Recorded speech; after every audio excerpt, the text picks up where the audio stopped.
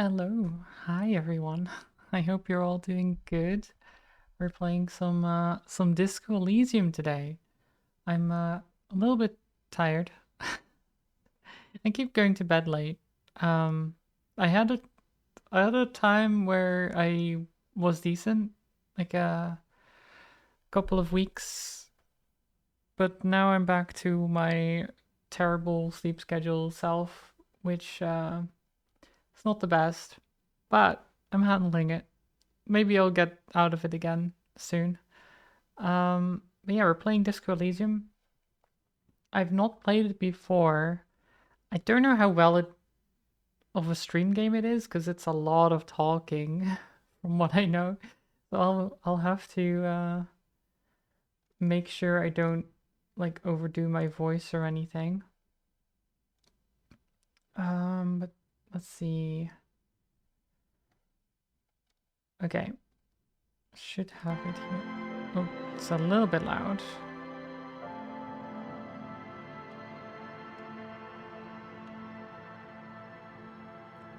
There we are. Think it's okay.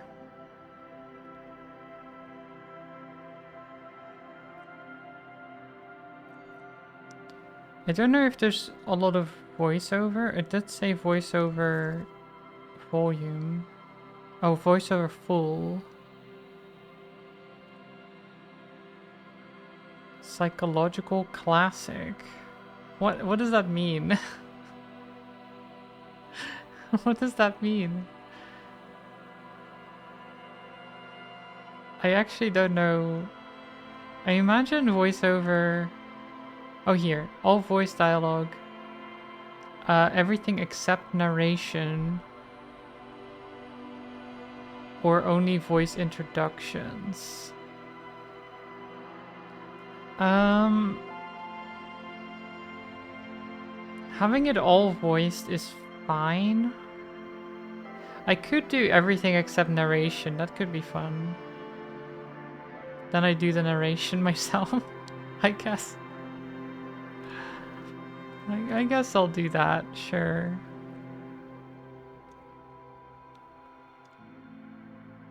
Good morning, Trinity. Isn't it like super early for you? Good morning. I hope you're doing well.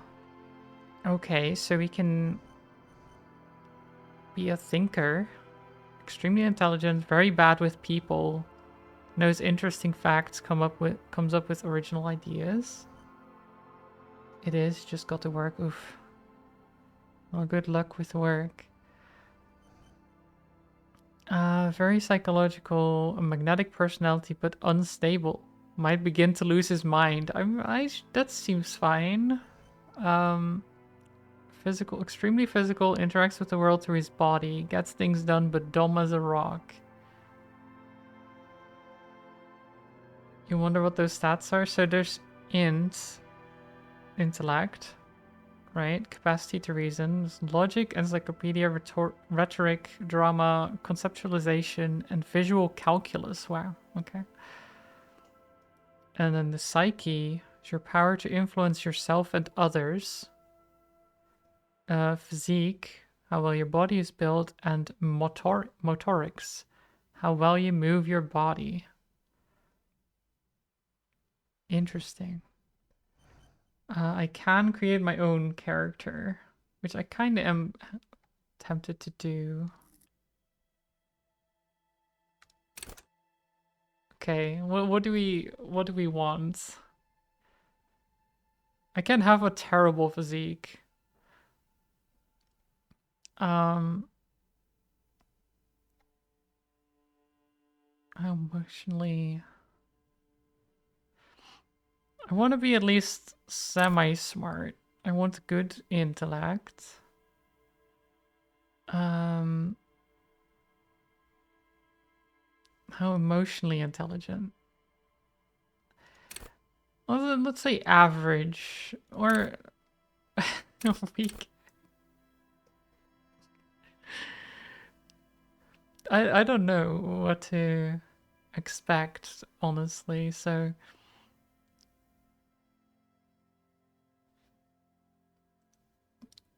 They've basically combined wisdom and charisma and called it psyche. Kind of, I guess, yeah. Because it is emotionally intelligent, and then that allows you to kind of, yeah, it allows you to talk people over and stuff like that, yeah.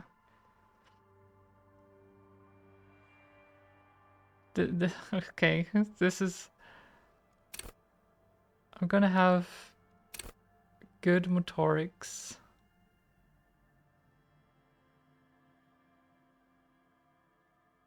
Um, so I'll just be super weak, but have good, good motorics. So I'll be agile.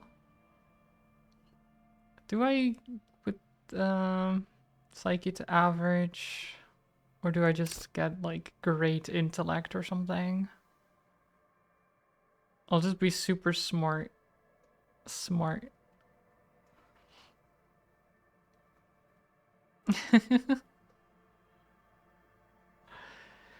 Don't actually know this game. You're assuming all four really change how you do. I think so, yeah. I don't know it very well either, but it's very much like a almost text adventure type thing, where your stats really determine how things play out.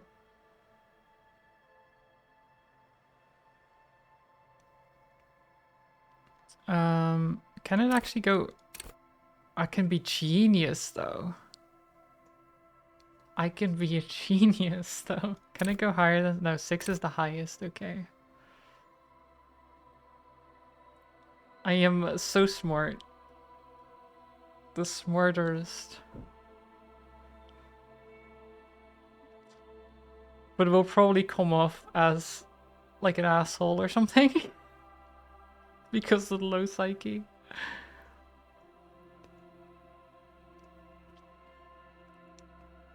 No, I think what I've got, I kind of like it. That my physique is just terrible. That I kind of like it. Okay. So what can we do here? Signature skills.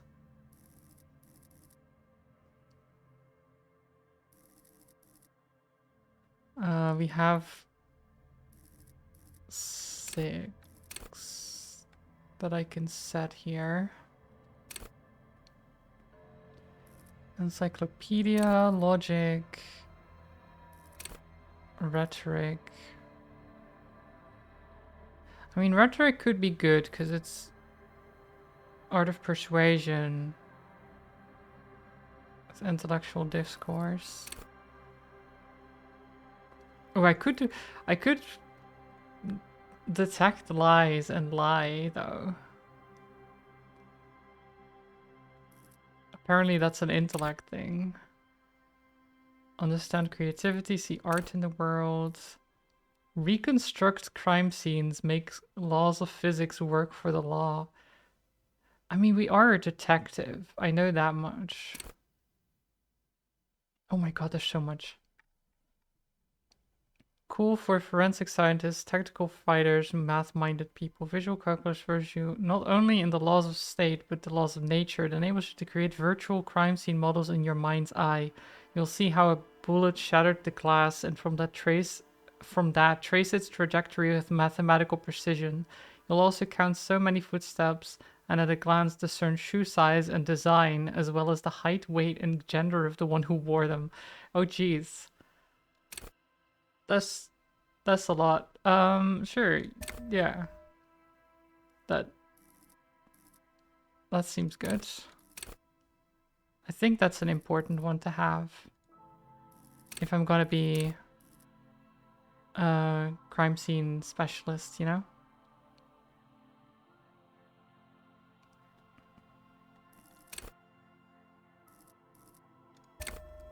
Wait, so how does... So I guess I just set one as the signature and that's it? Not sure how this works. Sparky, hello. Hope you're doing well.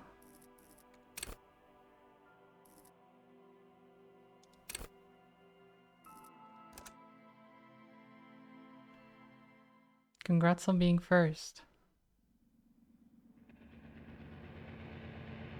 Oh, nice. Congrats on the 5-stream streak, Trinity. If yours are home in the mirror, at home in the mirror. I don't. Oh God, I didn't read the text. It was a quote.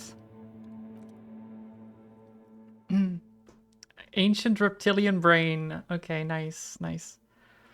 There's nothing, only warm primordial blackness. Your conscience ferments in it.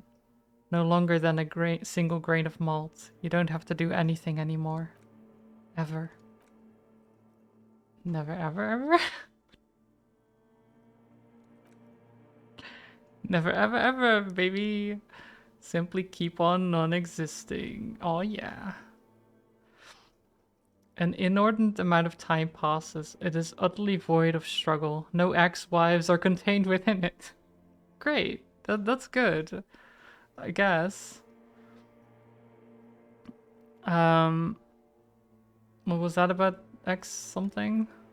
As an awareness creeps up on you, a mass lies hidden in your dead angle, soaking in some lurid acidic sauce. It's bloated and shameful, a ball of meat surrounding you.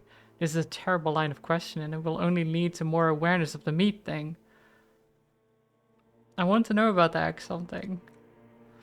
X love, X tenderness. It is foolish of you to resurface to the loss, not after all the damage you suffered to get here.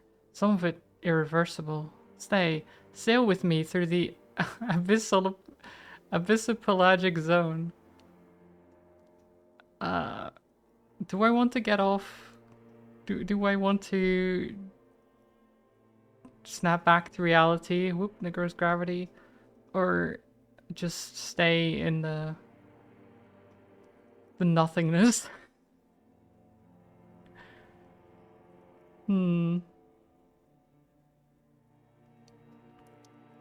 Pretty sure the meat thing is your body. Yeah, I think so too. I like pain and burning light and wanting things for people who don't want to give them to me.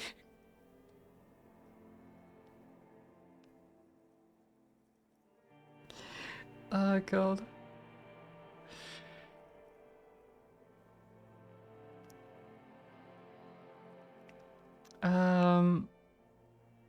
Sure.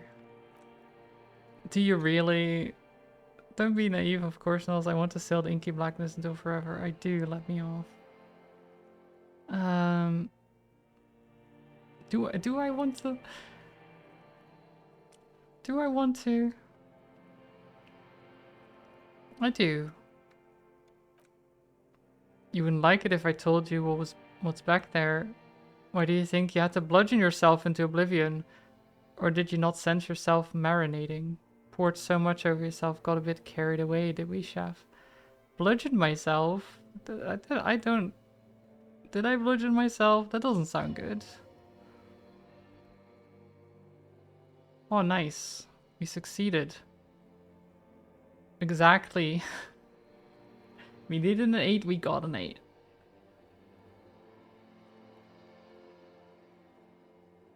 Did I know this game won 12 different Game Awards and was nominated for Game of the Year 2019? Yes, I did. It is a very good game. I just never got around to playing it. I also wasn't sure how well it would do on stream because it's a lot of reading and just text. But I do want to play it, so... wait, I did this to myself? I don't care, I'm an idiot, a brave idiot. We are actually a genius. Thank you very much, so I'm not gonna choose that. I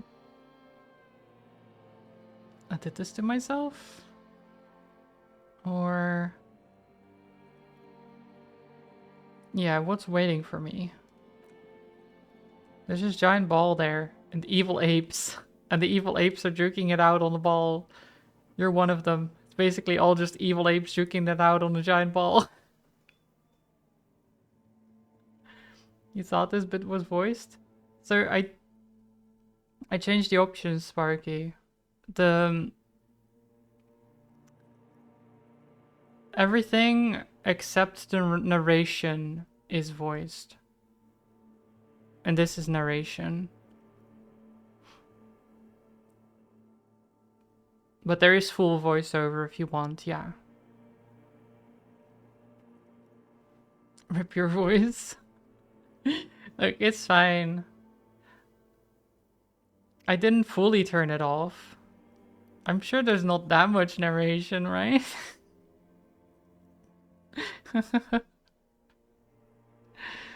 But I mean, describing Earth as a giant ball that has apes fighting all over it is actually pretty apt. It's a pretty good description. How big is the ball? Can't even make out it's a ball when you're juking it out. It's that large. How small are the apes? Infinitesimally small. True. And this juking it out, I keep hearing about. What's that? Vying for resources? It's just a stupid expression you picked up somewhere. The part of this presentation you want to take home with you is this. You have to beat the other evil apes in the face or you lose. Do I? Do I? I don't think I have to beat them in the face. I'll say that's sad. Yes, it is. You drowned in that sadness a long time ago. Oh god. What do you mean drowned? You lost. The limbic system. Why are you so rude to me? Encyclopedia. Medium success. Nice. The sound outside. You recognize it. It's a Copris Kanema motor carriage.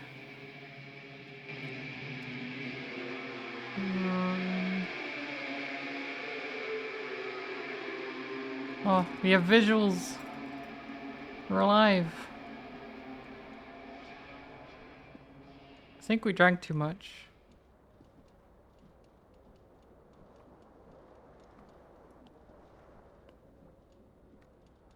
Yeah. God. You certainly got a hangover, I think. This empty cassette case. Sure, pick it up. Looks like someone tore out the tape while the song was playing. Did we do that? Used to be a tape in this case, but it was destroyed in a fit of rage. Something about Etienne's single smallest church in Saint Sains must have rubbed someone the wrong way. Peak physical specimen. I actually have the least physical ever.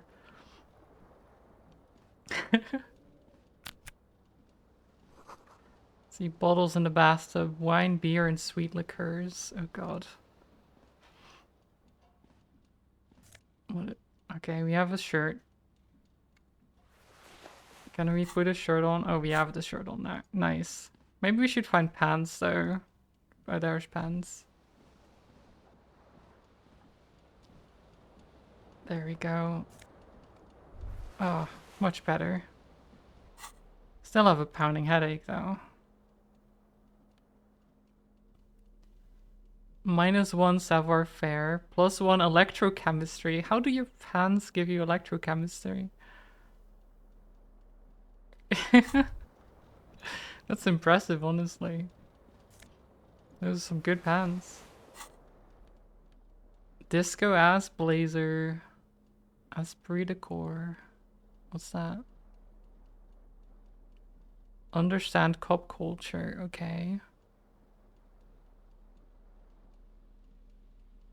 Apparently our shirt gives us a minus to charming men and women.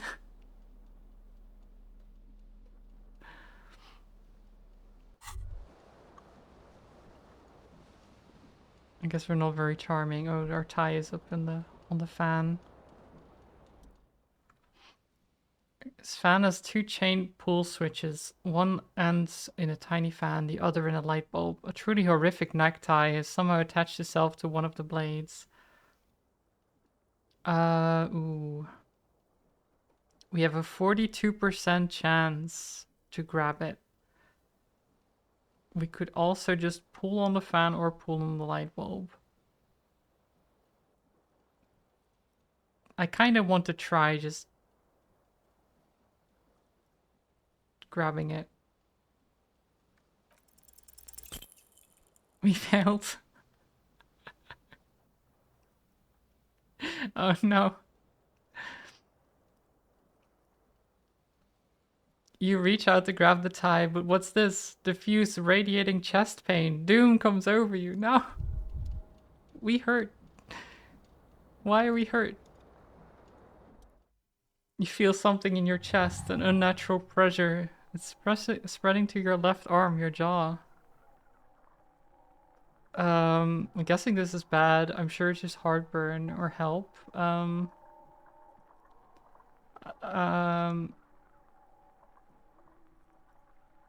sounds like you're having a heart attack. Yeah. I'm sure this is just heartburn. No, it's many years of combined self-neglect and self-abuse. Oh god. I mean, true. Try to remain conscious. All you feel is pain and weakness. You have to surrender now. We all do. It gets so dark you don't even see your face, like always. Kelp suffers violent heart attack. We got a heart attack from trying to get our typhoon. Oh, we did it, chat. We did it.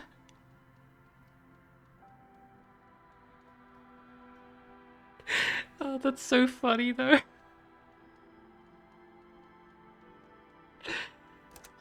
Oh, that's so funny. Oh, God.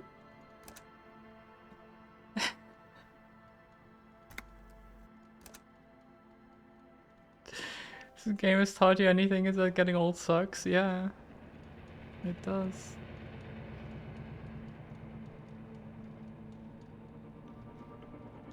Oh, God.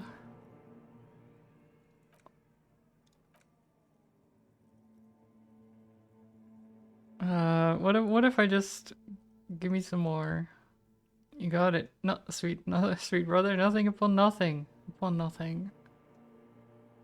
How about you cover up some more of that sweet oblivion? Coming right up, sir. Smooth passage. Let's go. Nothing town to fuck all Poro.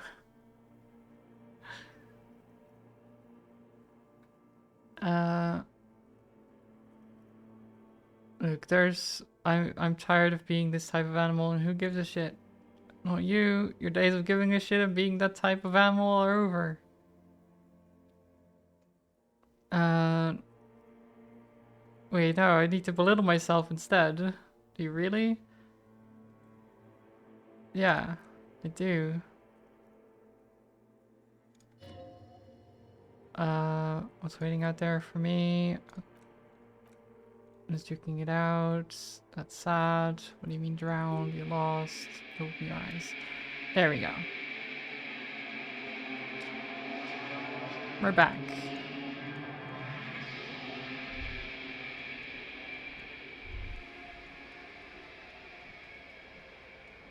Once again. Getting my pants.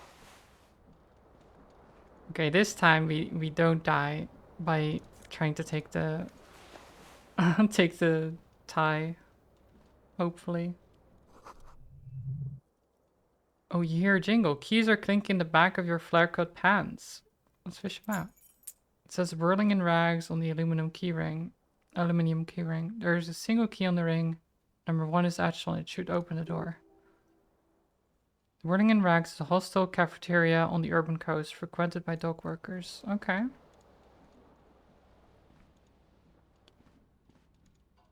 What's this? A mirror hangs above a bent and broken sink. In a fierce discharge of masculine energy, someone has ripped half the faucet off. Jeez, we were not in a good spot, huh?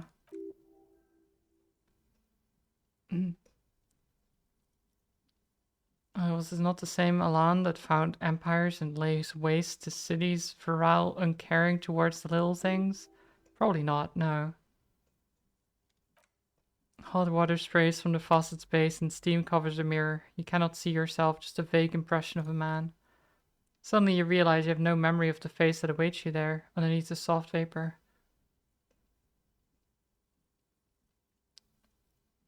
Really, nothing? Really, all recollection of the person you are, the people in your life, and even the world you're in has drowned in a sea of blood alcohol.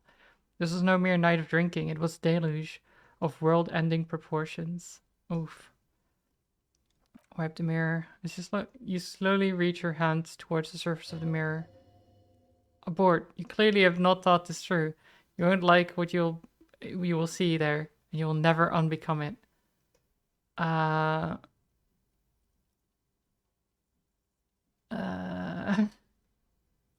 Is it really that bad to see my face? Can't be that bad, right? Maybe I should touch it first, make sure there's nothing wrong with my face. Yeah, there definitely is something wrong with it. What's wrong?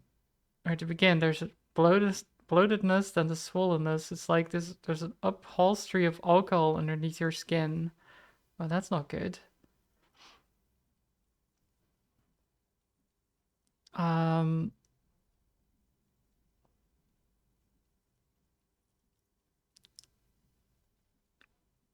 at least my tongue is okay. Not, it's swollen and snail-like, wriggling between your fingers. No. Touch your nose. I bet your nose feels like a small balloon in the middle of your face. It hurts when you honk it and doesn't appear to be particularly tiny nose either. Not with all the drinks it's absorbed for you. Um,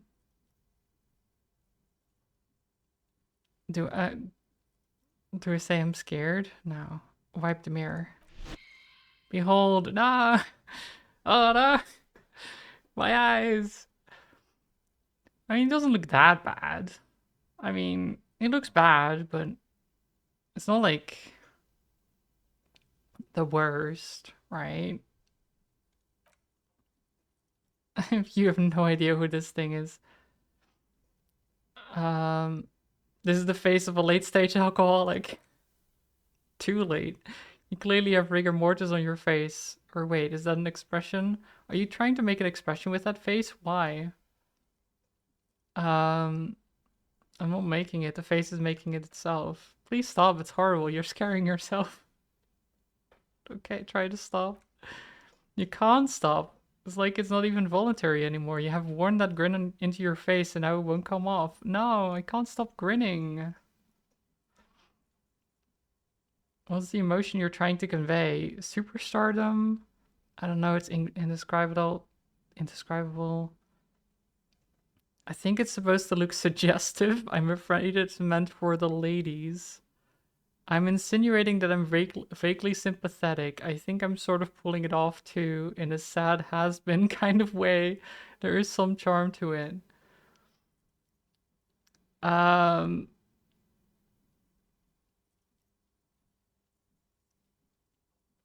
what a looker, who can resist that? Yeah. Um, it's an expression of pain. You're correct. Ooh. Oh god. Attempt to stop the expression from happening is very low.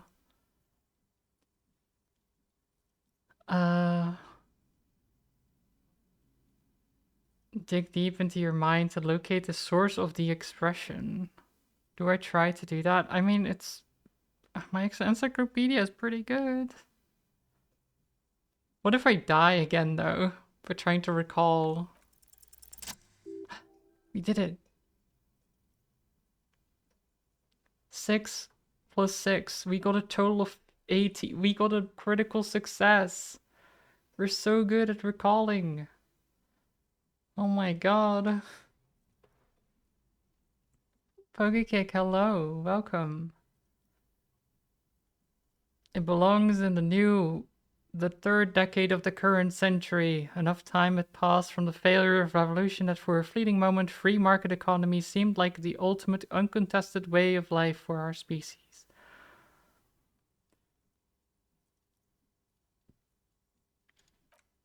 Things were good.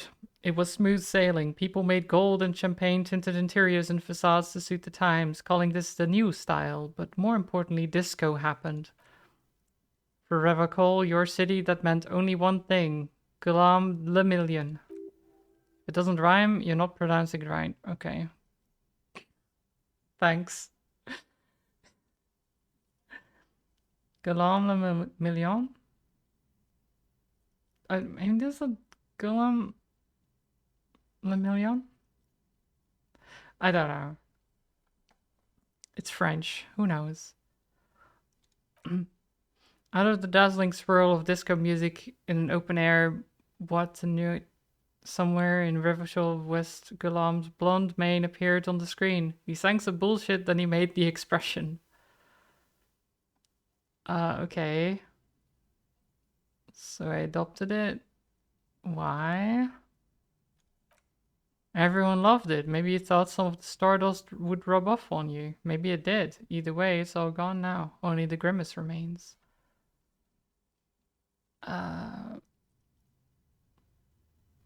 I feel the need to add a clicking sound when I make it now. How long ago was the new? Anything else, like who I am? Why did I drink myself into oblivion? You have some understanding of the near history of disco. The rest of the darkness, aside from the useless fact that the motor carriage outside was a Cooper's Kanema. How long ago was the new?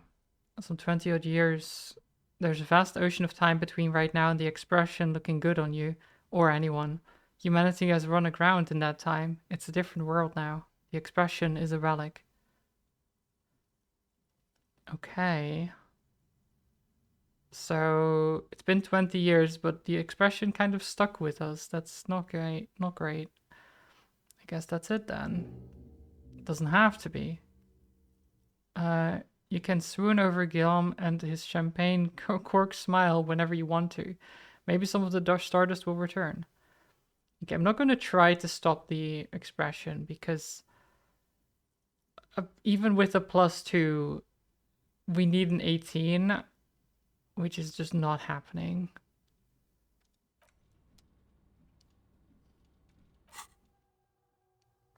Oh my god. We have so many things. Guillaume de Million. Temporary research bonus. -1 logic. Head in the clouds. Research time. Per hour 30. Whatever happened to them with this remains sparkling teeth? Beguiled. Tatters remains of the nation. Did he simply stand in the corner and melt into slender new lines of some starlit boîte de nuit 20 years ago? Spur thought for his great ass too. Oh wait, maybe he became a police officer in Rivershore West. So we can internalize, which then takes 4 hours and 30. So we have a -1 while we're doing that. So we're researching in our head.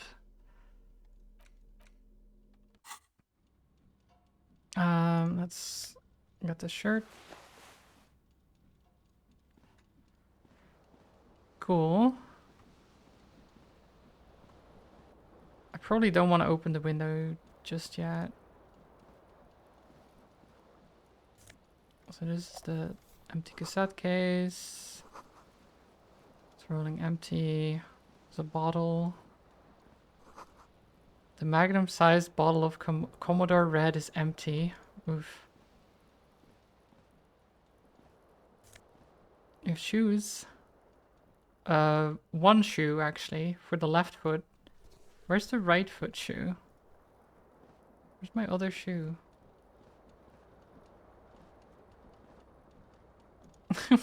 Where's my shoe?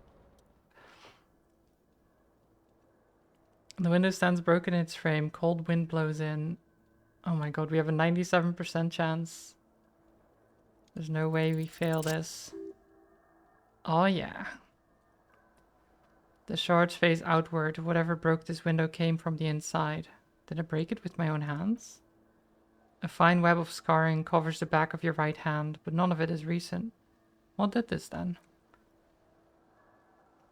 More likely a projectile than a handheld object. There are no fragments on the floor from pulling a tool back in after impact. Says the size of the impact. It's too large for a bullet, yet too small for a piece of furniture. You're looking for something heavy and larger than your fist. The single green shoe you found fits the hole almost as well as your foot. It would have also been heavy enough if thrown with force. We threw our shoe out the window?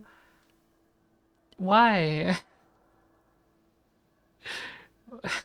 I mean, I guess we were drunk and everything, and angry, probably. Oh my god.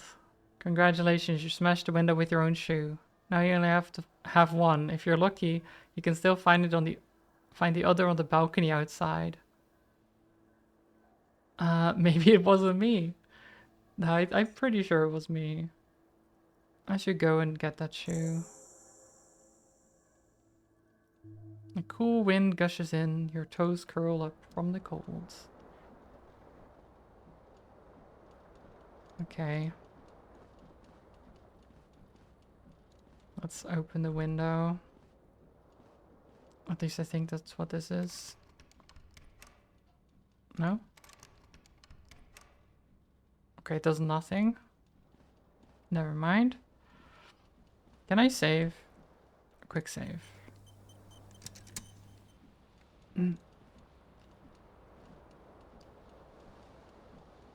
Okay. Do we try to grab the tie again? Last time we just died, which is not good.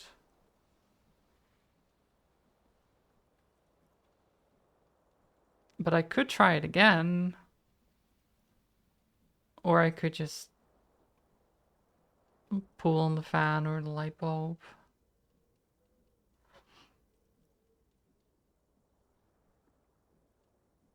I'm gonna try again. No! Why a critical critical failure? No! Oh god. Not again. Okay, you know what? We're not doing that again. I'll pull on the fan. Okay, it should be much easier now. There we go. And then it's a critical success. Came.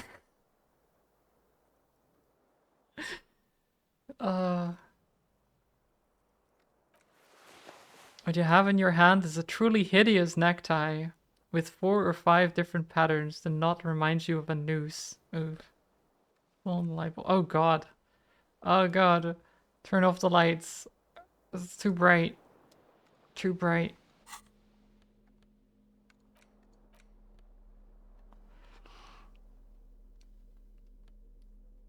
Okay. Okay. Let's get out of our room. Okay, we're no longer holding our head. There's something on the table. Money. Money. Got some reals. Oh god. The light. Okay, I found my shoe. There we go. +1 composure. Nice.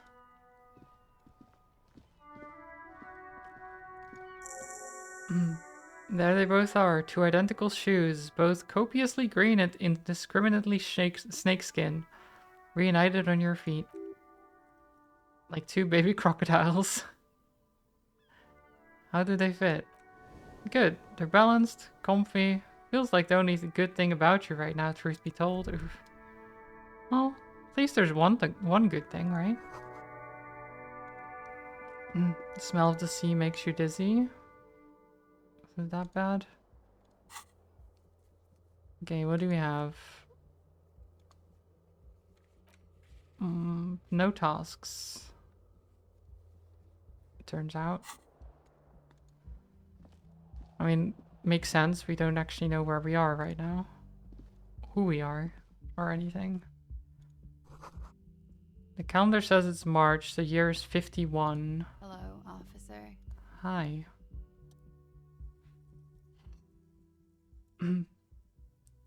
Klasha, okay. The young woman raises a cigarette to her lips. Her eyes are brown and her face is speckled with birthmarks. She can't be more than 28. A silver jumpsuit falls off her like scale armor, sparkling. This is the sparkle of too many nights out in the city. Turn your bloated face away from her beauty and just keep on walking. Now, officer, am I military personnel? No. Then why did you call me officer? Because you're a police officer, sir. Are you sure? uh, I am, yes. Unless you've been feeding us a set of very well-rehearsed lies all this time. all this time? You've been here for 3 days. On official police business, no less. And what business is that? Couldn't say. In truth, so far, mostly drinking. Okay. You have no doubt about the drinking. But do you strike yourself as a tight-lipped drunk? She must have heard something. Oh, suggestion is not a good idea.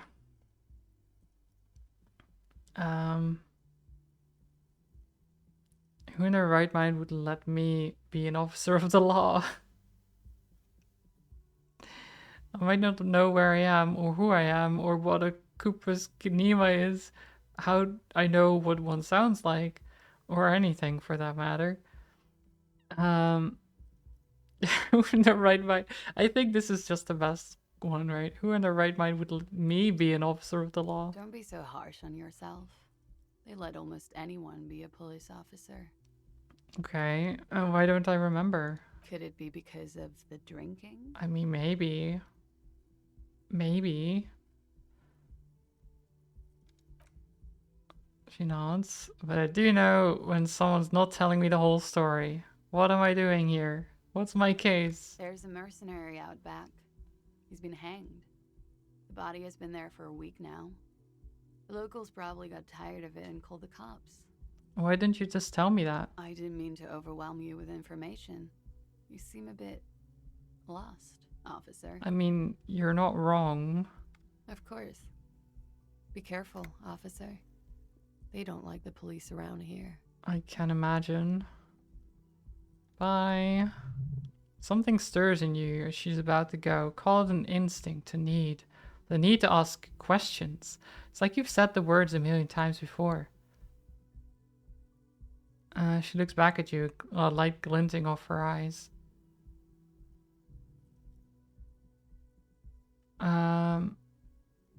Before you go, I have some questions for you. Yes?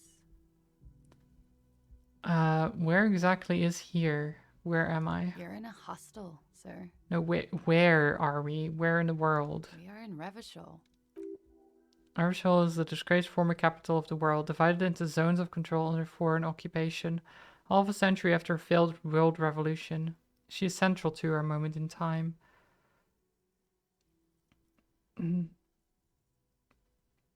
Okay, should it mean something to me? You sure look like you're from Revachol. Revachol parties.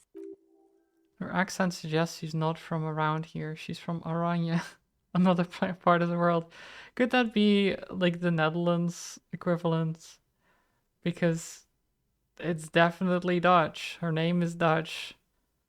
The word Oranje is Dutch. So, I mean... Plus, we do like orange around here, which is what it means.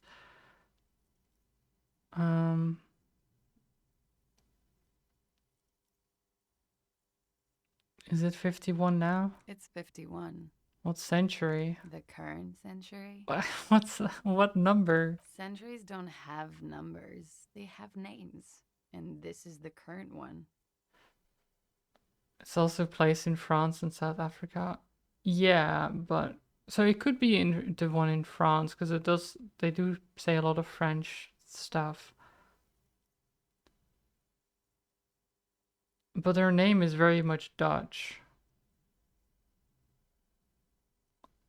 which then, you know,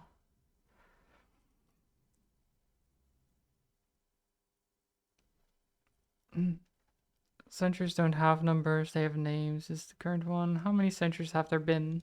Civilization has existed for 8,000 years, sir. What's so funny? You're right. There is nothing funny about civilization. True.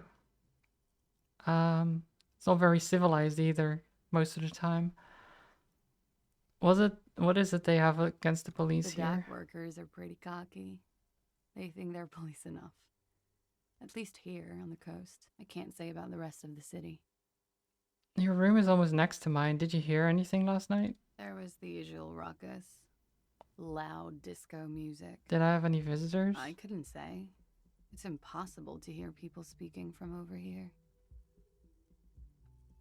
Loud disco music? Oh, yes. Various artists. Ostentatious orchestration prime among them. She raised an eyebrow, waiting for the name to connect with you. Oh, that. Oh, yeah. Ooh, the less said about ooh, the better. Ooh, ooh. Oh, we're huge Oh, where I oh. come Okay, from. sure. I was I very young wasn't then, sure how of to course. pronounce Like 7. double O. Life gets hard, but we go on. Life gets hard, but we go on. It's true. The developer of the game is a British studio, but they have a staff of over 100 now, so who knows what influence is there. Yeah, and it doesn't necessarily matter where their devs are from always. It could also be that they just like the Dutch names or something. But yeah.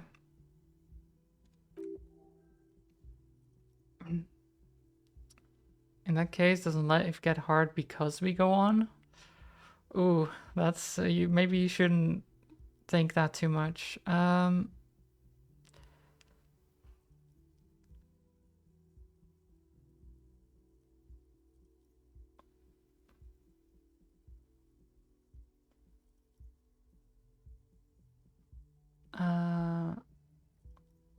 We go on, all right. I don't know about that.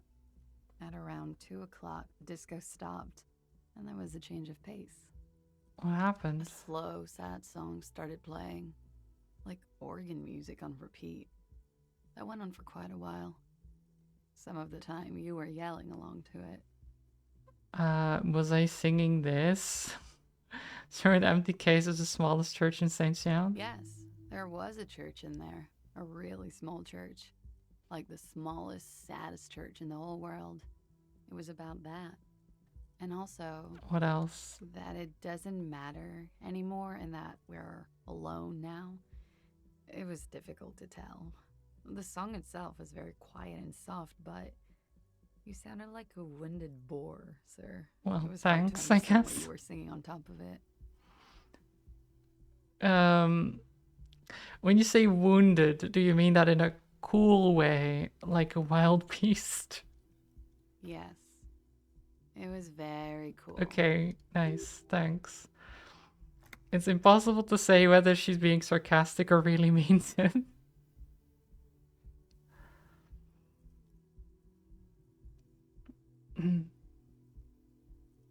There's all sorts of spicy drama with this studio. The original creators got kicked out and aren't involved anymore.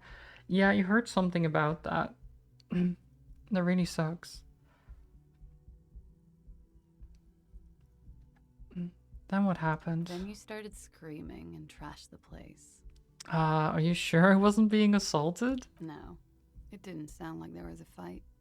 It sounded like someone was trashing their room. A window was smashed. The tape player, probably. The song stopped. And furniture, too. A real destructathon. There was screaming. Then I think you passed out. Right. It prides me to hear this. Why would it pride me? Um, was there anything else? There was. I think you screamed that you didn't want to be this type of animal anymore. I may have misheard, but it was sort of memorable. I mean, yeah, I think that is probably something I said, yeah. Makes sense. I went out afterwards.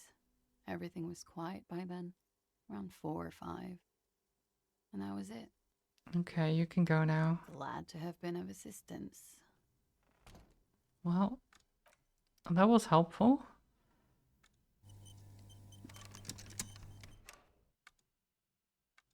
Okay, the door is locked. Looks like she left a nice long stub in the ashtray. It's still smoking. Can I knock on her door again? There's no answer. You hear the shower being turned on somewhere inside. A tremendous loneliness comes over you. Everybody in the world is doing something without you. No. Beauty, don't abandon me in this ugliness. No, this is okay. Let's swallow the emotion. Let's not get crazy about this. Let's leave. It's the weekend edition of the satirical newspaper Trompe le Monde.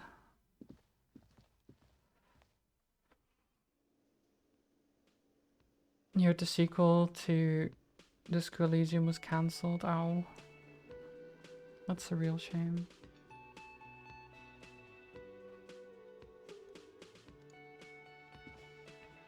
Okay. Summer door closed for winter. This is where the lyrics should be, or would be. Big old karaoke mic, just waiting for someone to sing into it. I'm not gonna do any karaoke right now. The speaker's connected to the radio. The music is seasoned with static. You should totally sing karaoke here the first chance you get. Your emotions need to be expressed. People need to know of your vast oceanic soul. My soul is immense. My soul is modest. It's normal size. My soul is puny. Or my soul's cubic content is obscured by the hangover.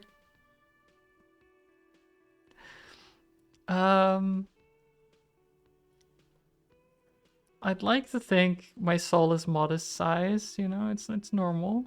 Normal size soul. It's measured, level-headed, it needs to be heard. Through a PA system. By other people. What should I sing when it comes to it? You should sing the sad small church song from the tape you found, though I thought it was obvious. I was thinking maybe I could sing something happy, like from those ostentatious orchestrations folk. No, don't sing the happy song. It's stupid. Sing the sad song. It's profound. Oh, we have the task to sing karaoke now. You need another copy of the tape first, though. The one upstairs is destroyed. True. So our only task right now is to sing karaoke, which I don't know if that's what we want to do, but apparently that is the task we have now. A man in his late 20s stands behind the counter, inspecting a stuffed seabird. As you approach, he gives you a sideways glance, then looks down again. There was disdain in his eyes. Even now, he's purposefully ignoring you. Something tells me you don't like me. Or, no, let's look at the stuffed bird. A competent worker of taxidermy, the white and brown seabird lies among piles of coasters and drying mugs. One of its wings broken. The man is trying to mend it. I don't know, should you be doing that in a bar? Isn't that, like, very unhygienic?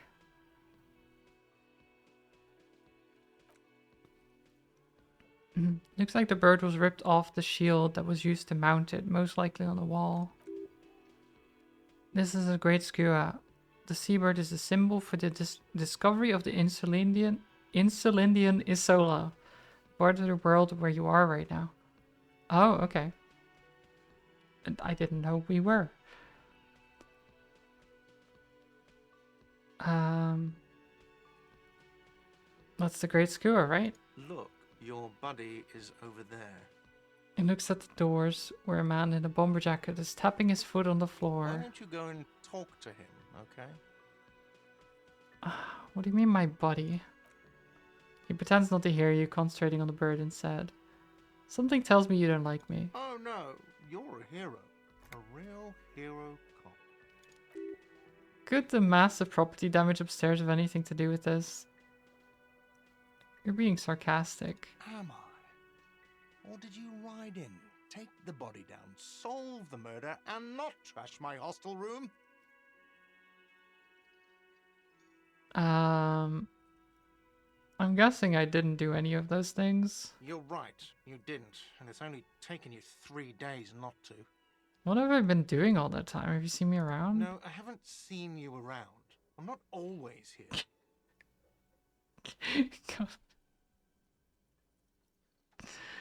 Okay, fine. He definitely does not like me. But, I mean, it's fair. We have trashed this room. Oh. Nosafed. We have a healing item.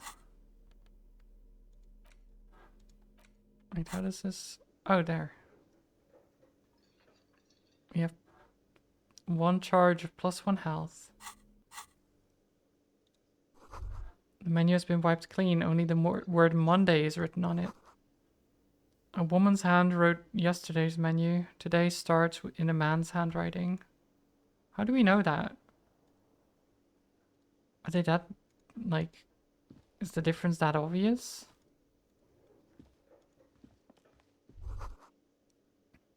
This is a water cooler. A large bubble is rising to the surface. The soft purr of an electric juicer comes from the kitchen. Someone is working.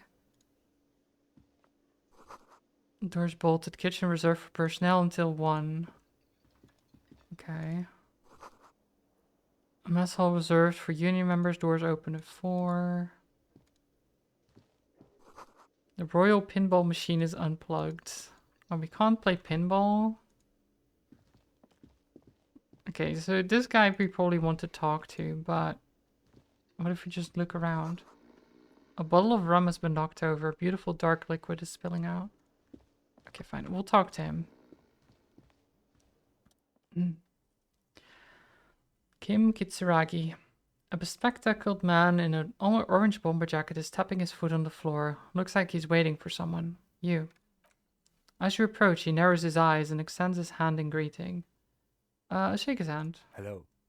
I'm Kim Kitsuragi, Lieutenant, Precinct 57. You must be from the 41st. You realize he's waiting for your name. Invent a name for myself. Should I do that? Sure.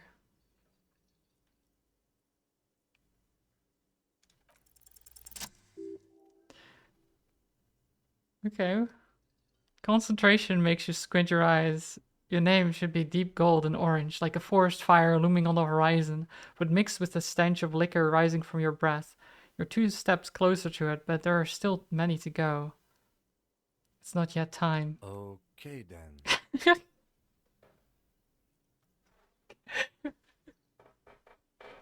It's not yet time for me to tell you my name. It looks like we had a little scheduling error on Sunday. Saturday too, actually. Have you had time to talk to the manager here? What he means is he has been trying to meet up with you for 2 days, but you have been otherwise occupied. You mean him? Yeah, I just talked to him. If you don't mind, we should talk to him again. Ask him for a rundown of the area. Now that I'm here as well. I understand the scene is out back, right? Yeah. It also wouldn't hurt I to guess. assure him I don't know, police are actually. finally here. In full force, I mean. Have you mapped out the initial interviews? Mm, uh, yes. Good. But even if you haven't, we'll have time for that after we take a look at the coroner's case. Have you removed the dead body from the tree? Um, what dead body? I uh that body? No, I should. I'm trying to like pretend like I know what what I'm talking about. Um, I don't like that bodies. No, no. So, the body is still in the tree. This is the first time you detect wariness in the lieutenant's voice. It's obvious he would have preferred for the body to no longer be in the tree. Well, yeah. Yeah, I'd imagine Where it has been so. hanging for 7 days straight. We should go there as soon as we are done talking to the owner. Uh, we're not very good at this, are we? Um, what were we supposed to do again? Talk to the manager. Then we go out back and take the body down. Wait, but I can't remember anything. I can see you drank last night and the night before, and that you are still drunk now. But I have seen officers go through worse. Much worse. Much worse? Much worse than literally drinking your memories away? Almost dying? Interesting. If you need something for your headache, there is a general store nearby. But as I said, the dead body should be our #1 concern. How can you be so sure I'm from the police? I was sent here to meet a detective from Precinct 41. You have the insignia of the Citizens Militia on your sleeve and on your back. I suppose you could be impersonating him. You could have gotten the insignia from the black market or forged it. But for now, I'm going to set those possibilities aside. I'm not from the Inspectorate General. Well, that's very kind of you. Inspector General means internal affairs. What he's saying is he's not from the Red Squad and isn't supposed to suspect such things. You mean internal affairs? Yes, but I'm not them. I'm from criminal investigation. Ah, you said insignia. These white rectangles, you mean? Yes, But they're just white rectangles. they are not just white rectangles. They bear a halogen watermark with the letters RCM and a pattern resembling the street grid of Revachol West. Okay, very impressive. I would ask you to step into the headlights of my motor carriage, but again, it's none of my concern. I just need you to do your job. Shouldn't I have a badge or something? You mean you don't have a badge? It was not on me when I woke up. Losing your identification card is a serious matter. My vehicle has a shortwave. You can use it to report your badge missing. I would advise you to locate it as quickly as possible. But getting the body down should still take precedence. Right. After you, officer. Kataragi is now in your party. You can talk to him whenever by interacting with him. Okay. Cool. So we have quests, tasks. So, we lost our badge. There's still a body hanging from a tree that we didn't take care of.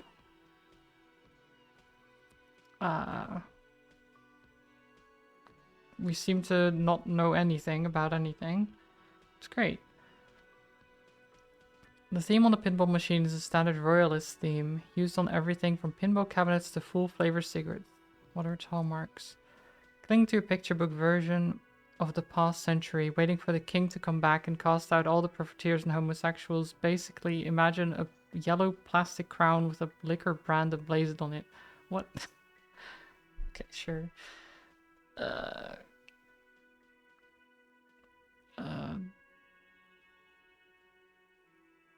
I'd rather know more about the world of today. The contemporary period stands still. Faded carousel of progress that doomed the royalists in itself is itself winding down. Our time is decelerating into what no one knows. Right. Hello, sweetie. Hi. Lena, the cryptozoologist's wife. Cryptozoologist, huh? Wait, who's Sweetie? Her eyes move up and down to your person as though taking your measurements. Her attention is scientific. Who's Sweetie? Why, you are, officer. I'm no Sweetie, look at me. You're a handsome man, officer, with your mustache and your chiseled jaw and that silly dimple on your chin. Thanks, I appreciate it.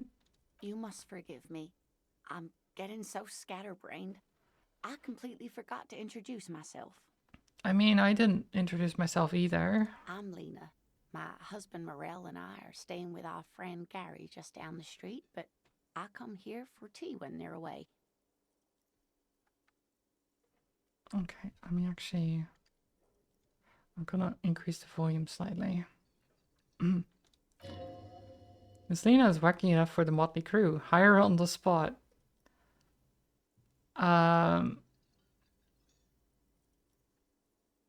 You seem to be in a chair. Why would I? Okay. I don't know if you've noticed, but I don't know where I am or what I'm doing or anything. Yes, officer. You look rather dazed. Like a stunned fox. But surely things can't be that bad. I drank so hard I forgot literally everything. Oh my. You know where we are, right? The Whirlin' in Rags cafeteria, it was on my keys. That's right. And where is the Whirling in Rags cafeteria itself located? In Revachol? Yes, indeed. We are in the fine city of Revachol. This is the disgraced capital of the world or something like that. Yes, great. See? We're getting somewhere. What else do you know about our city of splendor? Tattered as she may be. That it used to be cool in the 30s? The new disco dancing. It seems like a lifetime ago. Their eyes are filled with light reflected off those gilded years, when the city seemed full of possibility. Much has changed, but it is still the most beautiful city in the world. A rare jewel set in the sand between the pines. Everyone says so, even foreigners. There's a pause as she studies your expression. You must look quite lost. Speaking of history, you know what year it is, yes? It's the spring of 51. That's right, dear. How splendid. Here, take this pen. Oh my god. Knowledge should always be rewarded. We got a pen. Her relief is palpable. She was getting pretty worried about you there, but now she relaxes her shoulders. I can tell that this is taxing for you, so I'll just ask one more question. What regime are we living under? What mode of government?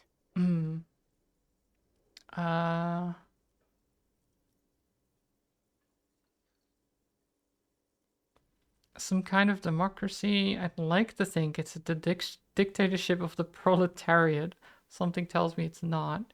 Our leaders are fierce warriors who traverse the plains on steeds. Civilization carries before us. We are governed by intelligent machines that perform calculations to determine the freest market. Everyone hustles and grinds like a badass visionary. Radios are being used to control people's minds and distort our perception of reality, concealing our true masters, foreigners and women. What? What? Okay. I'll just say some kind of democracy, maybe. Nope. Sadly not. Okay. Revachol is what's called a zone of control, under an alliance of foreign powers called the Coalition. We have no government of our own, and what democracy we have is market-driven. Right. Meaning buying is voting. If there's no government, how come there are cops? Oh dear. And you were doing so well. There aren't any cops in Revachol, not in the traditional sense. The status of law enforcement has been a complicated matter since the revolution. Right. But we should stop for today, sweetie. You look like you need a break. Besides, I'm not the best person to explain the big things to anyone. So how did I do? You were doing quite well up until the end there. It does look like you're having trouble remembering things. History and places. Remembering reality in a word. It's very odd. Sighs, the lieutenant buries his nose in his notebook. But maybe a fresh set of eyes is what the world needs. And while I'm no doctor, such bouts of amnesia are often temporary, so I wouldn't worry too much. Who could tell me more? Someone more educated in sweeping matters. Maybe you should ask. She turns to the lieutenant. No, I'm not an encyclopedia. I won't be a guide either. I'm a detective. Oh, Kim, come on. Of course. Then I don't know. Someone rich, maybe? Wealthy people are educated. Though I don't know where you would find a wealthy person in Martinez. You seem to be in a chair. Yes, dear. I'm a paraplegic. Paraplegic is someone with limited or no ability to use the lower half of their body. Paraplegia is caused by spinal cord injuries, like falling from a great height or a grenade explosion. Did you fight in a war? No. I'm sorry, it was rude of me to mention a wheelchair. Let's move on. That's quite all right. I'm used to people asking questions. I know they're thinking about it anyway. How'd you like to roll with me? Whatever do you mean? I want you to be my wheelchaired partner in fighting crime, raiding backyard of corpses, catching sequence killers. Sequence killers? Oh my. But I think you already have a partner, sweetie. But he's not in a wheelchair, A though. partner who needs you to help him get a corpse down from a tree.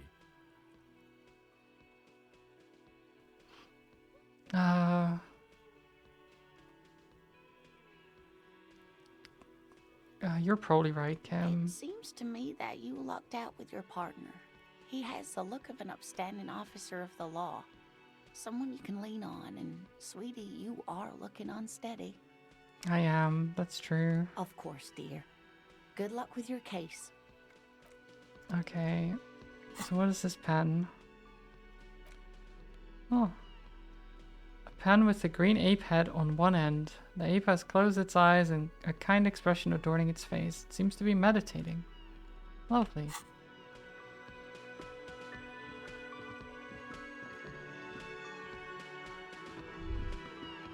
Nope. That sugary black rum stain on the counter makes you teary-eyed with joy. It's almost touching how syrupy and sticky it is. How long have you been up already? Like an hour? Sweet lord, a whole hour. You haven't thought about rum and lemonade in all that time? You've truly extinguished all trace of yourself.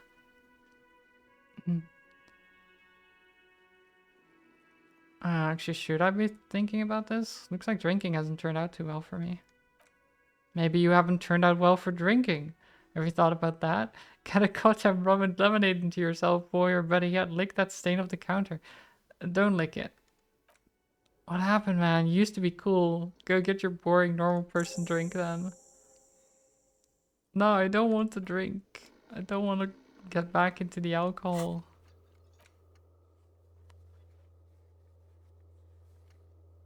The hangover feels really bad. You have to take the edge off, find a bottle of alcohol, put it in your hand, and the magic will happen by its own. Yeah, I'd rather not. I'd rather not do that, if possible. Let's talk to this guy.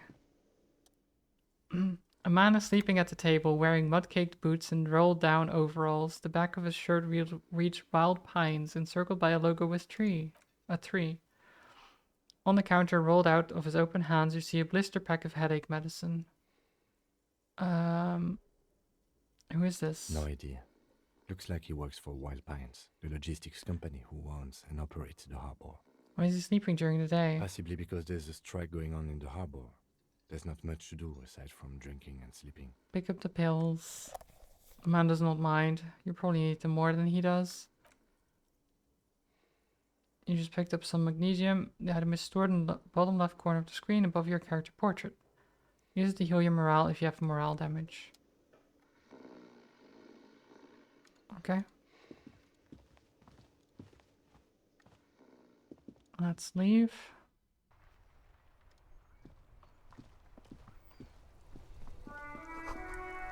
A heap of snow melts in the wheelbarrow.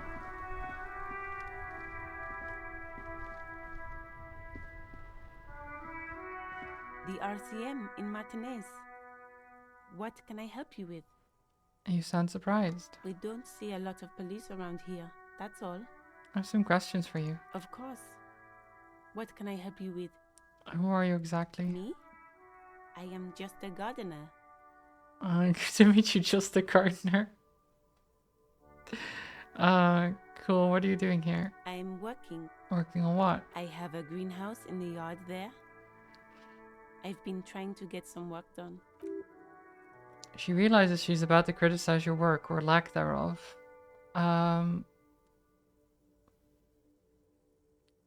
There's a corpse there, keeping you from doing your work. Yes. It smells pretty bad, so I have to take breaks. Don't worry, miss. We are here to clean it up. You can get to work soon. Thank you. My head is about to explode from all the salts I've had to inhale. Of course. Okay. So we'll help her out. Pigs go home. The street name is illegible. Okay, well. It's very rude. Pigs did nothing wrong, I'm sure. Closed for winter, please use the main entrance. Oh, what's this? Glossy magazines. Most able-bodied man. This issue hosts the top 10 list. Welcome to Rivachol. Announces the rotund man. The remark isn't addressed to you, it's addressed to the lieutenant. I know Revachol, that's where we are. Don't you welcome to Revachol me. My grandfather came here from a 3,000-year-old racist isolationist culture, while your ancestors came to this island a mere 300 years ago. Every school of thought and government has failed in the city, but I love it nonetheless. It belongs to me as much as it belongs to you. You tell him. It's men like you who keep Revachol divided, making it that much harder for everyone to climb out of this post-war limbo. What he means is fixation on the Revacholian nation makes it harder for Revachol to actually attain self-determination.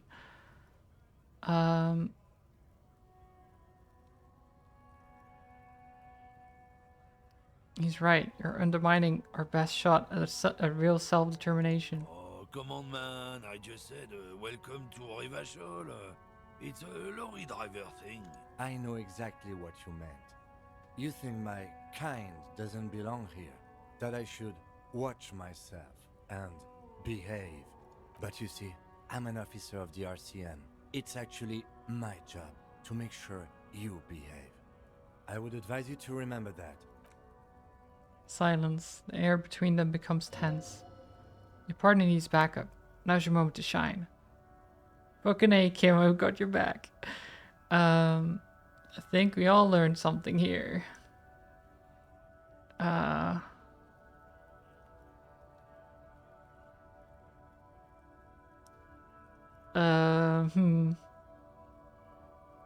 Think we all learned something here. I haven't learned anything I didn't know before. The lieutenant exhales and resumes his regular calmness. Now that settles, we have a couple of questions. Whatever you say, officers. What are you hauling? Oh, not much anymore. I'm here to pick up some cargo, but the dock workers are on strike, so it's a sit and wait on your ass situation. How long has this been going on for that? The strike? Oh, they've been at it for a while. A month, 2 months maybe. But this here is just the last week or so. What kind of cargo are you supposed to pick up? Apples. Apples? Apples is exactly the kind of thing you'd say if you had something to hide. Sounds like a cover story to me. Look, as detective. I come from a long line of lorrymen. We got ancient rights and privileges. Why would lorry drivers have ancient rights and privileges? Oh, I'm here to pick up a load of fucking apples, man. Just regular Koiko picked apples. Koiko may be another derogative for a person from Grad, you think? So they grow apples in Grad? Yep, it's one of their main exports. They grow them down South Yekokata. A beautiful place. Got great scenic vistas. In fact, Yokokata is a desolate wasteland whose name literally translates to zone of ecological catastrophe. It features no scenic vistas and supports virtually no plant or animal life. Yokokata is not in the south and they definitely don't grow apples there. Yeah? Says who? It's literally in the name, zone of ecological catastrophe. Then, I guess they grow apples somewhere else. You can never really tell with those koikos. They're everywhere. Right. Except their own homes. You keep saying Koikos, what does that He mean? means the people living in Grad. Yeah, you know. Gradniks, Gradvolk. Those degenerates from Grad. Okay, so it's an ethnic slur? Hey, if the name and description fit by the very grace of nature, who am I to say otherwise? So I can see the apples? Did you miss the part where I said they aren't here yet? Besides, even if I did have some, I wouldn't go putting my nose in them, huh? Max, you've got all you can get here. He probably doesn't even know what he's hauling, even if it is something unsavory. So he'd remain unaccountable. You said something about the rights and privileges of lorrymen? Yeah, they're a big deal. My great-grandfather was a carter, had a royal license and everything. We've tried to hold on to our privileges. What's a carter? Someone with a cart. What did you think it was? That's how deep into history our thing reaches. Before machines. And that's a privilege? Sure fucking is. We have a guild and everything, huh? Very ancient. So Very it's a prestigious. kind of union? Hell no. It's a guild. Invitation only. Unions work for the rich fucks. They're basically the same. Been trying to fuck us out of our heritage in the name of profit. But you can't replace experience. Trusting street thugs with their goods is going to fuck him right up the ass. Mark my words. Generations of practice ain't no laughing matter. I like that it says racist lorry driver now, by the way. I didn't even notice that before. What was the argument all about? It's about biological determinism, natural law, the sorting of the races. Not the most popular topic nowadays, with a coalition in charge and all. You might want to change the topic. That is, bury your head under the sand like common sheep. Oh, so you're just a racist, makes sense. I'm not just racist. Look, I've read books. Huh? The science of racial theory has all been proved, even if some people don't want to accept God. it. People who've studied these things say that you and me are superior by design. Oh, So, God. naturally, we Occidentals should be in charge. Obviously, you can see the merits in that. Race is a simplistic means of social classification based on easily observed attributes, hunches, and pseudoscience. It's true.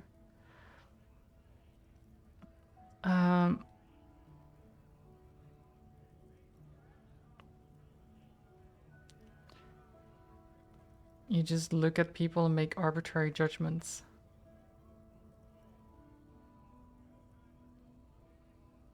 A lieutenant tries to remain impassive, but the slight arch of his eyebrow tells you that he's liking it. As arbitrary as any judgment, that doesn't make it less of a fact. We all have to use facts. Huh? Once you accept it, you'll gain the clarity of understanding. He is comfortable reciting these thoughts. He spent quite a lot of time meditating on the subject. What else have you thought of? So, lately we Occidentals have experienced an unfortunate downturn when members of the superior race cease to believe in their innate superiority. They stop competing for resources. What's the problem with that? The problem? The damn kips are showing a real good game lately. Same with the mosquitoes. And the other introduced species too. They're on the precipice of cultural victory. Okay. And what is this cultural victory? It's what the kips of Boogie Street are going for, right under our noses. And the others too, on the radio.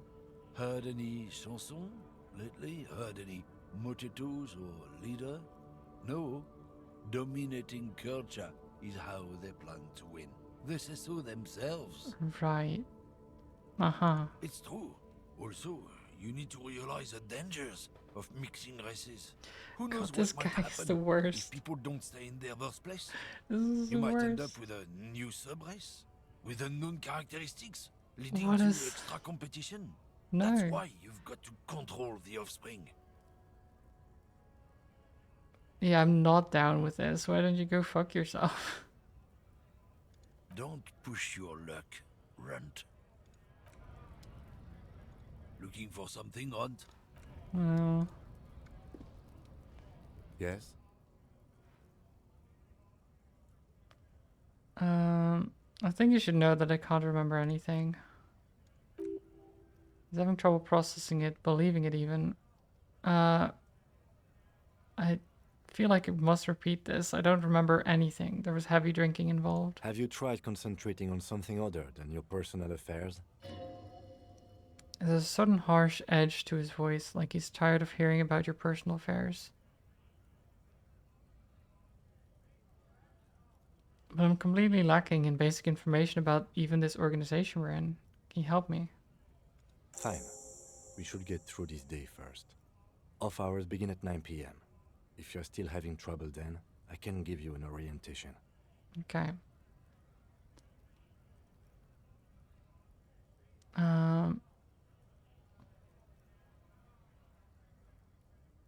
Fine.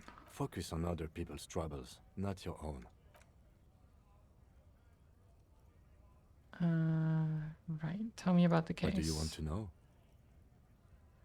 Literally anything. I can't remember a single thing. Maybe you can tell me what you do know. To A help young me woman narrow told me a down a bit. mercenary's been hanged, that's all. Then you are not that far behind, actually. Do you want me to brief you? Yes, sounds good. 3 days ago, the RCM Emergencies Desk received a report about a security guard who was found hanged in Martinez. An anonymous caller said there was a dead body behind the Whirling in Rags hostel cafeteria. The cadaver had been there for 4 days. No one had come to investigate. During that time, the victim had been stripped of his belongings. The caller did not identify him, but used the word lynching. There is an ongoing labor dispute between the local dock workers and the logistics company Wild Pines. I was told we should approach the death as part of this dispute. Does the briefing say who the victim was? A security guard or worker of some sort, hired by Wild Pines. This was just hearsay from Okay. Martinez, of course. Who We was need the to caller? to find him or her is one of our tasks here. For now, all we know is that the tone was muffled, using a device of some sort. The desk could identify neither the caller's age nor sex. Why hide themselves? There's a strong prejudice against involving the RCM in what's seen as union matters. The Dock Workers Union is the de facto police in Martinez. Now it appears they've started executing too. We cannot allow that. Of course, yes. I understand everything now. Just to be clear, we are police officers. It's our job to find the killer. That's the case. Uncover and arrest the killer. Would you say this is a mysterious case? No, it's not a particularly mysterious case. Why not? The deceased is a security guard for a corporation involved in a labor dispute. It doesn't take a DeLorean polymath to put the pieces together. I just don't see the case getting more mysterious than that.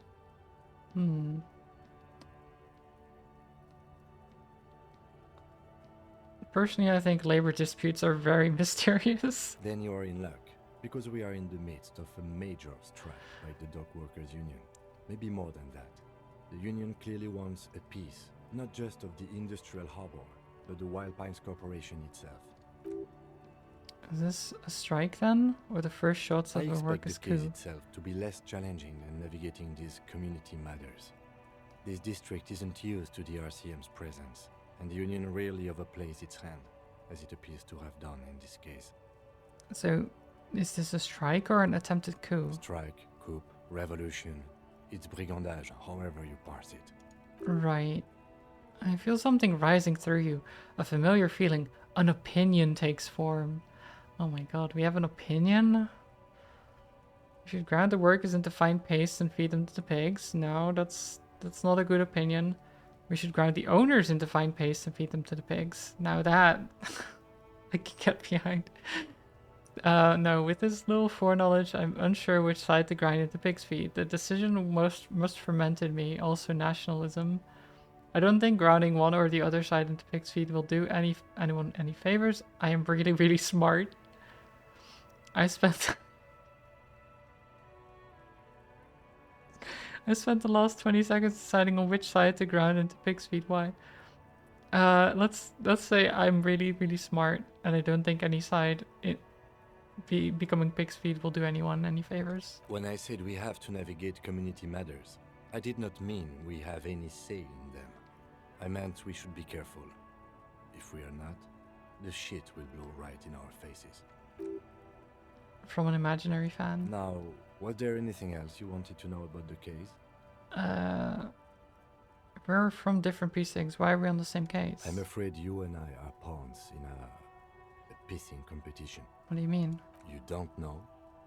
I assumed you were in on it. I don't remember being in on anything.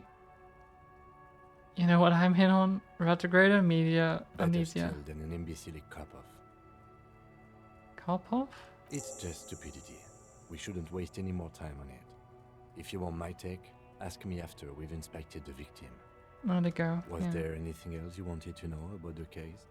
I have all Good. that I need for now. And then, there we go.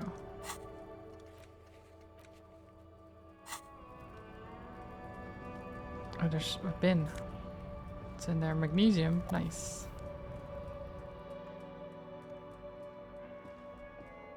I should probably actually go to inspect the body, huh?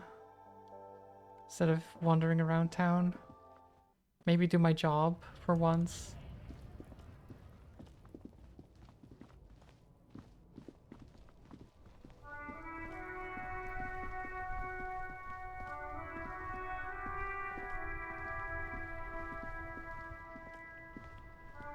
Let's look at the car. The Cooper's Kanema. Before he stands a motor carriage. The bodywork is covered in blue and white livery, bearing the number 57. Vapor emanates from the large engines on the back of the vehicle. Hadn't had time to cool off yet. This must be the infernal machine that tore you from your oblivion. The Cooper's Kanema motor carriage. In the cabin, you are welcomed by a set of steering levers, a radio microphone on a hook, a pull-out toolbox under the seat, and the soft glow of the fuel preheater gauge.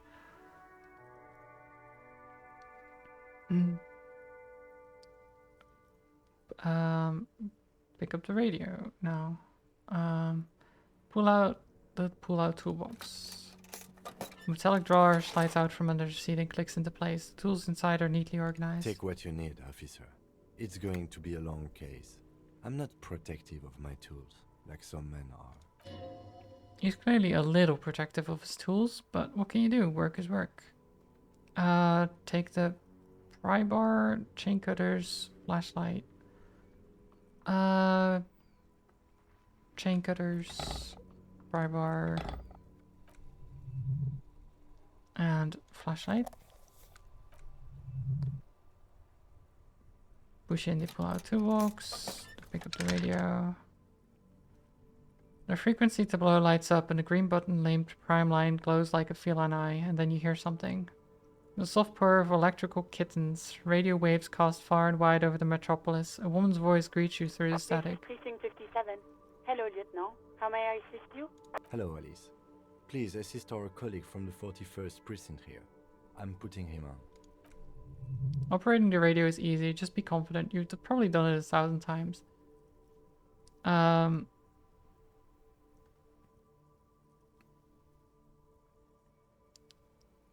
can't come in the this firewalk your copy. Oh my god.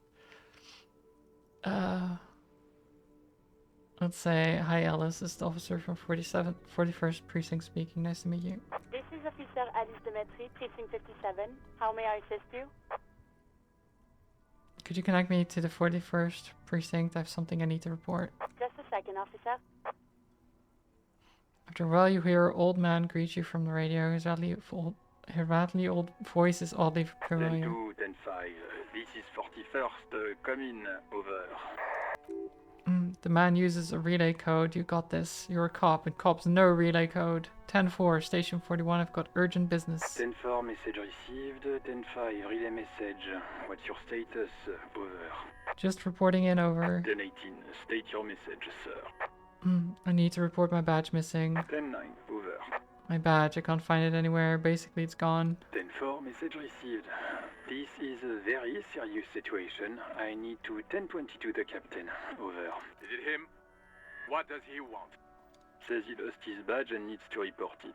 He what? He lost his badge? Oh, nothing. Who lost his badge? Oh, no. Dick fucking Mullen. Who do you think? It's Officer Dick Mullen from the bestseller Dick Mullen and the Lost Identity. Oh my god. Dick Mullen is not your name. It's the name of a fictional detective who would not lose his badge. Defend yourself immediately. They're laughing at you.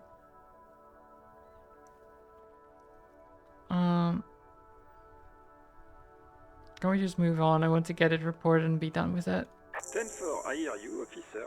I'm just going to make a note here that you are in pursuit of your misplaced badge. Over. Fuck me. Mac, come here. You've got to hear this. Dick Mullen lost his badge. What's going on? Super Cop here lost his badge. He lost his what now? Oh my god. He lost his goddamn fucking badge. I have other things to discuss. 10-9, come again. I didn't get that. Over. The animated conversation in the back is making it difficult for him to hurry. New heights even for Captain Sober. Oh my god. They're making fun of me, chat. Lost his gun too. Sergeant Orson wants to know if you lost your gun too. Check your pockets, Segura. Holy fuck. You don't know where it is, do you? God, it's not here. Okay, he's gone. Your gun is most definitely gone. 10-9, come in, officer. Did you get my question? You were wondering about your gun. I definitely did not lose my gun. Yes, I lied. He says he didn't. Thank God for that. That would have been a nightmare. I don't even want to imagine the poor prick who has to relay that kind of Yeah, thing to it's a Captain. good thing we didn't lose our gun, right, chat? Losing his badge is bad enough. Tell him to find it and fast. We can't have some gangbanger running around with it. We're all glad to hear you've not lost your gun, officer. You need further assistance? Listen, I've actually lost my gun too. Oh my god. Imagine, like, just lying to them, like, no, I have my gun, and then being like, no, actually, I did lose my gun. Sorry. Lay, hello. Yes, Disco Elysium. It's your husband's favorite game? Nice. It is very good. This might sound odd, but there's personal details I'd like to discuss. Okay, 10-4, sir. I hear you. Relay your question. Over. Before you say anything stupid, think it through. I need information, not fear. Be smart about this. Ask if he's there 10-4, alone. sir, I'm not hearing your question.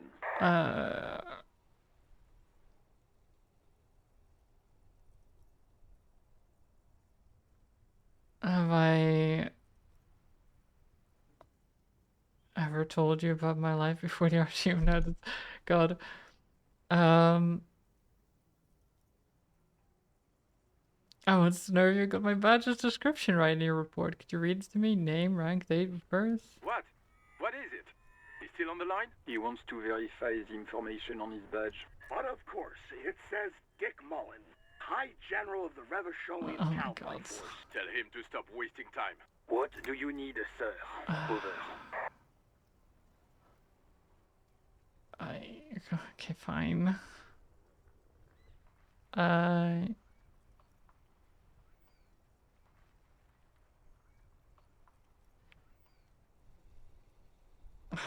Okay, fine. We'll wrap it up. Over. 10-10. Over. Roger that. 10-10. Over and out. Okay, that did not go very well. Tap on the fuel preheater gauge. Indicator pin jerks as if startled. It's in the large orange sector, indicating the engine is warm. Next to the gauge is a red switch labeled heat. There's no use pressing the heat button. It won't start without the ignition key. Translation, we're not going anywhere right now. Alternative translation, don't even think you can drive my MC. Fair. Fair.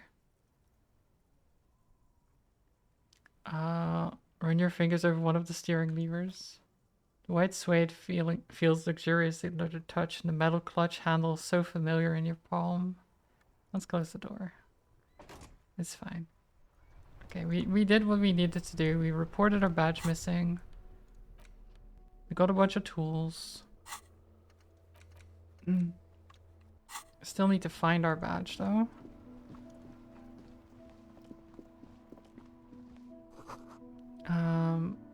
Could pick him up if you had a bag. But how are you doing, Lay?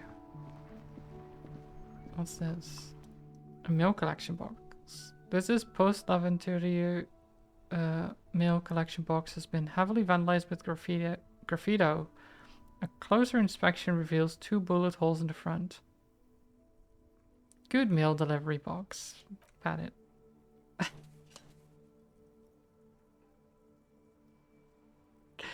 The box seems happy. What?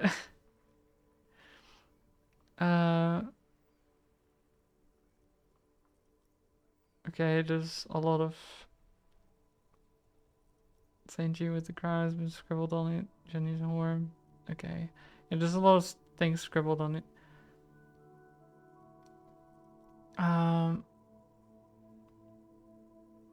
Been there. Mail collection box, been there.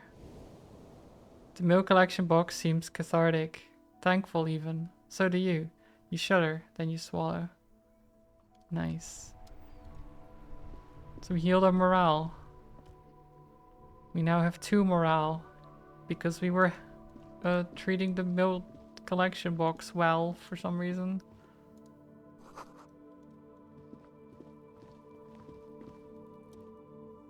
You see a set of tire tracks in the brown slush that covers the plaza mosaic.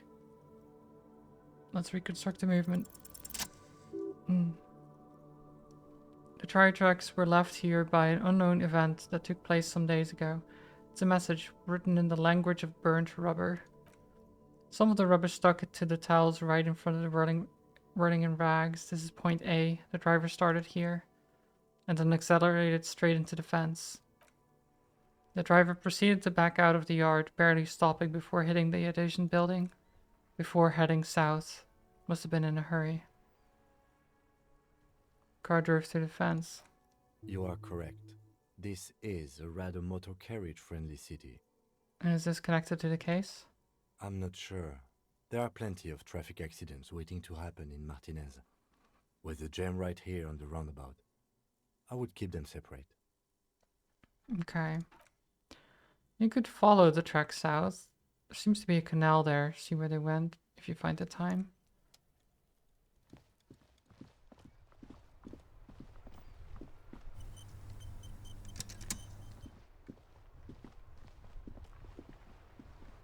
It says some great tectonic forces cracked the pavement like an eggshell.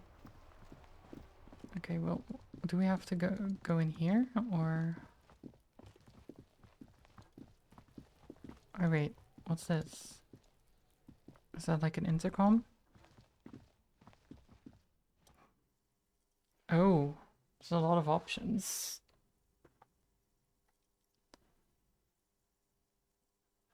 I don't really have any need to be there right now.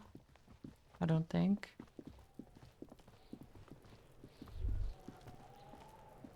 Kuno's got this.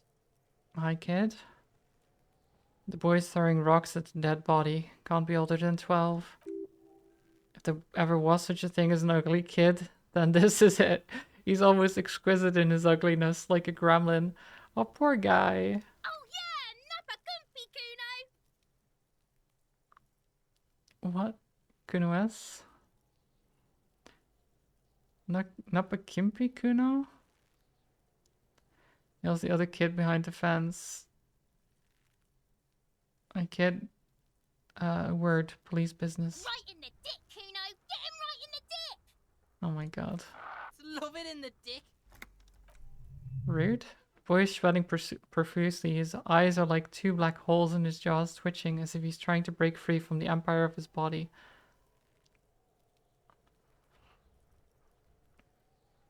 Stop throwing rocks at my crime scene. Fuck that! Kuno, yeah! Right in the mouthhole! Shits himself. Oh my god. Language. The rake, Kuno! You should throw the rake at him, Kuno! The fuck? Does Kuno know what a rake is? Kuno's not a gardener. Are you kids siblings? The fuck are you talking about? He's calling us Kuno! He says we're fucking each other! That's not at all what siblings mean.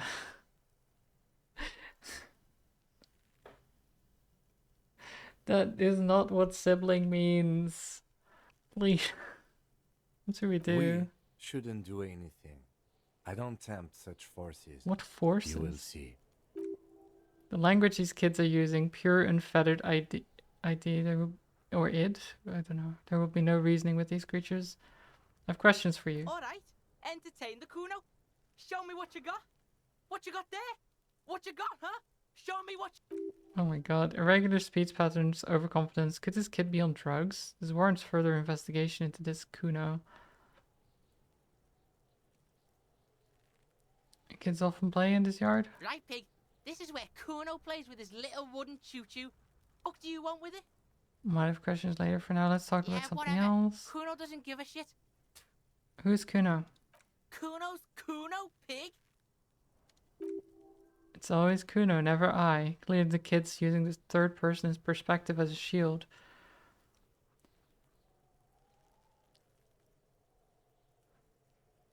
Interesting, you refer to yourself in the third person to distance yourself from the situation? Kuno doesn't do that smart shit.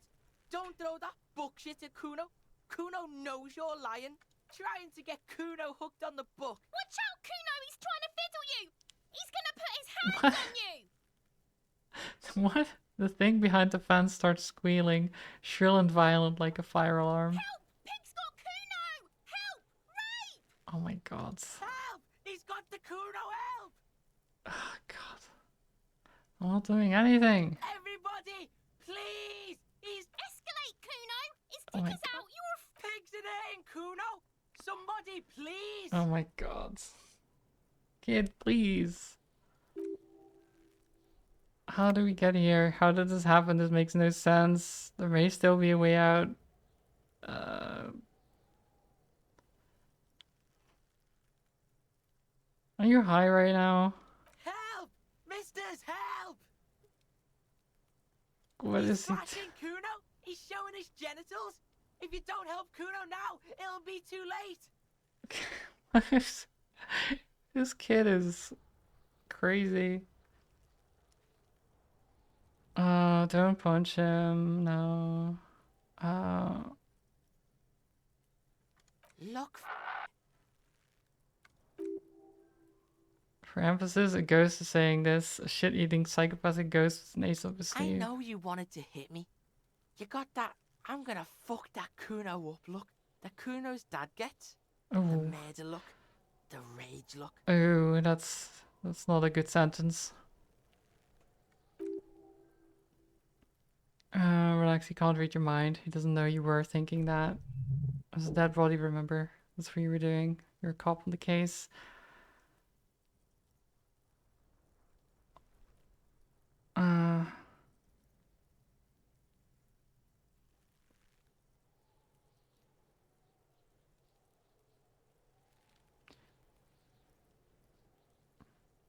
Yeah, so how do I get back to it? I want to go back to that thought. Why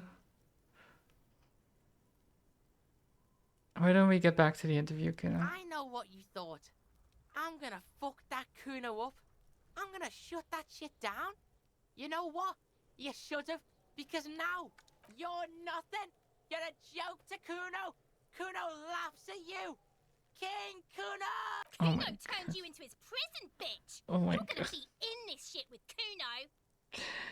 What the heck are these kids, man? No, you're not. We can just leave.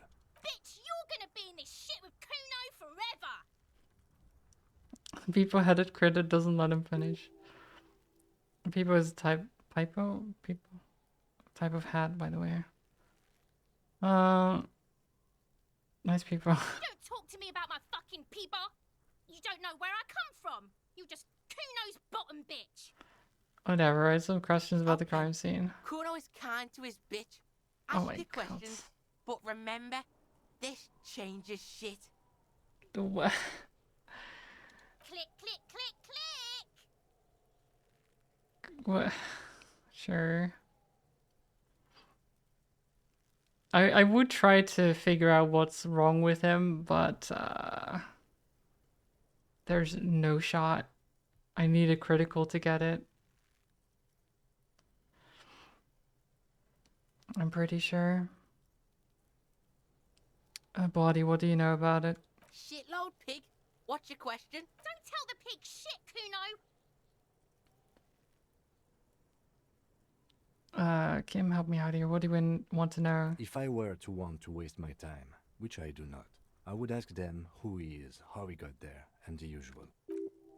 Usual being, have you seen anything out of the ordinary, or have you seen anything suspicious? Do you know who he was? Kuno's fuck imp. Kuno uses the fuck imp for target practice. Right. He's trying to hide the fact he doesn't know. So you don't know anything. Kuno knows all kinds of shit.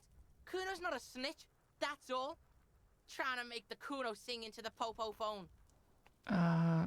Seen anything suspicious? Just a couple of pigs sniffing around in the dirt. That seems pretty fucking suspicious to Kuno. Yeah, you tell the faggoty Kuno. Oh my god. Do you know how he got up there? Probably climbed. Kuno was busy down the road when that shit went down. So you didn't see it? You heard Kuno. Kuno wasn't even in Martinez. Kuno wasn't in Revachol. Kuno wasn't regional. This is too large for him to have left. But he wasn't here either, so where was he? Okay, where did you go then? I don't know. Some fucking Mesk or I don't know. Some other place. Night City. Kuno was in fucking Night City. There's no Night City anywhere. It sounds like the name of a city in some pulp science fiction novel. That's a fictional city name. It doesn't exist. Why you gotta be riding Kuno's ass? You haven't been where Kuno's been. You haven't been in Kuno's head. I mean, that's probably a good thing. Because I don't think your head's on straight. You wanna know where Kuno was? You wanna know what Kuno's been fucking up to? Don't tell him that, Kuno. It's lame. It's not fucking lame. Kuno's building Kuno's city. Night City. Rage City. The City of Rage. That's it. And it's not lame. You're building your own city. Lame. That's the name of Kuno City, bitch. Get the fuck off Kuno's back. This shit ain't about that. It's impossible to do what it is about, or at least for the moment. If it's important, it'll come up later. Focus on the case. Let's talk about something else. Kuno's pay. Get lost. I have some more questions about the crime scene. The king. No, Yeah, okay, whatever. never mind. The fuck about it. No, there's not much. Kuno doesn't. Let's leave. God, the kid doesn't know anything. All I heard is that he's insane. Monitor R wears a crown, the ribbon below, a light above descending. Let's talk to this. Kuno, the pig's getting pretty close to me. Come to snuff my shit out, I think. Take a step closer. Looks like it's time for me to go, Kuno. Pig's come to take me in. Just want to ask some questions. I'm going away for a long, long time, Kuno.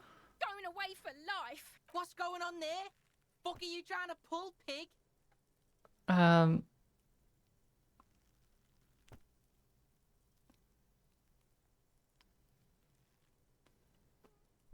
What is the strange words you use, girl? I come from the woods, good Davidu. You don't want to go there with me. You don't want to see what I've seen. Don't be I mean, traumatized. probably not. Get the fuck out of here. Okay, fine, jeez. Just wanted to talk. This trash container is locked. Deciding it as a padlock that says whirling in rags. Why am I looking at you, trash container? You're just a trash container. The body is downwind from here. Maybe you prefer the smell of garbage to the smell of death. How do we get the lock open? We could try using a pry bar. The one you took from my motor carriage, Or, Lieutenant? Or we could ask for a key from the manager of the Whirling in Rags. He probably has one. Yeah. You might also have information. It's better than the pry bar idea. Yeah. Logo of the municipality of Revachol. The kid's ladder is rickety but still climbable. Looks like spoiled meat and curdled dairy. Human being and decomposed. So the kids have this... There's not even a tree house. It's just a ladder onto the tree. I guess they would sit on the branch maybe or something. Wouldn't hold the weight of a grown man.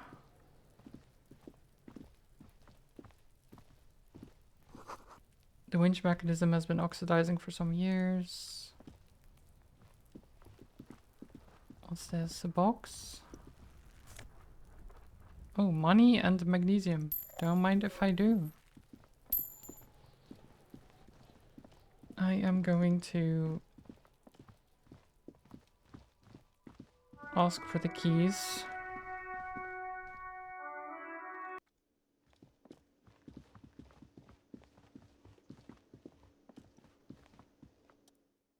The man with the unimpressive beard notices you approaching. He drops the ledger he was holding and turns to the lieutenant. Mr. Guard, right? You run this place. Yes.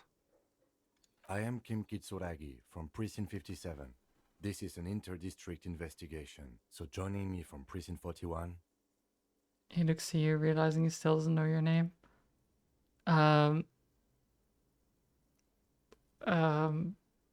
What is golden orange like a forest fire but smells like liquor? Are you kidding me? No, help man, help me out. What is gold orange and smells like liquor? It's you. It's obviously you. You smell like liquor. You're orange.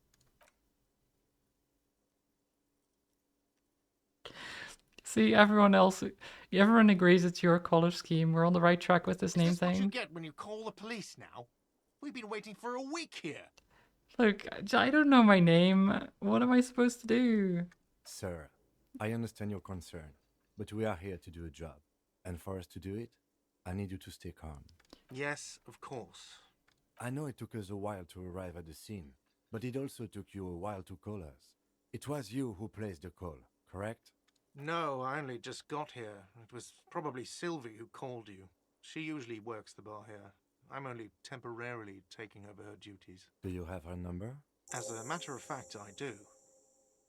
He looks behind a pile of coasters, finds a slip of paper and hands it to the lieutenant. You said you just got here. From where? Are you a local?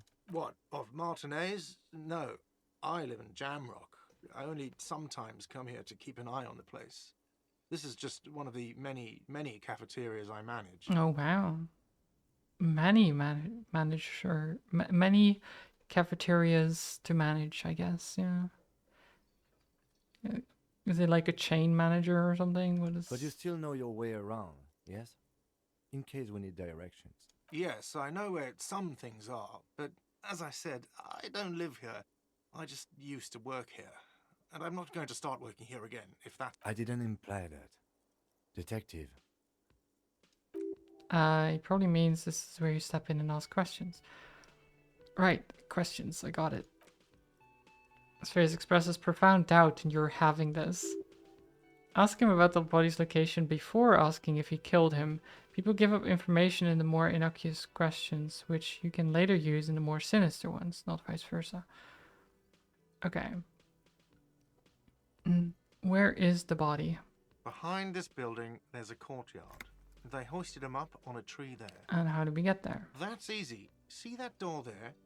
First you exit through that. Then to your right, you should see a big hole in the fence. A really big one.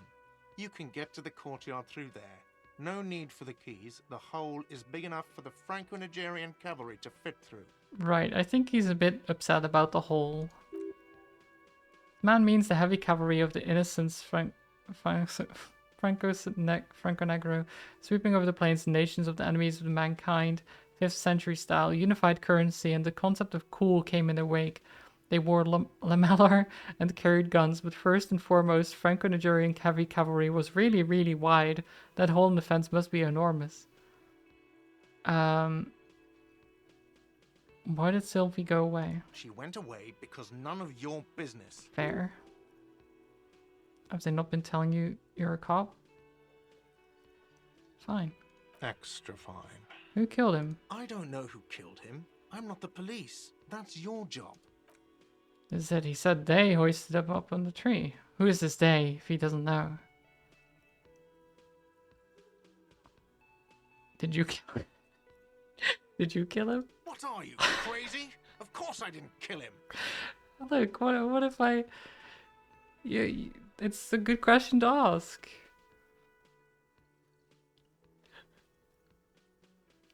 Before you said they hoisted him up, who did you mean by they? Oh, people are saying it was the union dock workers, that it was a lynching. Who exactly is saying that? The locals, the customers, the people who eat here. A lot of dock workers eat here. Sylvie told me everyone knows the dock workers did it. Trolls. And here I was ready with a towel and babel fish Madelirip, but so happy to have been here so long. Medeli love, Medeli love. What? A towel and baba fish? How is it going, Trolls? Thank you for the 41 months. Thank you so much. I appreciate that a lot. I hope you're doing well.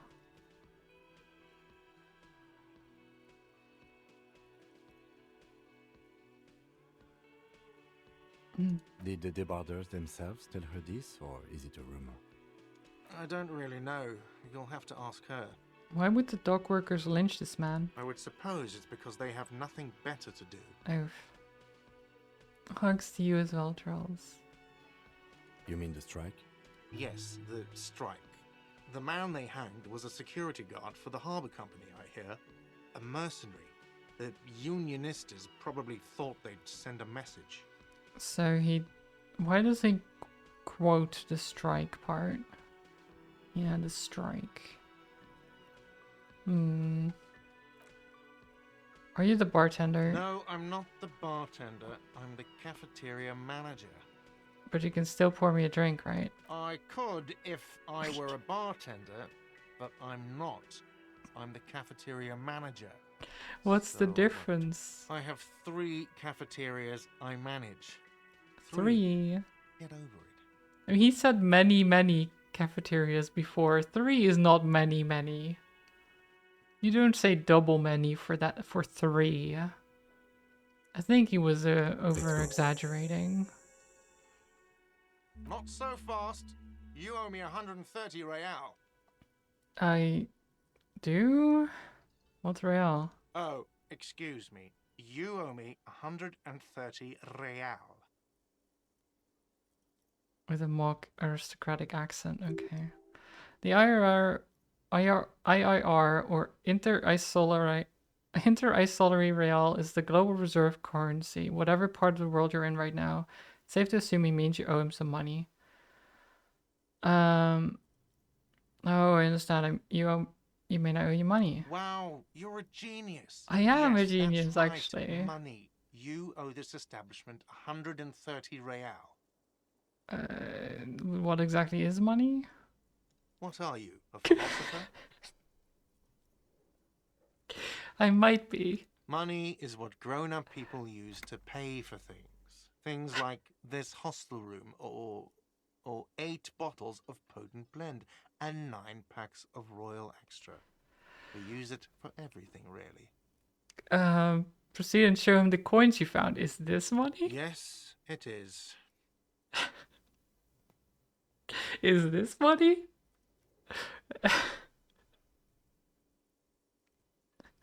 Oh god.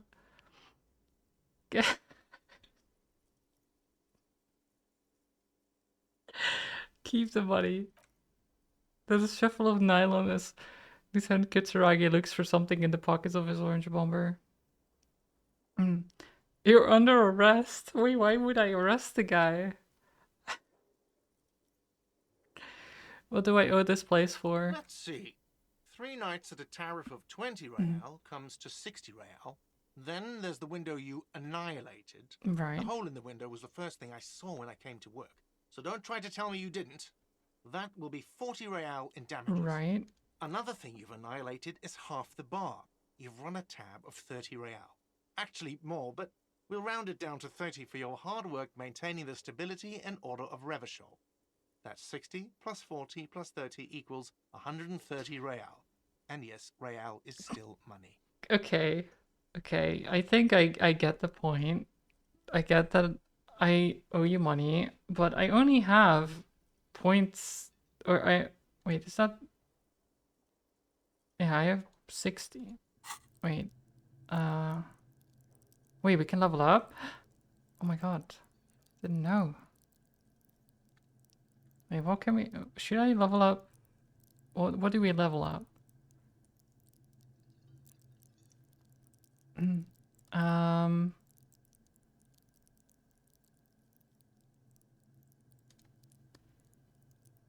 My reaction speed, perception.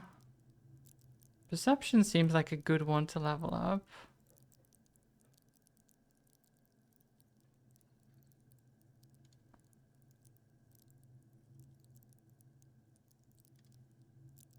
I want to notice things. I think that's good, right?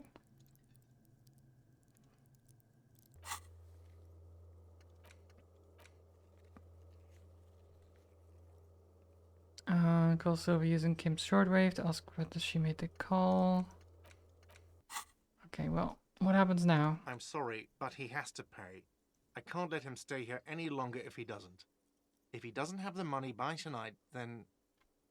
Then what? Officer, maybe you're better off working this from home for now. You live in Jamrock, right? It's not that far away. I don't remember where my home is. Officer, you really need to take this up with your station. I have a shortwave radio in my car. Call them, ask for assistance. We have to get this investigation started now. Good luck. Okay, well, that's... Wait, I didn't even ask for the key. Where is home? I really don't remember. But you've been at this hostel cafeteria for only 3 nights. Where were you before? You had to have been somewhere. Up on Marvel Hill? Why did you say that? So just synapses firing doesn't mean anything. They must have meaning for me. Well, the Thesaurus comes up empty. Maybe we should ask a lieutenant. Do you know a place called Marvel Hill? No. But isn't that an expression, not a place? Expression? A saying. Up on Marvel Hill, a great high place.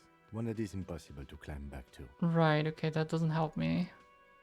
Doesn't sound like somewhere you can just stay if you run out of money. I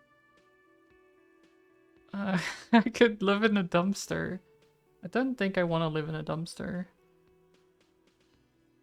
Could I trace the way back somehow?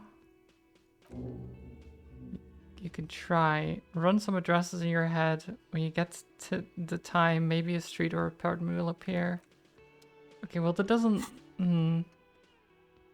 Oh wow, this research is on 69%. What a coinky dink. Nice. Research time, 6 hours. Okay. So I could internalize that later. We'll probably finish this first.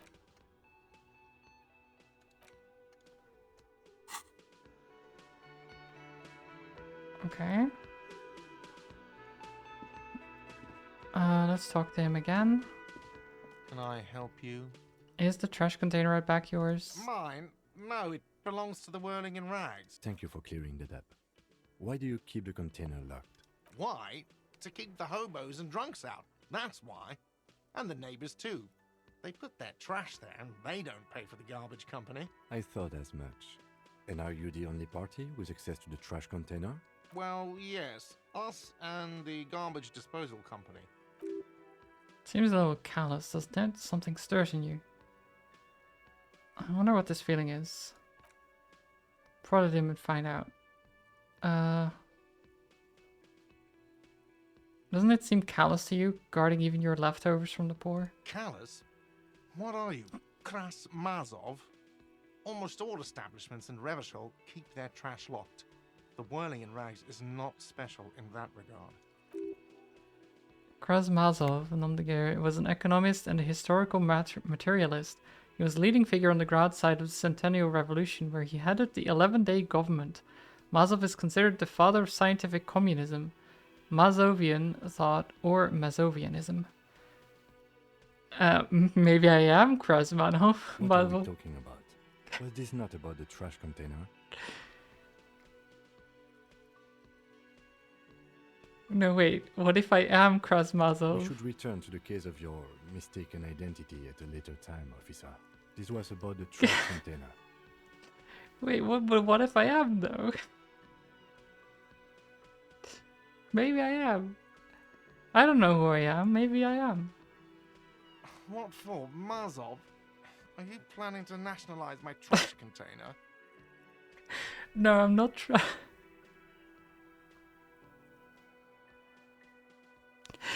Oh my god. I'm not trying to nationalize your trash container. Concerns the case. Please cooperate. Just bring them back once you're done, please. Okay. I need a drink. Can you pour me one? Do I have a shaker in my hand? Is this a shaker? He points to his empty hand. It's not a shaker. It's nothing. He's holding nothing. It is but an invitation. No, there's nothing there. Am I wearing a little bow tie? Am I wearing a bow tie and doing this? He shakes the imaginary shaker furiously. Am I smiling? Do you see me smiling and shaking my little shaker? No. Do you know why? Why? Because I'm not a bartender. I'm a cafeteria manager. Is there anything else you wanted? God, I love that so much. Play it calm. The man needs to understand you need a drink to help the community deal with police stuff. I'm an alcohol-operated detective. If you want me to clean up the dead body and solve the case, then you need to insert alcohol into my mouth. Oh, well, in that case, let me pour you a nice, big, refreshing marinella. Do you want that out of a glass or a pineapple? You do not want to taunt me, not when it comes to marinellas. Don't be an imbecile. I'm not going to serve you a marinella. I have work to do and broken things to fix. If that was all, I'd like to return to it. Oh my god. By the way, I'm going to sing karaoke here. Absolutely out of the question. Absolutely in the question. First we find a sad banger, then we sing this place to shit. Your body is ready, sire. Oh yeah. We're definitely gonna do that. Oslo Station for additional funds now. Not yet. I've seen something here at the Whirling, and a thing I need to talk about. What thing? I saw a sign that said I couldn't go into the kitchen. Why can't I go into the kitchen? What are you, a cook now?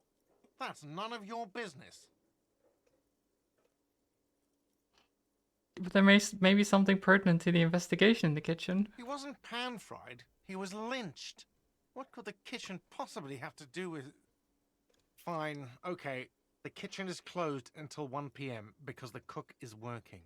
You can snoop around after that, if you must. Okay, great. I saw a sign that said the mess hall is reserved for the union. Yes, not the whole damn union, thank God. Just the nastiest I just and love loudest this fraction. guy does such a good job with voicing his character. It's so good. They come here in the evenings. Dumb, unruly types. Think they're big shit. But they're good customers. They place big orders and always pay on time. We should find out who this Lord faction is, occupying the booth. Loudness means talkative, and we need info. How do we find We them? don't. We have to wait. They'll show up sooner or later. Men get hungry, even striking men. If not today, then they'll be here tomorrow. So many lines too. Yeah, it's a big game. Many lines. There are these things called days. You sleep between them. He's saying they'll come after you've slept. Just making clear you've got that. Okay, thanks, Logic Brain. Something else I want to ask about. By the way, you should come back to this thing-based questionnaire if you see anything interesting in the whirling later. Oh, thank you, reaction speed. I appreciate it. It's so interesting getting like info from your own senses based on dice rolls all the time. So about the money I owe. Yes, have you got it? How much do I owe again? A lot. A lot. For the room, drinks, and Right, broken... let's talk about something else. I was rarely enjoying talking about the... Right. Well, I don't enjoy talking about the money I owe you, so let's... Wait, what's this? Inside you catch a glimpse of Union paraphernalia, a stoic poster, some red pennants. Okay. Well, we got what we came for. So let's open the dumpster. I don't want to talk to the kid again. He's crazy. With a well-oiled crack, the lock pops open. It should now be possible to simply raise the lid. Don't. Maybe you shouldn't. What's this? Just a feeling, a warning from some part of you. Open the lid. Okay. The smell of rotten food rises to greet you. You see soggy cartons, dirty rags, and organic waste. We're just in time. This hasn't been emptied for over a week. Pick at the rags. Amongst the threadbare kitchen towels, something catches your eye. A pair of denim trousers? Grab them. As legs of slime-covered jeans begin to unspool from the garbage, a rank corpse smell fills the air. The victim's clothes? Cadaverine odor is faint. If these belong to the deceased, they were removed when he was still in the early stages of decay. Drop them in here, officer. The lieutenant produces a black plastic bag marked evidence from his pocket. Bag the trousers. Guitar marked blue jeans. Pockets empty. Or empty. He wore them with a belt, too. A white belt. The loops appear stretched, but the belt is missing. That's it. Do you see anything else in there? I have another bag here. Why would they take the belts? I guess money, maybe? Something slimy catches your eye. Reach for it. A drab long-sleeved shirt, olive-colored, appears from the food waste, dripping with pus. Ooh. Ooh, that's kind of gross, but bag it. This is a military-type overgarment. No label or serial number. This is the kind of rib-knit shirt that's worn over light armor to conceal it in an urban scenario. Anything more? Okay. Military type. Interesting. Anything more? The rest of the rags are just kitchen variety waste. A yellow old mug that catches your eye, but other than that, throw out towel mug, that's all. We should go to Gart again and ask if he knows who put the clothes in the trash. It could be as simple as someone from the hostel cleaning the yard. Or that one. You know, see the red-haired boy behind him? Confronting that force. Right.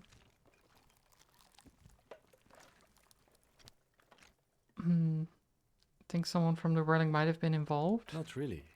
All we know is the victim's clothes are in the trash. The lid was locked, and his establishment had the key. It's just a small loose thread. We need to ask the kids who put them there. The fuck's he on about? Kids? You hear that, Kuno? He thinks you're an infant or something. I mean, you're 12. See?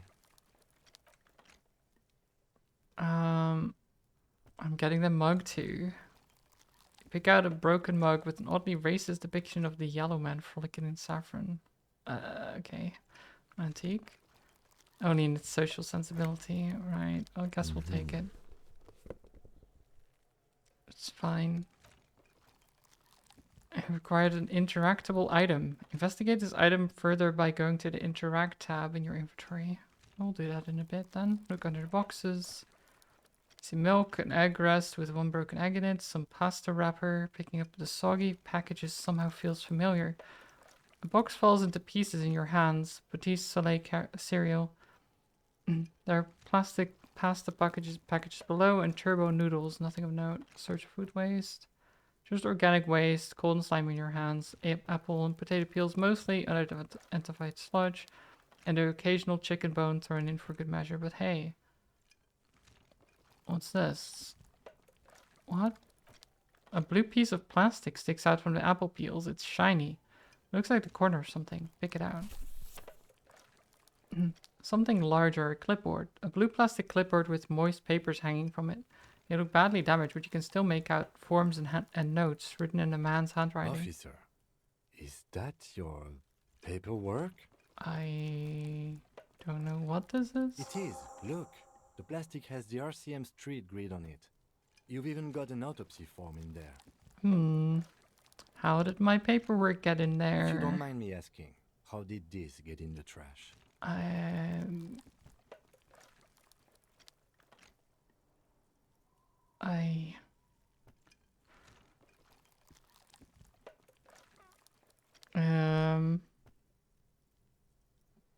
It has a foreboding quality to it. Maybe I needed to lose it for the great bloodletting to begin.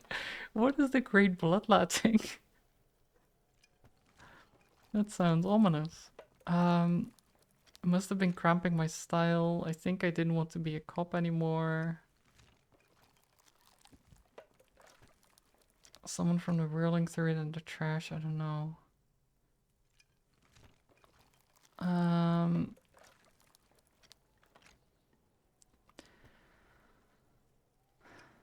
think I didn't want to be a cop anymore, so I threw it away. Well, lucky we found it. You should take stock of what remains, just to be sure some has not made it into the hands of the RCM's adversaries. Organized crime and the like. There might have been police secrets in your notes. Okay, I'll do that. It would also not hurt to start taking notes on the case. Now, tell me what your eagle eyes see. Or are we finished? My elf eyes do not see anything else. The container sounds a muffled gong. That's one thing off the list. I think we got it all. Yep, we did. Okay, so what? We have a mug. Just a racist mug. What's there to read here? Not much. There's quite a lot to read into here, actually. Look at all the content. Here we go. What are you going to say about a broken, tossed away mug that you dug out of the garbage?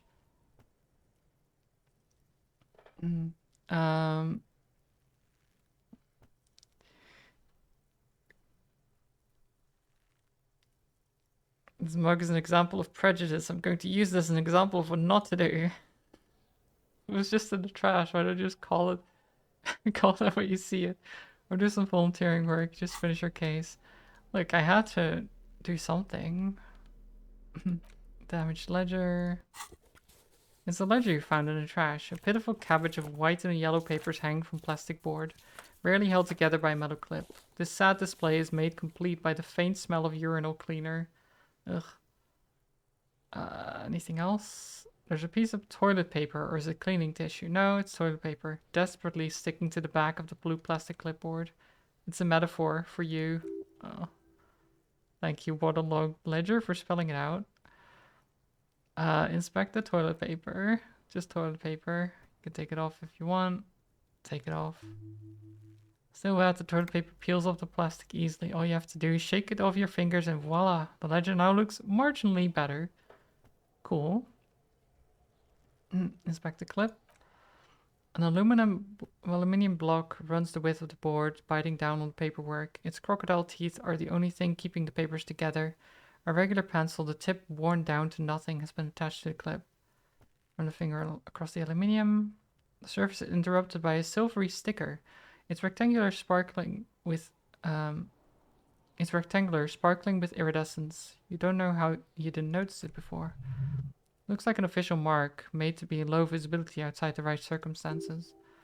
It's similar to the RCM watermark on your blazer, the lieutenant mentioned. Didn't he say something about the headlights of his motor carriage?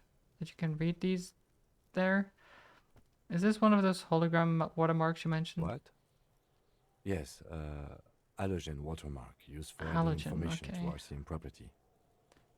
What kind of information? It depends. Aside from an anti-counterfeiting stamp, mine has my station number and address. The information varies by date of issue. Maybe yours will have how many cases you solved. Maybe. How can I read it? Any capable light with the right wavelength will do. You mentioned the headlights of your Kanima? Yes, RCM vehicles have headlights tuned especially to reveal halogen watermarks. This means you can read the watermarks if you just turn the lights on. Thank you. Okay. Browse the white papers. They're not exactly white. They're yellowed in patches by sunlight and alcohol, and covered in dense blue handwriting. Ink escapes into watercolor patterns, reaching its tendrils across entire pages. The paper itself is checkered with faint red lines, forming short paragraphs. Once in a while, there's this red stamp that exclaims, "Case files, commit the paper." The case files themselves are plenty. You count more than 100 sodden up, crumpled up, earmarked pages falling apart in your hands. They appear to be sufficiently organized and extremely dense, if mostly illegible. What is in there? What are they about? Work, strife, poverty, the Jamrock Quarter. These are handwritten logs of investigations dating back to January 51st, or the January of the 51st year, this year. The exact number is hard to estimate due to missing pages and an odd naming convention, but there are at least 20, maybe 30 cases. Undertaken, not completed, mind you. It's the middle of March. You've attempted 2 cases a week on average.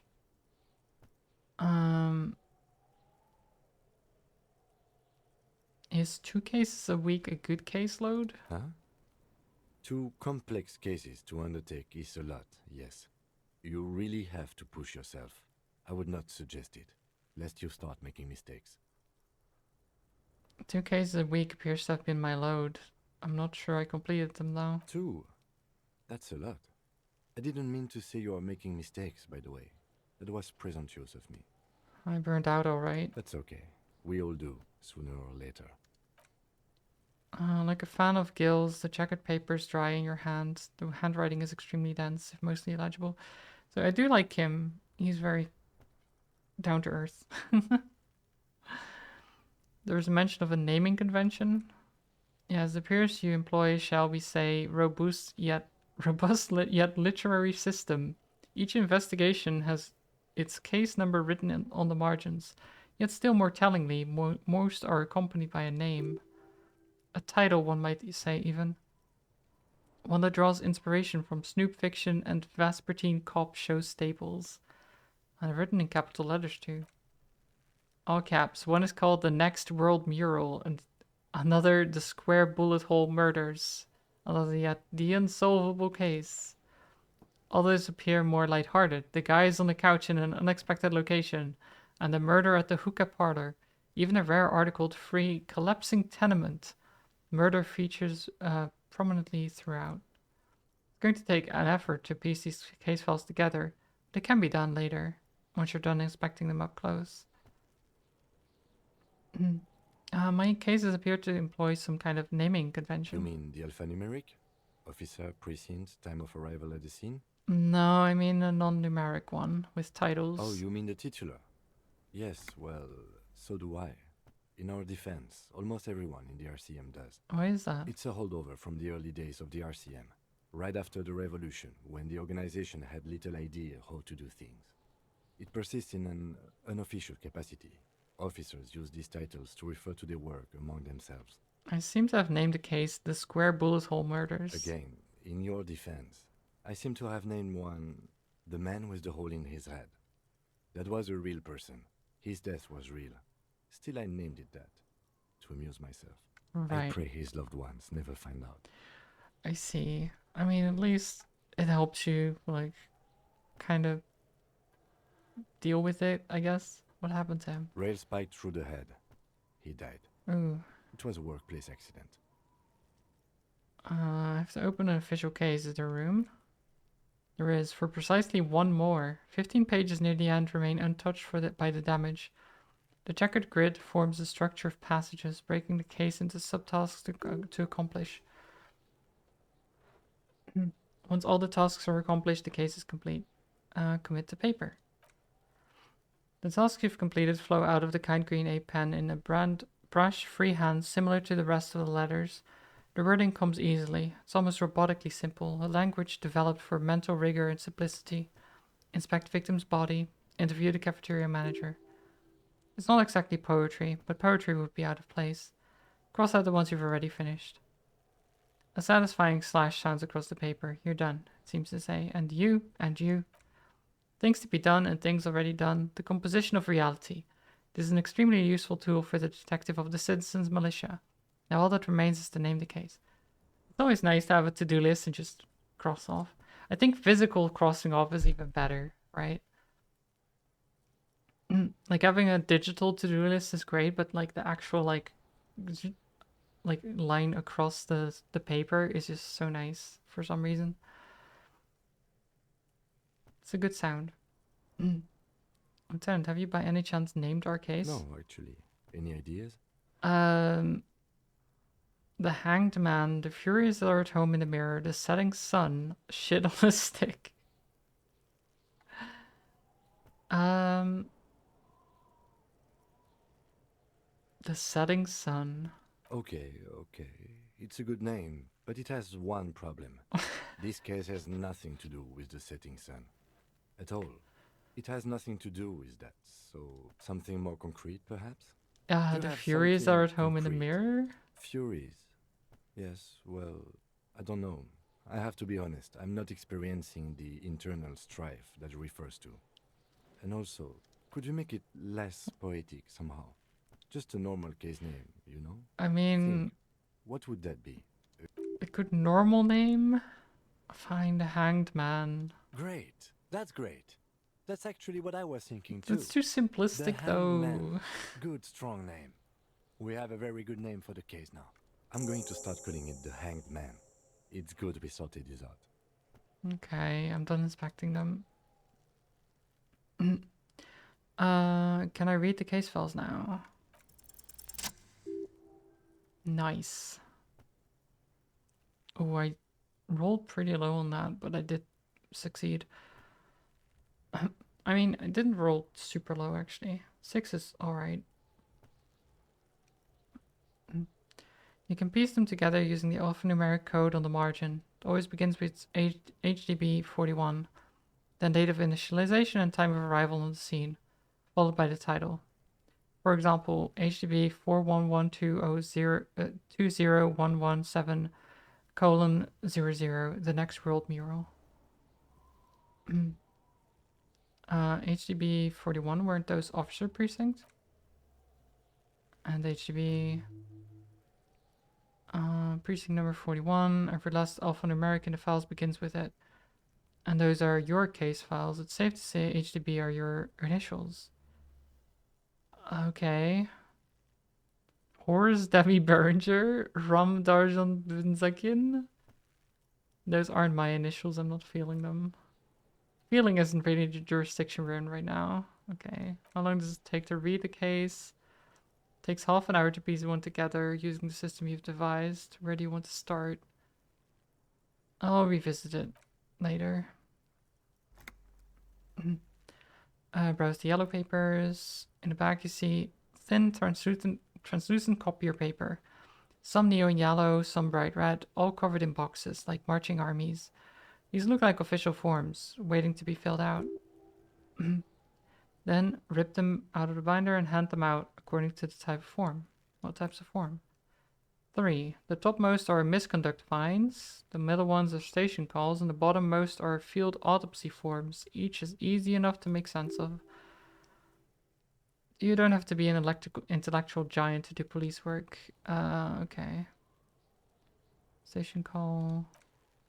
These are quite sinister in tone. They give a date and time for the person to appear at the specified precinct police station. Field autopsy, dozen pages. You see the parameters of the deceased human form. Waiting to be filled in. Age, sex, conditions of internal organs. Okay. Misconduct fine. Monetary penalization ranging from 20 to 250 real. Severe cases allow for 1,000 real. but that requires special paperwork. Enough of the forms.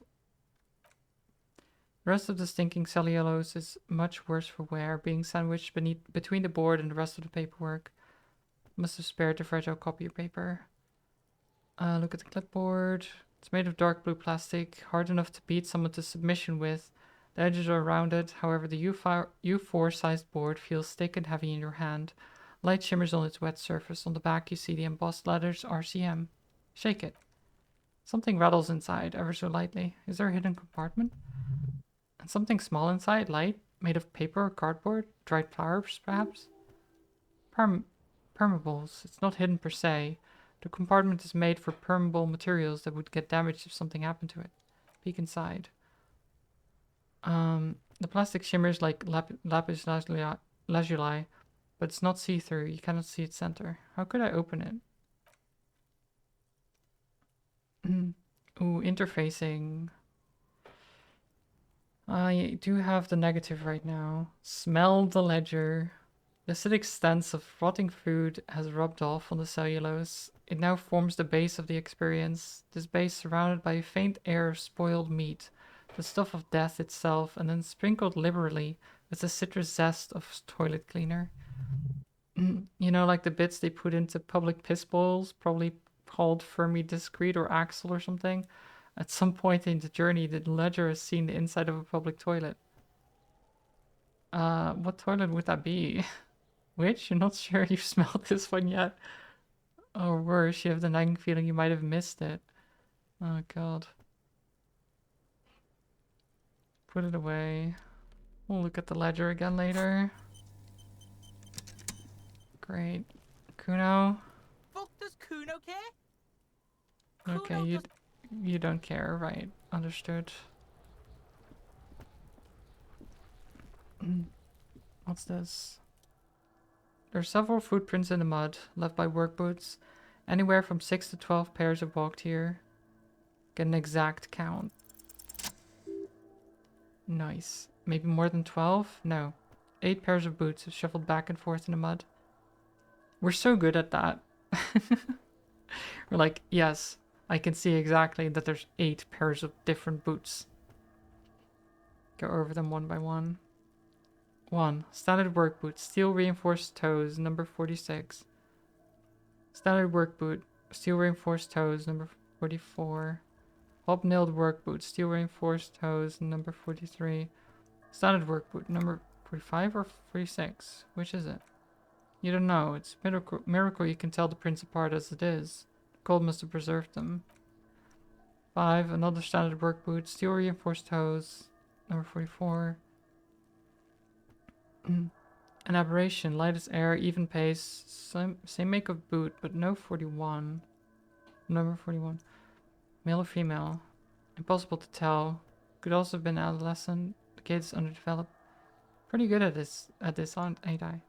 Yeah, not bad. It's as if the whole world darkens, everything else has a thin film of unimportance on it, and the tracks burn in the middle of it, in a strange, beautiful way. Count the rest. The glowing outline of a standard work boot, number 46. But the imprints are twice as deep as the others. The weight exceeds 200 kilograms. 8. And yet another standard work boot, number 44. There's an aberration in the pattern of the sole. However, the right sole is smoother, more worn. How many? 8. I was pretty off then. I counted 20.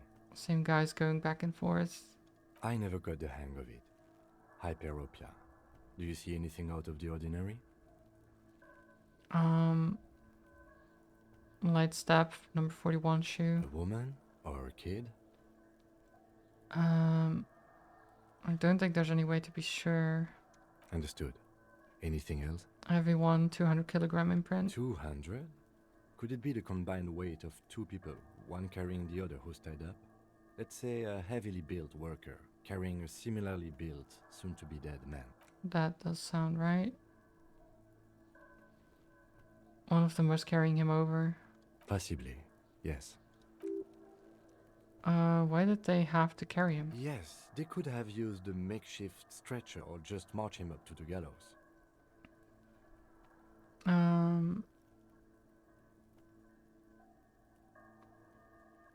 Maybe the victim wasn't conscious. Even easier to carry on a stretcher or between two men. Anyway, it's for future consideration. What else can we see? Elaboration. One soul is smoother than the other. Interesting. Let's name it the Old Soul. Do you have any ideas? Someone operating a workbench with a pedal? Like a joiner at the harbor. Okay, I guess Or that makes maybe sense. A drummer? A drummer? One of the people we're looking for is a drummer? No, it's not. Forget I said it. We are not looking for a drummer. Perhaps it could be a driver. I mean, maybe a drummer. Would wear out the right shoe before the left. The accelerator is on the right. Oh, that's true. Not thoughtfully. We should keep our eyes open around the traffic jam. See whether anyone strikes out as a potential suspect. Seems prudent, no? Yes, prudent. Mm-hmm. How old do you think these tracks are? A week, maybe? 7 days would fit the time frame provided to us by the caller, who reported the hanging. It's not impossible. How do you know? I pulled last week's forecast for coastal Havashol. 7 days below freezing. The day before, the day of his hanging, was the last warm day. Correct again. Sub-zero temperatures would preserve the tracks in a good state. The commotion here could have taken place a week ago. What do you think happened here? What do I think? A mob of people brought something heavy to the tree. One of them was carrying the victim. They shuffled around, especially under the tree. Then, after hoisting him up, they stood in a semicircle facing his direction. At first glance, this appears to be a lynching. Yep, indeed. They all stood in a row here and looked at the tree. Everything fits so well. Carried him over, hoisted him up, watched him hang. This is easy. I think we have a firm understanding of what happened here. Either way. What else? We've been through all of it. Okay, so we know the guy was hanged by like 8 people. Good to know.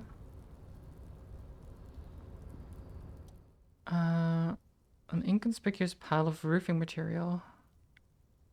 Why am I looking at this pile of roofing material? Because there is a secret door hidden behind the panels of Returnite. That's why they're too orderly. Nice. Pull the panels aside.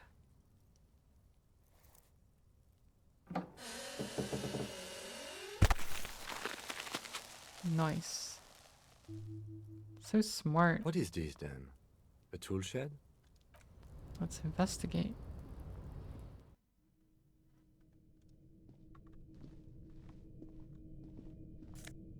Oh, money.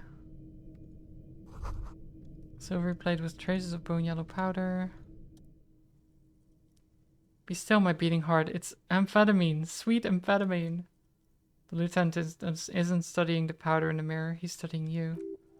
There's a good vague way to ask where he stands on the drug use. Professionally, I mean.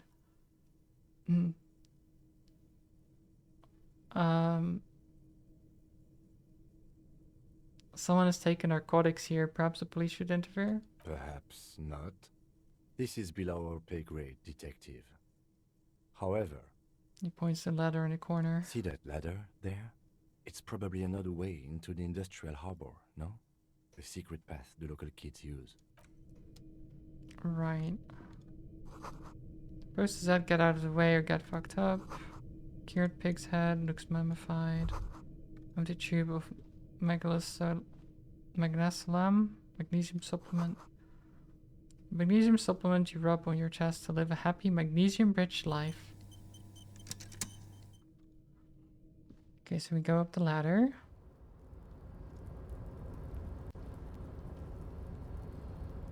What's this? Can I get there? Okay, we're just walking up. This doorway is going to collapse soon. Restoration pillars keep the ruins together. Postcard, Grand Couronne 37.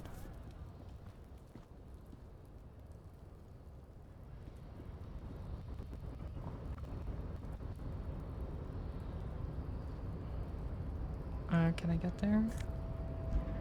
Nosafad, nice. Oh, what's this? Money? getting some money. We have 3 real now. Nice.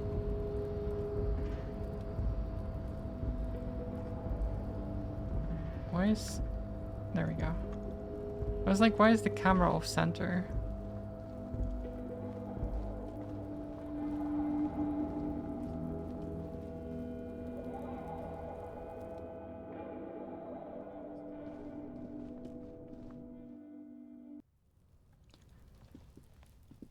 Okay.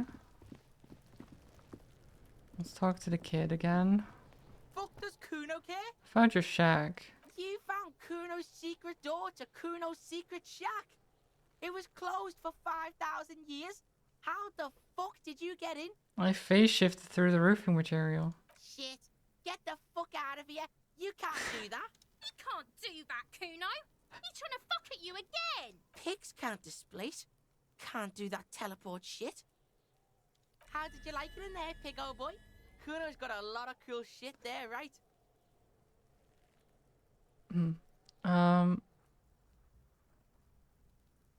What's with the tube of magnesolum? It's a vitamin, pig. Don't you know anything? It looks at you like you just pointed at the sun and asked what it was. Oh god. Endurance failure, you could use some... It's magnesium, right? Yeah, it's the mag.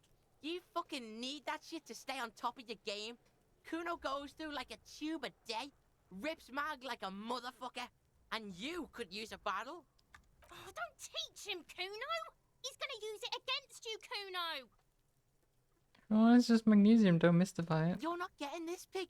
It completely takes away the hangover. It's like you didn't do anything. Like you stayed home playing with your choo-choo. Fuck you, pig. Don't do mag. You're gonna OD and you're gonna fucking die. OD on magnesium? I mean, I guess it's possible. No breakthrough.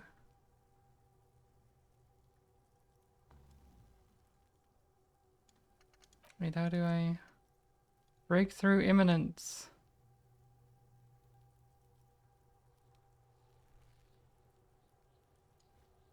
What does that mean? How do I break through? Do I do that after the conversation? What was with the big head? Oh, that? Kuno decapitates pigs. That's just a Kuno demo tape. Right. A demo tape like some sort of musician? Yeah, Kuno plays on snuff radio, fucks pigs, live, fucks their heads off. Kuno's a cop killer. Kuno's a cop killer, huh? Okay. Twitchy, hello. Doesn't look like a disco? Yeah, there's not much disco going on, huh? Especially not with a dead guy hanging over there. And this kid is crazy. I found a plate covered with powder residue. Know anything about it? That's where Kuno gets his daily hit of electric. Kuno Shazam. Kuno rides the fucking lightning in there, pig. Yeah, I don't think you should be doing drugs at 12, Kuno. But you'd like to ride the lightning too, wouldn't you? You feel tired and old, but you could have that sparkle in your eyes. I mean, you're not wrong, electrochemistry. That our character probably would want that, but probably wouldn't want to do that.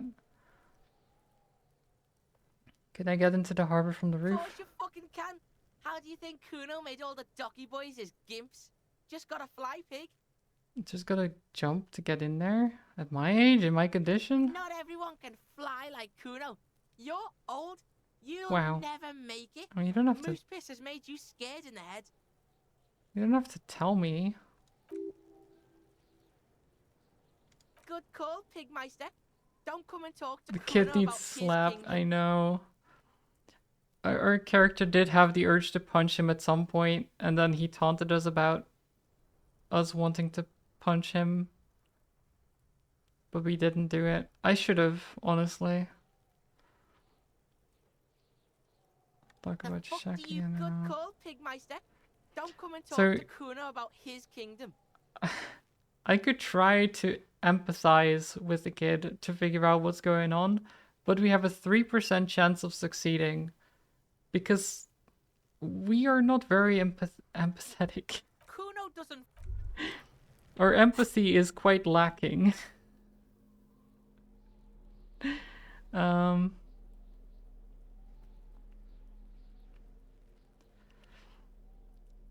The old charisma dump statty. Well, it's not charisma. It's psyche, I think that's based on. Punch Kuno. No, Sparky. Congrats on your 3-stream streak. I know, I don't think I have the chance anymore to do it. But yeah, we are smart. We are the smartest. But our physique is terrible. And our psyche is not very good either. We have okay motorics though. We can move around a little bit. You know? I mean,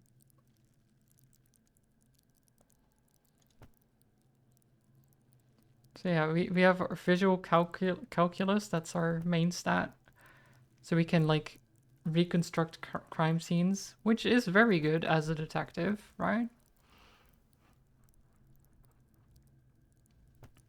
I'm pretty good at conceptualization. But I'm terrible at suggestion, which is charm.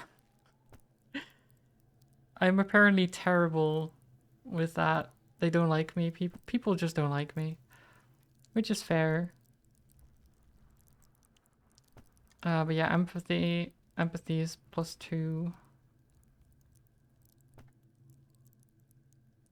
Not true. You're as charming as a frog, princess, something. I mean, yeah, something definitely.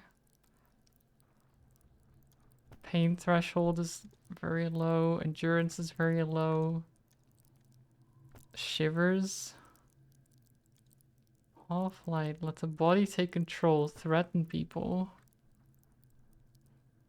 Electrochemistry. Go to the party planet. Love and be loved by drugs. No. Hand-eye coordination, perception, reaction speed, savoir-faire. I have a -2 from items for this, which is sneaking.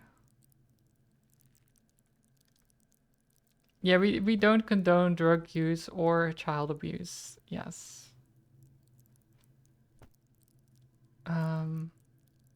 Picking locks or pockets. Straighten your back, keep your poker face. I have pretty good composure. That's good, right? Being able to stay composed. Right. But in case you're wondering, Twitchy, what is happening, right? So we are a detective, and the game starts with us recovering from a hangover and having forgotten who we are. We were supposed to investigate a murder 3 days ago, and instead have just been drinking in our room and basically nearly died. And yeah, now we're trying to figure out what's going on, who we are, trying to solve the murder. Sing karaoke is also one of our tasks. Mainly because we wanted to, apparently. No discos then. I mean, sing karaoke is close enough, right? Kind of, maybe. I have to pay for damages too, though. Because apparently, I broke the window in the hostel room because I threw my shoe out of it.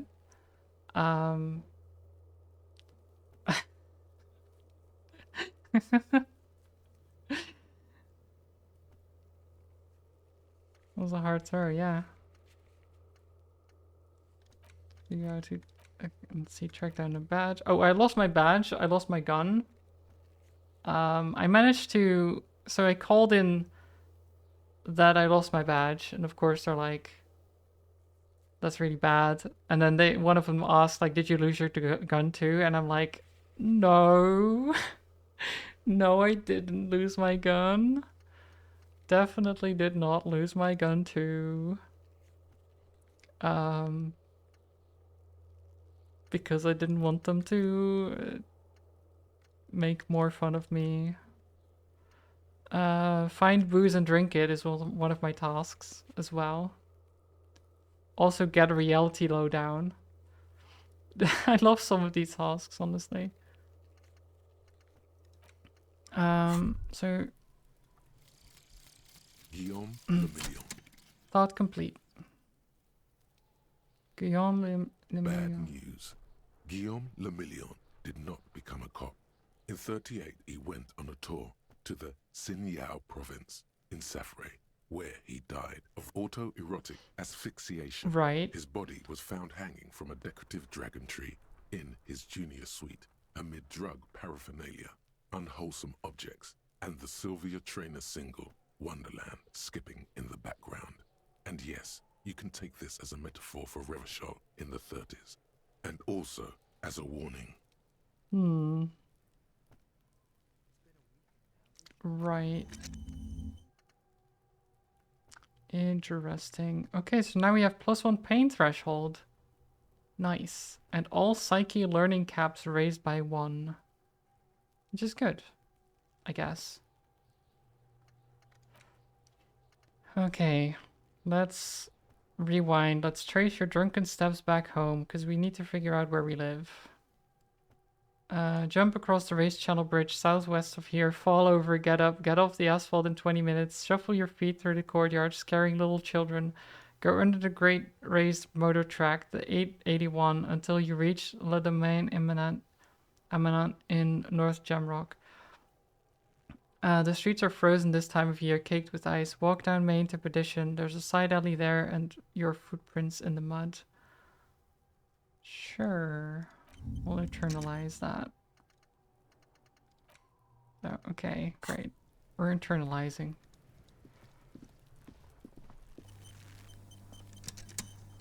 Let's look at the body. Corpse looks at you with bulging white eyes. The face around them does not look human. It's swollen, ready to burst. His lips are fish-like and his tongue like a ball gag in his mouth. You seem to be holding your breath. Look down. A cargo belt twists his neck at an unnatural angle. The body below appears stiff. It's letting out an ungodly rot. The smell seeps in even through your clenched nostrils. Yeah, endurance is not gonna work. God, what is that? Why is it so bad? Active decay. It's okay to throw up, officer. No one is judging. He's about to blow! Cop's gonna blow, Kuno! I don't... Okay, do you think... I'll turn away. Let's see if I can try... this. Do you think I'll succeed? I think I require... a critical success, almost.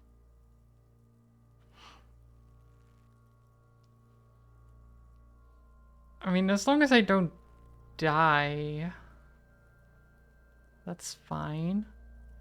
So the first time I played, the first run through of this Twitchy, I died by trying to get my tie off of a running fan.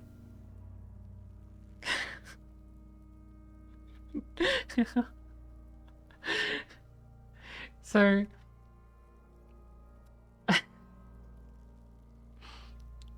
apparently... like we just got a heart attack basically from the exertion because we missed. I got a critical failure, I think. And then the second time we tried, I quick saved before I tried again and I got a critical failure again. I think it was a critical failure the first time at least. Might have just been a regular failure. Either way, I died both times, technically, but I quick saved the second time. Okay. Okay, we failed. Not a critical success, though. I mean, we didn't roll badly. 4 + 5. I needed a 14, So I needed a critical success. But 4 plus 5 is not bad. The smell is repulsive. It pushes in from your mouth, more instant and more familiar than anything you'd expected. More fever than odor. It fills your mind, flushing you from within. Do we try to walk away or just let it out?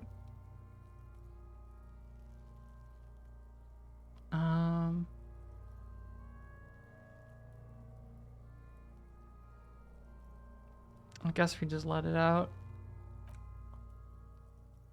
Oh, there we go. Yay. Let it all out. Oh god, that's a gross sound. Feel a great force wringing you from the stomach. Your body curls and pushes out burst by burst, until a pool of vomit lies under your feet. Your throat stinks from the stomach acid. The smell of Commodore Red rises from the pool, among it distilled spirits and bits of shish kebab. Lovely. I'm sorry. It's okay. Happens to everyone. Lieutenant hands you his white handkerchief. Thank you. The hangover is clearly making this worse for you. You could use some ammonia to clear your head. You think ammonia would help? If you can handle the headache. Some officers use it to deal with cadaverine odor. Where do we get ammonia from? That young woman, the gardener, mentioned she used salts for the smell. If she doesn't have any, there might be some in the fridge store nearby. Okay. Acquiring ammonia will provide a modifier to the white check. Modifiers make checks easier and allow you to retry them. Okay. So I need to be able to handle the smell. Let's talk to the kid again. Fuck, does Kuno care? I threw up and I can't investigate the body now. Yeah, like a fucking volcano. Yeah. Fucking pathetic. Oh, thank you. Lucky you didn't die there. I don't know why I'm talking to the kid again. Maybe you got some advice. You're obviously handling it quite well. Yeah. Kuno's got some advice for you. The kid looks to his left and his right and then leans towards you. What are you? Like 80, right? Maybe you should stop embarrassing yourself in front of a fucking kid. Wow. Perhaps you could compress this negative energy and turn it into some sort of kunified non-vomiter. Sure. That's right. Turn your weaknesses into conceptual strength. Kuno doesn't. Okay, yeah, we've got conceptual strength now. We have a +1 from the kunified non-vomiter. Not that it helps, because it's still only 3%. I could throw up again if I wanted to, but I'm just gonna get something to deal with the smell.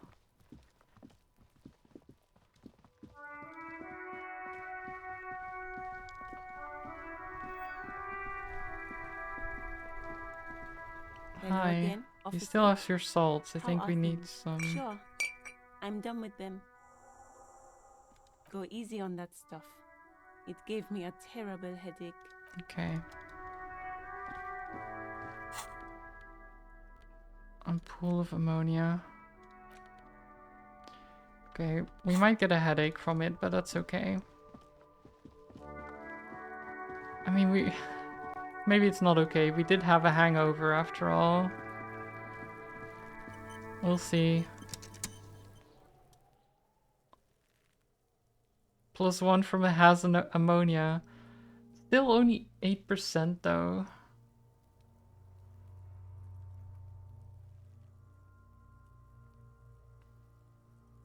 Like now I don't need a critical success, but I still need a 5 and a 6.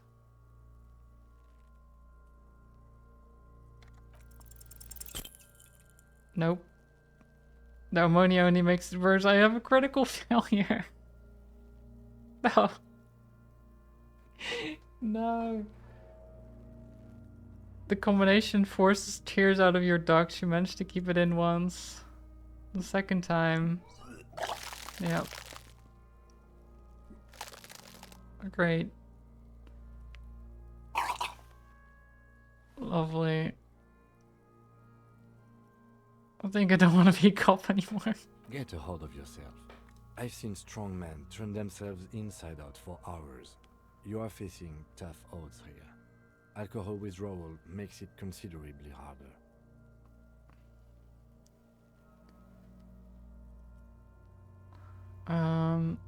I can't like, keep it in if I've been a cop my whole life. I've seen captains puke their guts out.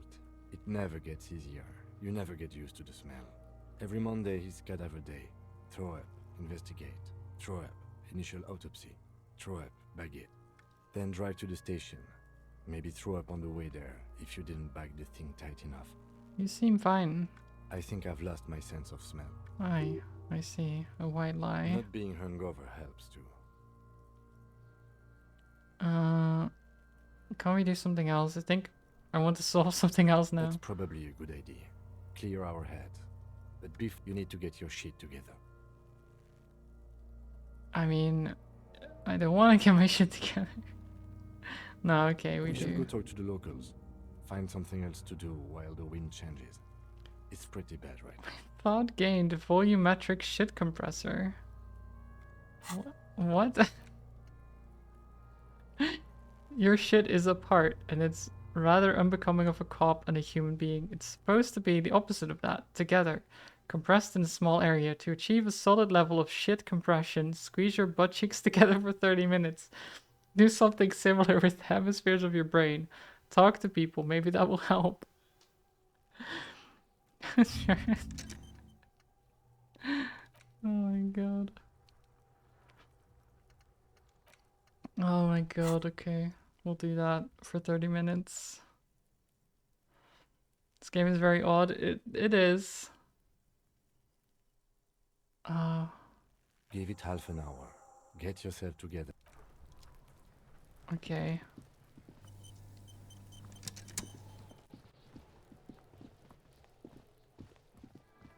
It is very good though. I love the descriptions.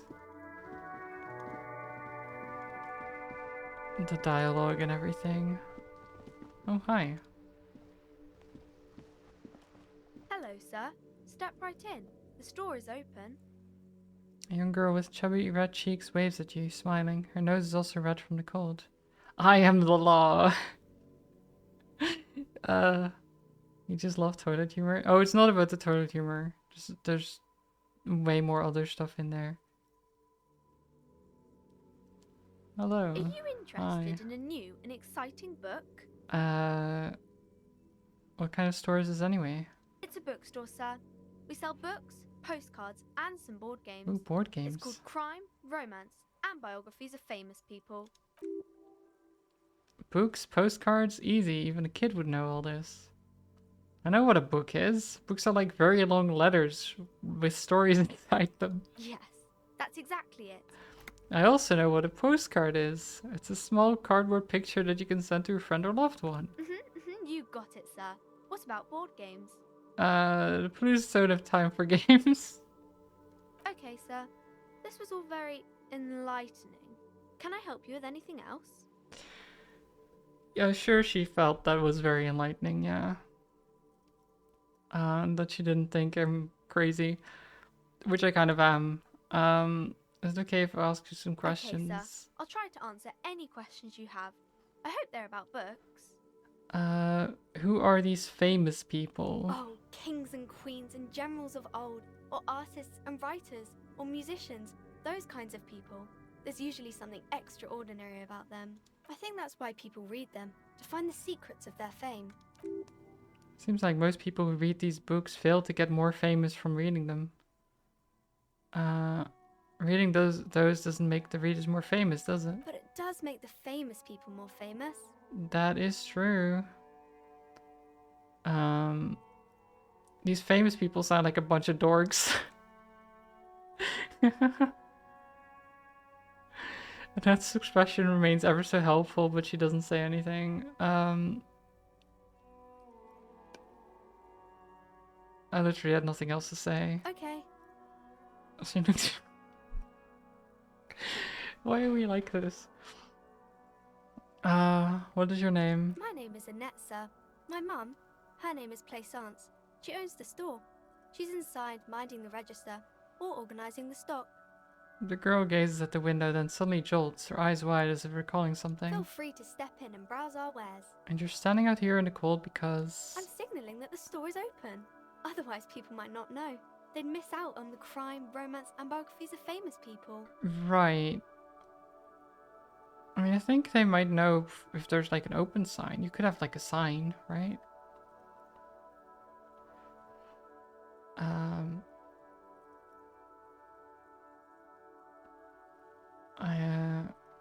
I could help by brutally dismantling the free market. I don't know if that's helping. And also, it's not very simple to do that. I should have a word with the store owner, maybe.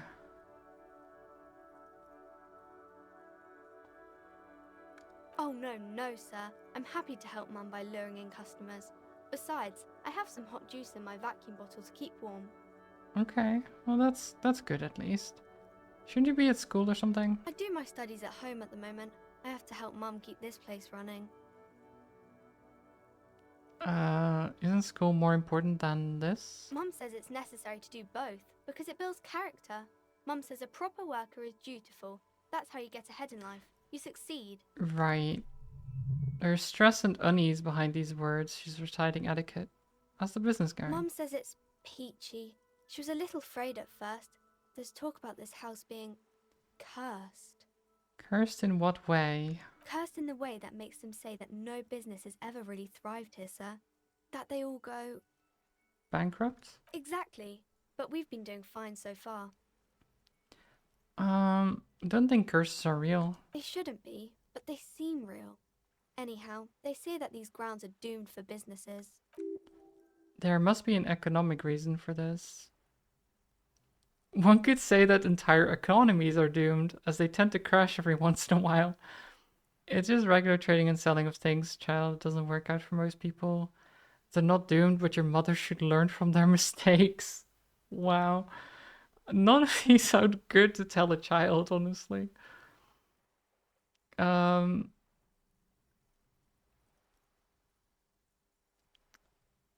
What do we say here?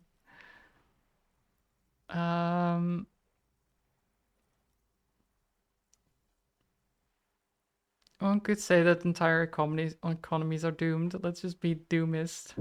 Yes, sir. You realize she doesn't have the faintest idea what you're talking about. You know, the economy, it's like the network of everyone buying and selling and producing and consuming and stuff. Why are they doing that? Because that keeps the network working, right? Okay, I understand, sir. She looks puzzled. Don't worry, it is a weird thing anyway.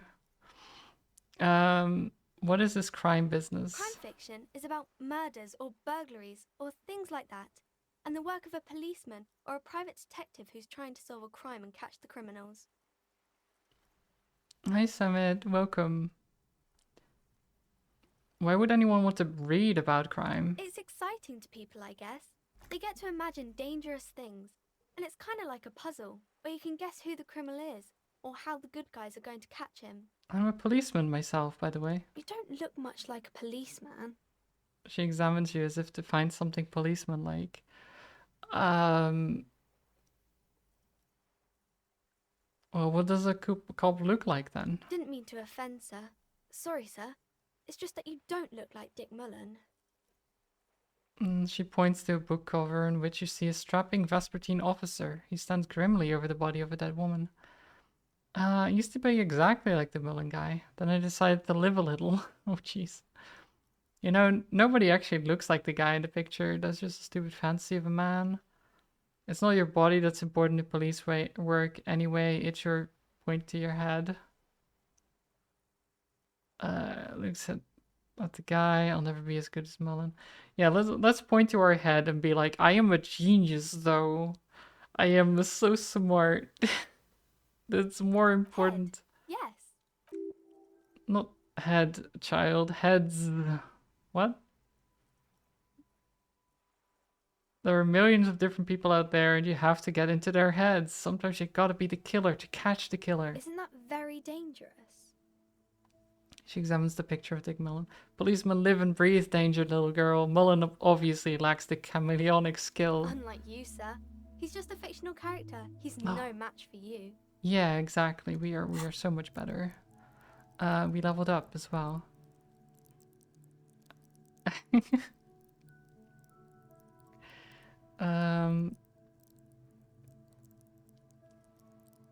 Let's improve our... what do I want to improve? Our intellect is already very good, so maybe I should improve something else. Maybe interfacing? Master machines pick locks and pockets. That seems useful, right? I think that's useful. Okay. I already improved my perception once, so I want to branch out.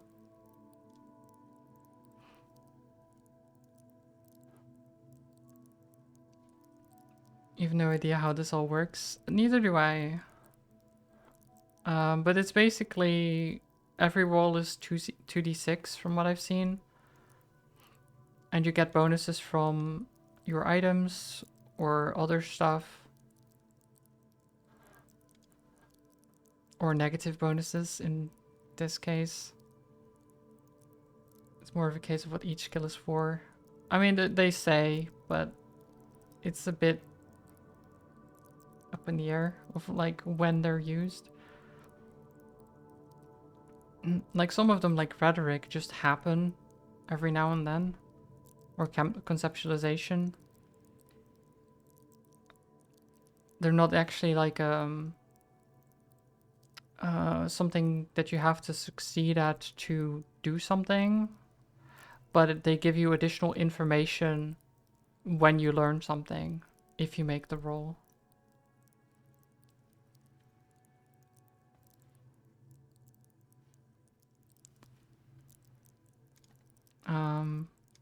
I mean, endurance would be nice, like actually being able to not die might be good, but nah, we'll be fine. Maybe you can show me some real police work, sir. Like in the books. Okay. Yeah, we can do that, right? We can be composed. Yes. Oh, we almost got a critical success. The girl keeps her hands folded, hidden. Why is that? Why do you keep your hands folded? What do you mean, sir? You don't need to be worried, I'm here to help. She looks around anxiously. Her hands remain folded in front of her. She doesn't want to share them. Lieutenant stands by, looking at the two of you with little interest. It's okay. She brings out her reddened hands. Her nails are frayed, nearly chewed down to the flesh. You bite your nails. And you knew this from me keeping my hands folded? There were a few other hints. Well, that proves nothing. Anyone could do an easy deduction like that. Her eyes flash with defiance. She's not impressed. Okay. Well, I can figure out why you bite your nails. I've got a few reasons in mind.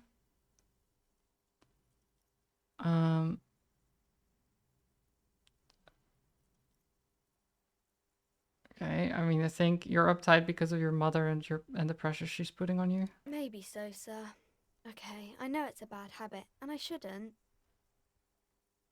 Either way, another ace deduction by the #1 detective in town. It's okay, sir. She's still got a rebellious streak. There's more that can be achieved here. Ask her to do the same. So yeah, this is composure, right? But this wasn't a roll.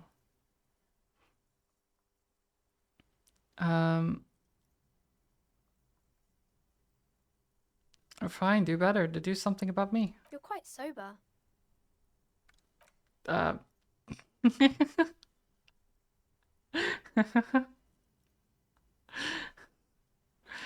Interesting thing to say there. Lieutenant does not flinch at the comment. He does not flinch even a single bit. He's intensely not flinching. It takes effort.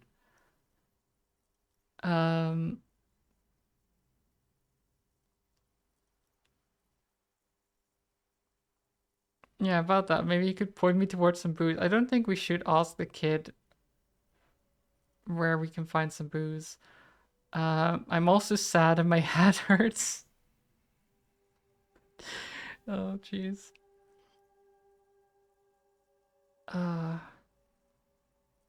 Yeah, let's just add that. I'm sorry, sir. I hope things get better soon. She looks you in the eye and a gleam of sympathy on her face.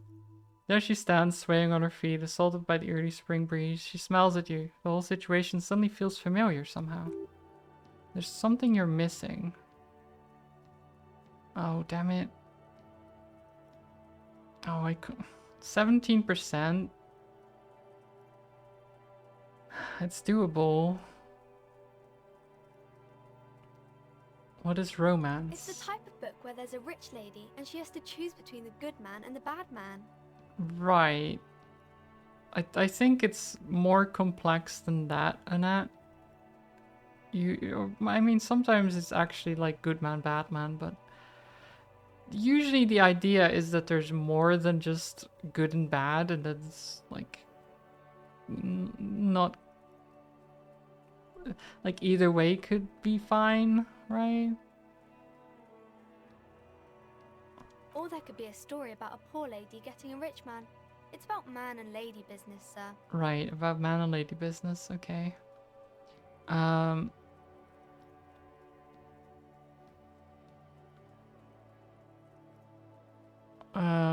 What about a book where the man and lady business doesn't work out at all? I haven't read many of those. Maybe you should ask Mum. You think she has one about an excruciatingly God. I can't even. Excruciatingly painful breakup? I don't think it's a romance story if the main characters break up, though. No? Think about it. One where they plunge into a torrid spiral of pain and recrimination. Only it's really long and drawn out. Scarred for life. Phantom limb. No, I don't know. Doesn't ring a bell? Okay, I'll ask your mum. She knows books. Definitely. What was that? An idea for an unfinished novel stuck somewhere in your forebrain? Maybe.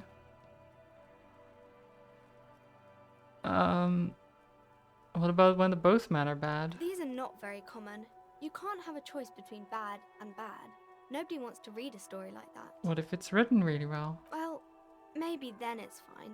Maybe if the lady then decides not to pick either, because she doesn't need a bad man. Yes, that would be interesting. Yeah, she doesn't need no man. Exactly. What about a poor man getting a rich lady? It happens, but usually the guy gets rich in the process. Or should actually be rich himself, but has lost his family property unjustly, like during the revolution or something. I see. Those are unhappy books, for most of the pages.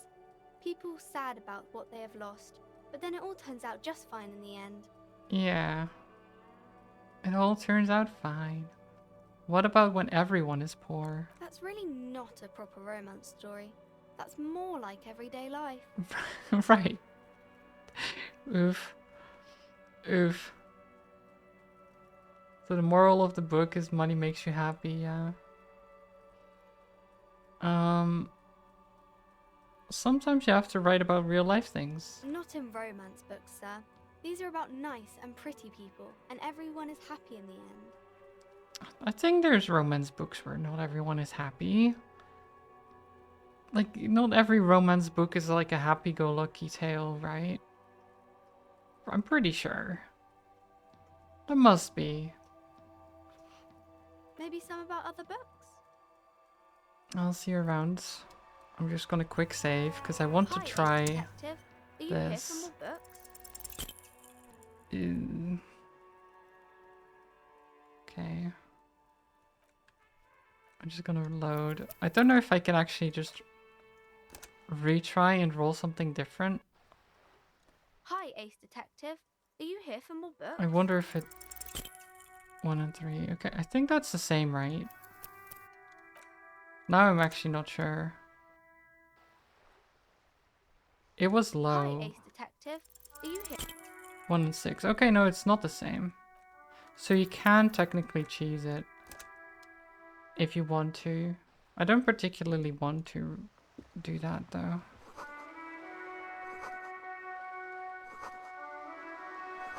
But I am actually reloading. I guess I am kind of. The cover stands a very muscular man surrounded by flames. The book is titled Man from Hjelmdal and the Wildfire. Wow.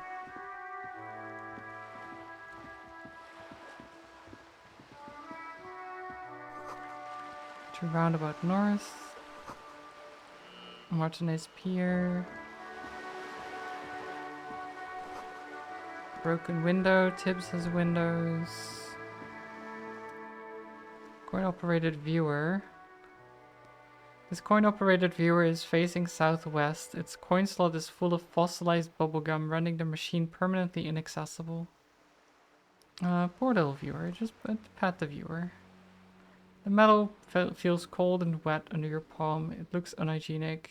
Okay, great. Look inside. A thick layer of graffito covers the lenses. You spell out the word Onuk, written on the backside with the N and C scribbled backwards. That's Kuno on the lens.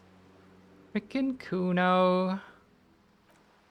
Under the graffito, a sea of blues and greys appears. Behind the water lies a coast studded with concrete and reeds. On it, a church on stilts, lanky, weather-worn wooden planks, and an X-shaped cross topping its tower. You know this is to be the Star of Pericarnassus, or the Chiro, the central symbol of the Pericarnassian Church, a star, a great moral height to be strived towards. Around the large wooden building, you see chunks of sea ice gathered on the beach, and a small tent set up on the ice. Vandalism, shake your head. Probably some kids.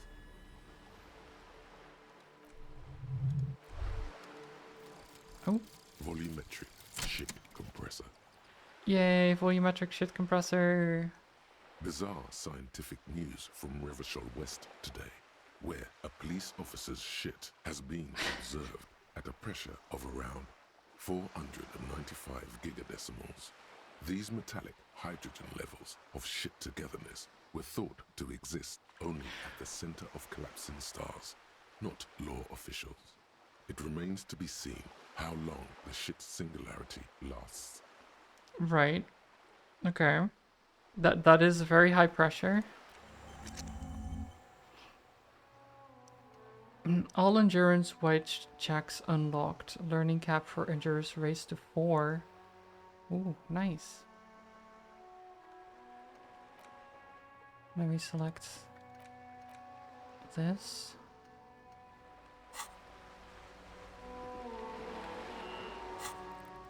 Yeah, so now these can go up to 4. Or, well, endurance can go up to 4, rather. Still have a long way to go, though.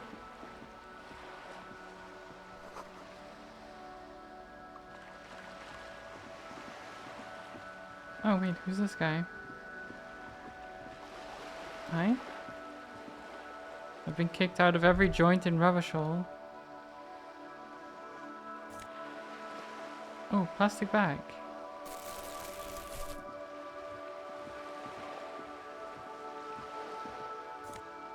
I want some money. I do need a bunch of money.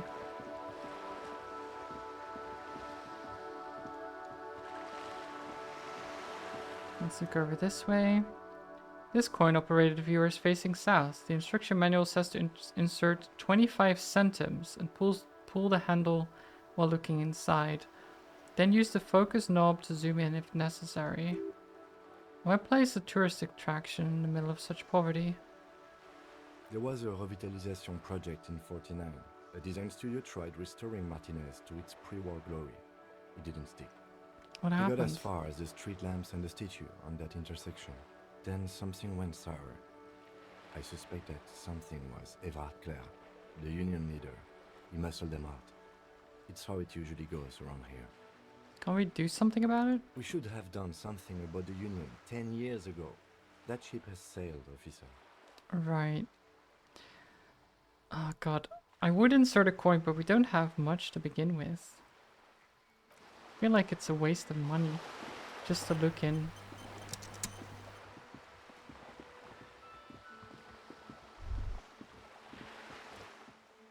Oh, what have we here? A bridge?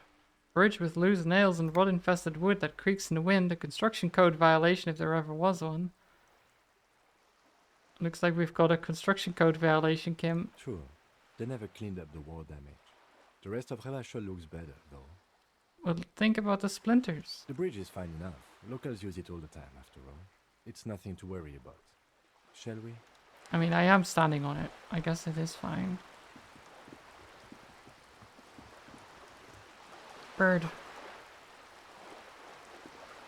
A lonely cormorant surveys the sea.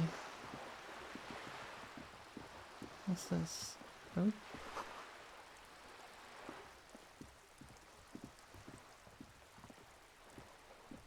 Wall? This is a wall on the side of an apartment building. Why am I looking at this wall? Impossible. Okay. Can we figure out why we're looking at the wall?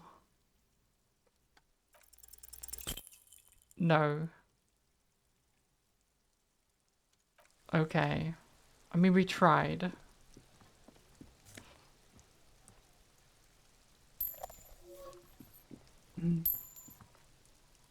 Oh, now we're on the other end. Let's talk to her. Trying to sneak up on me. Come to slit my throat in my sleep. You're not sleeping. Logic error, she's not sleeping right now.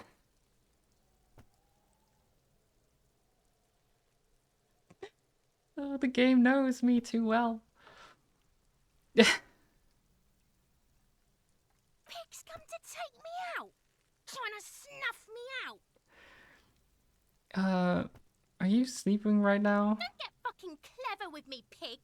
You think you're so clever. I do. I do think I'm very clever. She doesn't want to talk to me. Garden hose. There's a door. There must be another way into the building. What the heck? Why? What? Audio? Hey, what's that noise down there? Yes? Kim? What the heck? What the heck was that? Why was he so loud? It was just my left ear as well. That was so weird. I'm not going to click that door again. You seem to be following me. Excuse me? What if I want to work this case alone? Detective, if I may be frank, you seem to be in a deranged state. You have trouble remembering things. You've misplaced your badge. I cannot let you act in the name of the RCM without supervision until you've regained control of your faculties. I mean, that's fair, actually. I know what the RCM is. That's good. What if I need some me time? Some you time? This is a police investigation, not a journey of self-discovery. You'll still have your evenings to yourself. Okay, I'll leave the self-care for non-work hours. Please do. We wouldn't want your regiment to spill over into the investigation. The lieutenant is pretty sure self-care is just a euphemism for nihilistic binge drinking. Which might be true. To talk about you. Me? Yes, I don't you. see how my life is pertinent to the investigation. We'll work better together if you have some more report. That's a fair point. All right, for the good of the investigation. You're What wearing do you want to know? glasses. That's correct. You feel a slight urge to put the lieutenant down for this, but you can't quite muster enough testosterone. Why? Why would I do that? Just observing. I guess you don't need glasses then. No. And don't look like other people around here. That's because I'm half Seolite, or quarter. My father's father was from Seoul. So was my grandmother, but from my mother's side. It's not an interesting topic. What's Seoul? It's a part of the world, officer. A geopolitical entity and a geographic division. I told you it wouldn't be interesting. Seoul is a protectionist, isolationist, peninsulary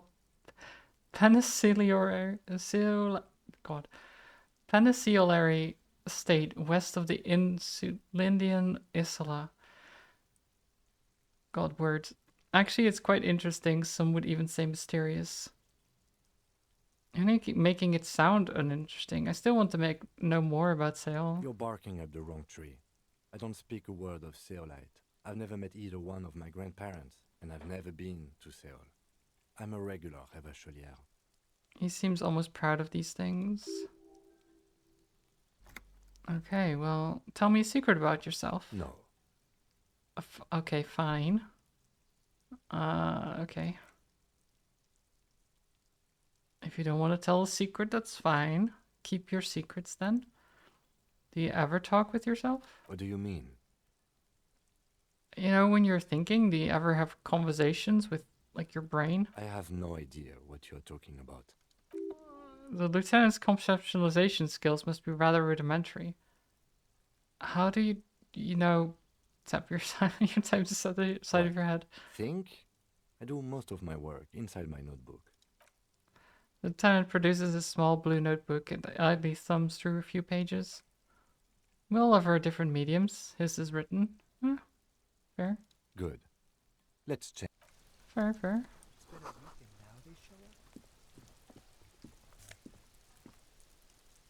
Orange bum hat. Nice. We can have a bum hat.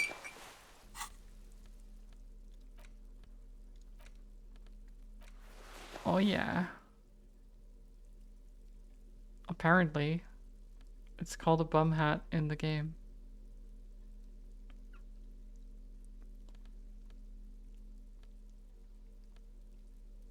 Reaction speed -1 rhetoric. That's fine. We have very good rhetoric already.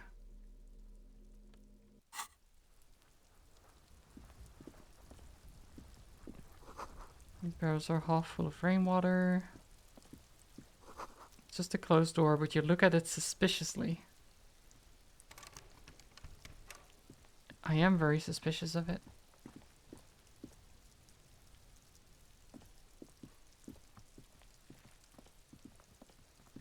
Okay, where is the map? So we need to acquire a copy of the city map. I don't know where to get that.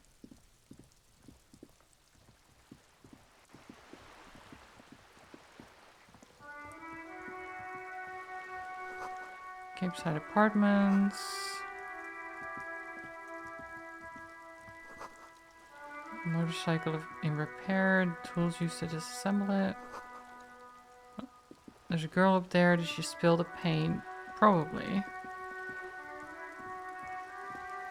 There's some boxes there. Or like crates or something.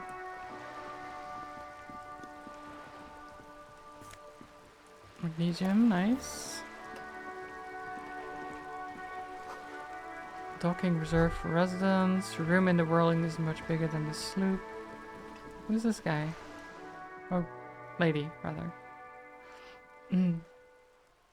Joyce Messier. A striking woman leans against the cabin top of her sailing boat, smiling as you approach. Her green raincoat glistens with droplets. A silk scarf is tied around her throat. Good afternoon, officers. I'm Joyce. She extends her hand in greeting. Joyce L. Messier. I represent the board of Wild Pines, the owners of the harbour. Oh. You gentlemen must be from the RCM. What gave us away? Actually shake her hand first. I'm glad to see you here. The grip is tight and cold.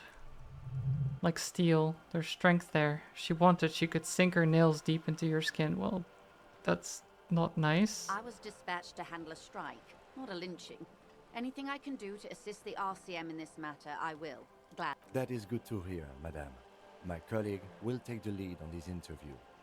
Oh, I don't let should me let you take the know that lead. he is recovering from an unusual medical episode. Very unusual.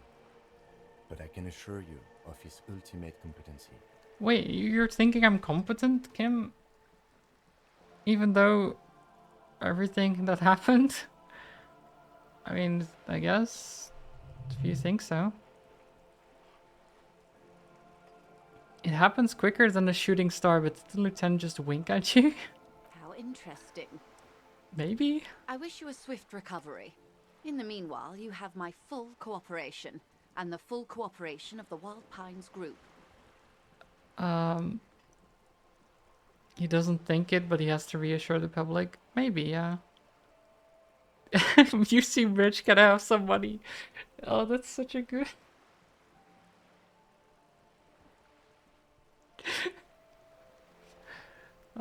So good.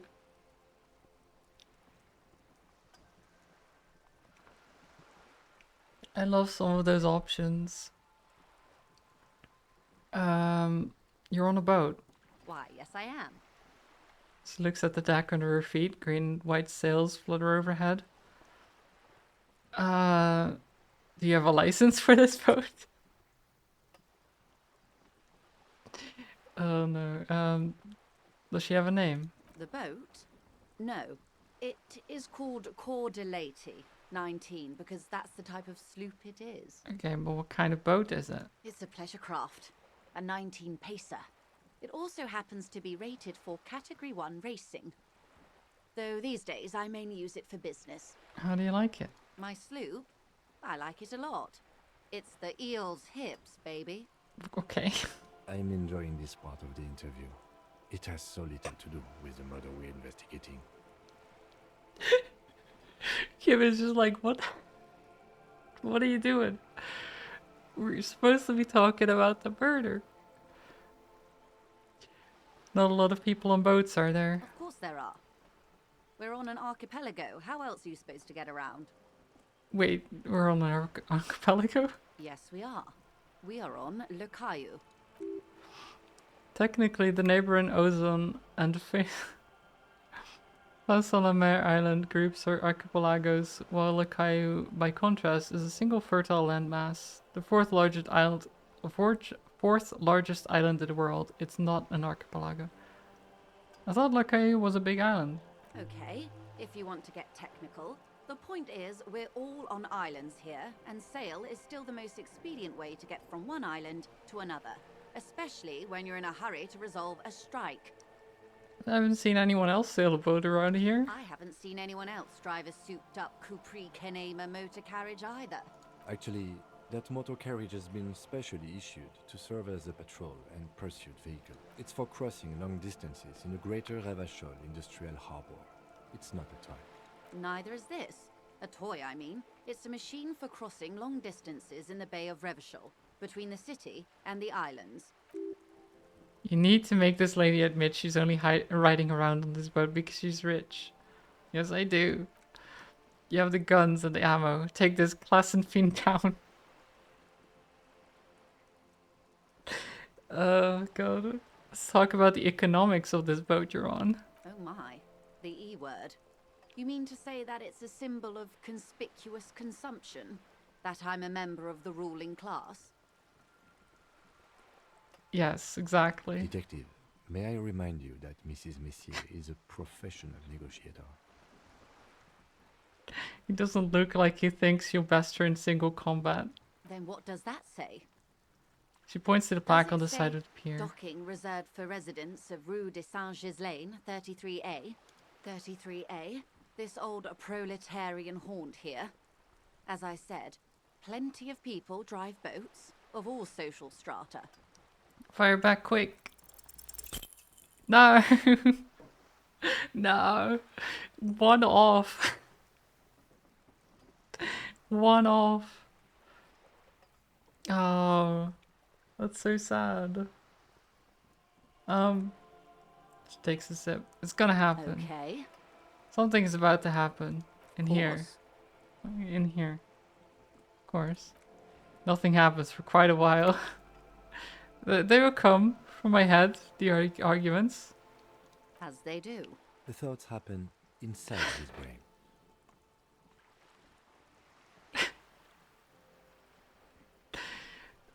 Wave your hand next to your head. It will help. Yeah. It doesn't. Keep waving your hands slowly. My, it's as if there's a tiny spinner on the side of his head and he's reeling thoughts out. Except he isn't. A thought is going to come out of my head and into my mouth, I will say. Of course. Keep doing it. Lieutenant, I truly don't understand what is happening here. Okay, I've damaged my morale. I told you his methods are unconventional. I'm usually sharp. I don't know what happened. Why am I not killing it?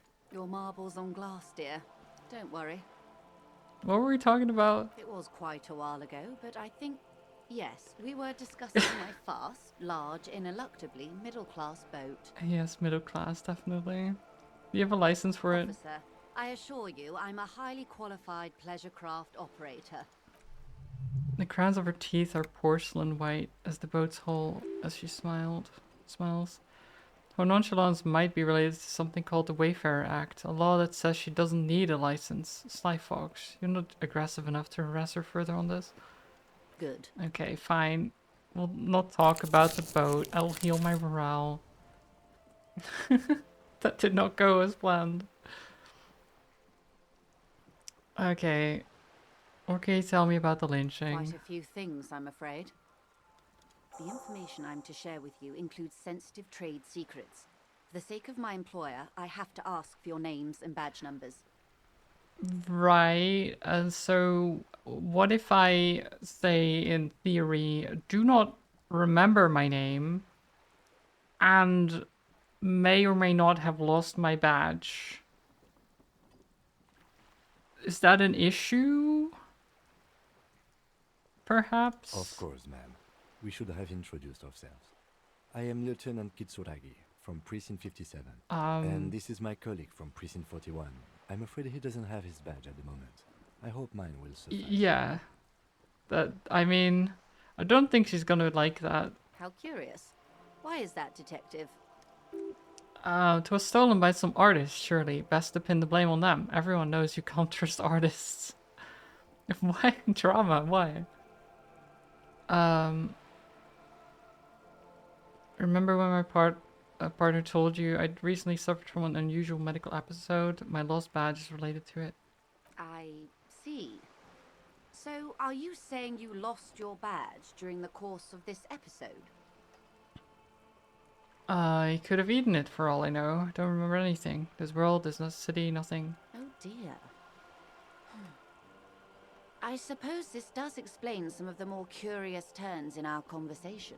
Yeah, the fact that I couldn't talk very well. She must have been suspecting something for a while now. As I said, ma'am, his technique may be very unconventional, but he is an officer of the RCM. I'm a little unconventional. It's okay. I sympathize, but I'm afraid I simply can't share anything more until I've seen that badge. Right.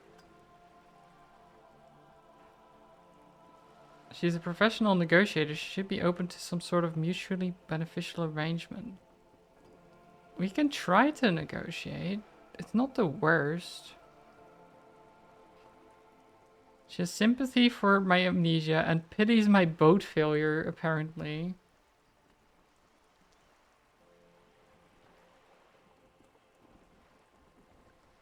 Sure. We succeed! Barely, but we succeed. Surely there's some other way to demonstrate our law enforcement credentials. I will be frank with you.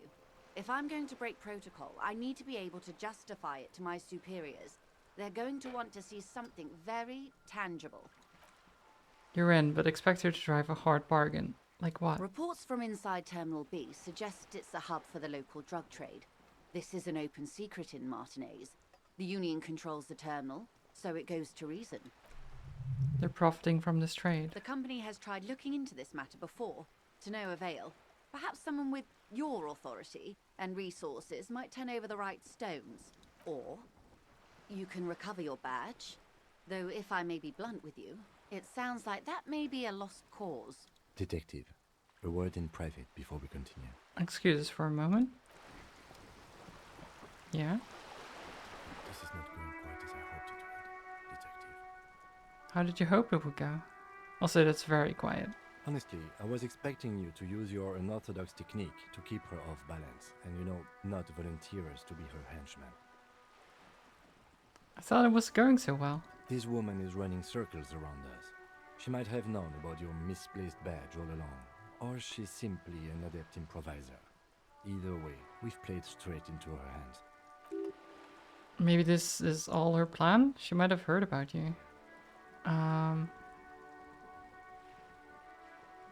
What do you propose? That we don't investigate the drug trafficking? No. If there is reasonable suspicion, we must investigate. Otherwise, she could claim we're siding with the Union, or that we are on their take. We'd never hear the end of it. What I propose is, we ask her, then we investigate, briefly. But do not share the outcome of this investigation with her. We tell her it's done, and demand for her information on the lynching. Right. You could just find my badge. Oh, that would be fantastic, but do we have the time? The world is large, and your badge is 8 by 6 centimeters. Situation might have changed drastically by the time you locate it. Time is of the essence. You could request a new one from your station, but that would literally take months. She could have known about my condition. I wouldn't go that far. Her reaction did come off as sincere to me. I think she's just quick to adapt. She's a professional. Right, let's just get back to her then. You're back. Good. What can I help you with? What can you tell me about the strike? Everything. Right up to, but not including, trade secrets. What if I want to hear about the trade secrets? First, you'd have to repeal the Emergencies Act of Trade in Aliments. That gives me the right to silence. It's quite the octopus. The octopus that straddles Revachol, the Emergencies Act is the cornerstone of post-war Revachol, inseparable from the world it created. An octopus, I will slay it. Good luck is only kept in place by the vested We'll interests of slay half the the octopus. civilized world, including your own. What the ma'am means is that the Emergencies Act and the RCM both get their authority from the coalition government. You'd be shooting yourself in the foot, in other words. Well, I mean... But I am derailing. We've done that You before. wanted to know about the strike. What is your role in this precisely? I believe the official title is Senior Labor Negotiator. In practice, I'm a grocery clerk. I relay the union's demands to Wild Pines and return with Wild Pines' counteroffer. Okay, no way, she's more, she can make decisions. And how are the talks going? They're not. That's the problem. The union stopped all negotiations a week ago, after that awful lynching took place.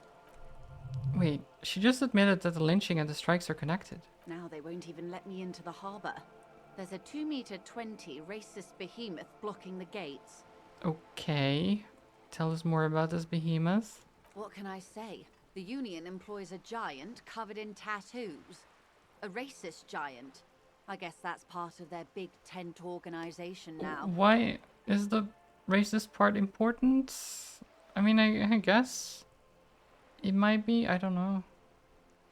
The strike is connected to the lynching? Yes, I believe there is a connection. But that's a subject for later. How are the talks going before the lynching? Let's say I was not making the kind of progress I'd hoped for when I first arrived. And when did you first arrive? I arrived 3 weeks ago. Yes, in the middle of February. The bay was still partially frozen then. I prefer to do these things on site, like the RCM. I keep coughing a bit. But the strike began in December. I wasn't the original negotiator here. I took over after Mr. Gaumont hit a wall with Mr. Clare, the union boss. Mr. Clare refused to speak with Gaumont despite concessions he'd granted the union in prior negotiations. This isn't the first time the union has gone on strike. Heavens no. There have been 2 prior strikes. Both times the union won significant concessions, including overtime pay and a medical plan. This time their demands are more, I guess you could say, aggressive. Right. Ludicrous even is what she meant. What are their demands? There are leaflets everywhere and banners. What did they say again? Oh yes, every worker, a member of the board. Okay, I mean, I don't see why not. Most of the workers probably don't know what that means. I like it. Then you might also like their other slogan. Demand democracy. Oh yeah, that's a good one. Personally, I don't think it has the same pizzazzo as every worker, a member of the board. What exactly do they mean by it though? What's the demand? It's quite simple, you see. Every time the Wild Pines group makes a decision about what? About anything really, it needs the signature of each of the 2,200 workers in its Martinez terminal. Just so you understand, this is but one of 22 terminals owned by Wild Pines. Essentially, not only are they kings of the company, they are also kings of the 72,000 employees of Wild Pines Group. The king is dead. Long live the workers. That may well be.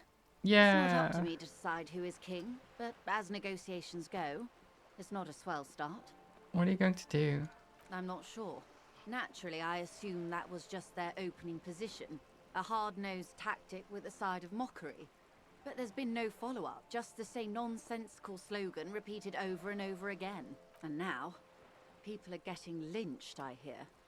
Behind the whirling in rags. A disastrous situation if there ever was one. Excuse me, from whom did you hear about this lynching? I first heard it from the boyar at the gates. The one whose very name advertises his aversion to work. I think he said it was, "Call me mañana." Mañana. This checks out. Oh wait, the chief negotiator heard it from a man at the gate. Surely the Wild Pines Group has more effective channels of information. After all, 2,200 people are on strike. This is a big deal for them. What happened to this Gomon? Mr. Clare told him to... How did he put it? She pauses to compose herself. Fuck off, midget. Oh god. Gomont is short of stature, you see. Not cool. Keep in mind, this is a negotiator Mr. Clare has worked with before, and who was more than fair with him and the union. Tell me about this union boss, Mr. Clare. Everard Clare is a man of the utmost integrity. If you can say one thing about him, it's that he always puts the interests of the workers first. Really? Of course not. Everard is fantastically corrupt. I imagine he has a thick, viscous goo where you and I have blood. Is he that bad? He is the most corrupt individual I have ever seen, and I deal with men like him for a living. If there is anyone more venal, more irredeemably nepotistic, then it's his twin brother, Edgar. Wait, there's two of him? Yes. Edgar looks exactly like his brother, except for that lazy eye. He also talks exactly like Everard does, and when one's term as foreman is up, the other takes over. It's how they circumvent the term limits, you see. That is... With a funny little switcheroo. Not nice. While in office, they've embezzled God knows how much of their workers' dues. What about the union itself outside the Brothers Clare? The Debardeurs Union was once a perfectly normal institution. 20 years ago, anyway. It must not have been easy to establish under the Emergency Act, but they did it. I can respect that. Organised labour at its best, as they say. Then something happened in the local chapter elections. The Brothers Clare came and transformed it into a... how do you say... She hesitates, looking for the right Debardeurs expression. are a crime syndicate. A mob, yeah. Sad as it may be, I suspect we'll be forced to cooperate with them. Refreshingly honest, officer. The company has tried appeasing in the past, but I'm afraid our concessions have only emboldened Everard and his brother. She turns to you. And your opinion, detective, if I may ask. I'm a curious and talkative person, you see. Would you say the Debardeurs Union is...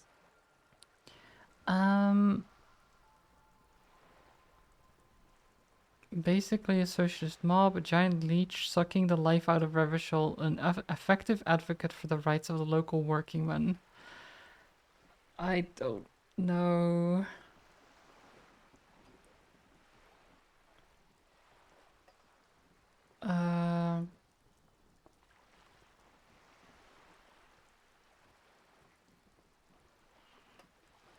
So Kim says they're a crime syndicate.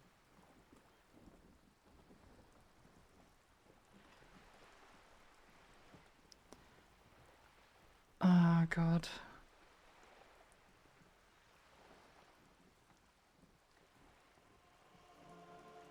I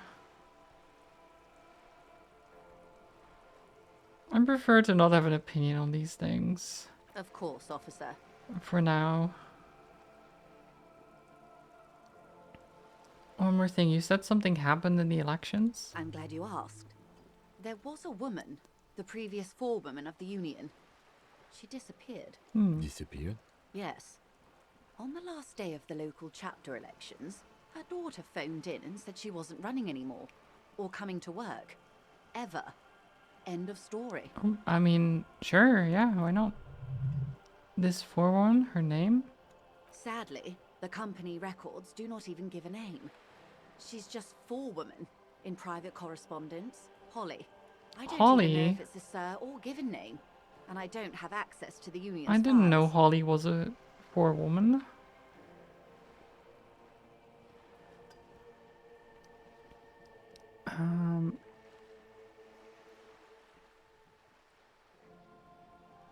Eerie. Downright haunting, if you ask me. The Wild Pines suspected foul play, but what could they do? The point of the presentation is, these kinds of things happen around the Clares. Watch out when you're dealing with him. Thank you for your concern, ma'am. We'll be just fine. That's all I need. Of course. Let's change the topic. How else can I help?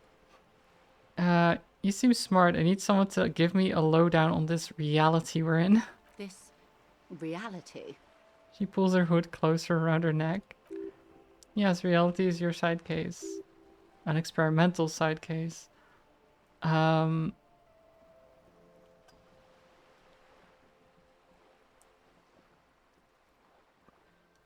It's related to the medical episode. I have trouble remembering even the most basic terms of reality. Or should I... I'm conducting a personal investigation into the world I find myself in. How truly curious. A sort of philosopher detective. My theory is that this inquiry into the nature of reality will ultimately converge with our murder investigation. They're really one and the same. Are they now? A deep synthesis. I'll assist you however I can then. Go Oh ahead. yeah. Okay. Oh my god, conceptualization impossible 20. Reach for something fundamental. Where are we? We're in Martinez, baby. Baby? A casual term of endearment popular among the 50-plus crowd. It's a disco holdover, pay it no heed. I'm a disco holdover myself. Aren't we all? She refers to your corresponding ages. What's Martinez? Martinez is a district of Revachol. A very small district tucked away near the industrial harbour. North of the 881 and Jamrock. You would be excused for not knowing about it. Unimportant, they say. Forgotten, even. Shelled to smithereens during the Revolution. It has its charms, just not this time of year. You mentioned the sea. What sea is this? It's not really a sea, it's the Bay of Revachol. And the bay feeds into the ocean. Are we near the ocean? Yes. We're on an island in an ocean. The world's largest body of water. The Insulindic. The Insulindic. Known to the earliest Revacholians as La Minite Bleuet? God. I'm terrible with pronunciation. The Blue Immensities. What's the name of the island? Caillou, as you already know. Imagine a pebble. A smoothed over pebble amidst a great blue sea. Misshapen, cracked. The cracks are the River Esperance. We're in the delta of this river on the 6th branch. The Martinez distributary. Okay. It's clear this pebble is of enormous value to her. And to humanity at large. Tell me more about Martinez. I'm not a good ambassador. I've only been here once before, as a teenager.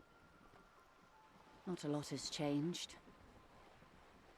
There are ruins, a terminal, fishing boats, reeds, boys with boxy shoulders. This place used to be a province, a workers' resort before the city swallowed it and the artillery did its work. The reeds are the real star of the show here now. The further down the coast, the wilder it gets. Okay. That's Martinez. What's Revachol? Revachol? Revachol is what you call a city. What kind of city?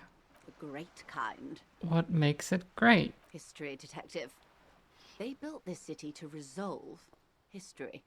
Our part in it, at least. Our centuries. Resolve history? Okay. Who built this city? The nations of the Occident, or migrant workers from Seminine and Ile Marat, depending on your creed. When was it built? In the DeLorean century. 380 years ago. Okay. Pretty old. Why will it resolve history? They say it's where the terrible questions of our time will be answered. The tensions are highest, the fault lines deepest. I mean, I guess as far as cities go, 380 years is not that old, but it's old enough. By that I mean conflicts. Ideological conflicts. The stuff of men. Why here? We are standing on a fertile, self-sufficient island able to sustain up to 200 million people in the middle of the Insulindic Ocean, the world's connective tissue. It's where the money is. So we're in an unimportant part of an important place. We're pretty much at the center of the world. Oh, we're quite a way off. About... She points across the water where the skyscrapers rise. A collection of tall ghosts behind the water vapor, light reflecting off their glass windows. 22 kilometers from the center of the world. That soldering iron is the bank of the world building. The bottom floors are Insiacom. Coalition government, Insulindian Mission Command. Okay, look to the sea. Silent, she lowers her hand. The water, the light, it's as though you're seeing it for the first time.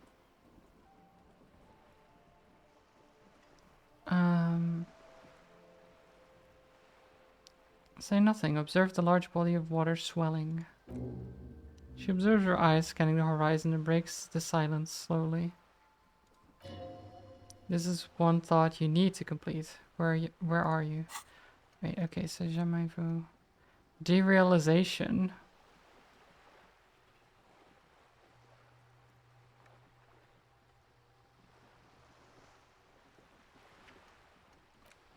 I mean... Unlock a new slot to research the thought.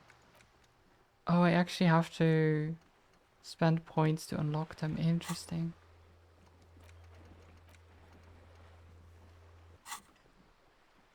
Was there something else you wanted to know? I remember something about a lowdown. This has been informative. Thank you, ma'am. I'm sure my memory-impaired partner has many more questions to ask, about even more fundamental aspects of reality. Yep. Might I suggest not asking them all right now? Monsieur will be here later too, and tomorrow. Isn't that true, ma'am? Absolutely. My commitment here is long-term. What if I want to know everything now? That is understandable, but perhaps it's better not to eat all your candy at once. Indeed. Okay, fine. I'm always at your service.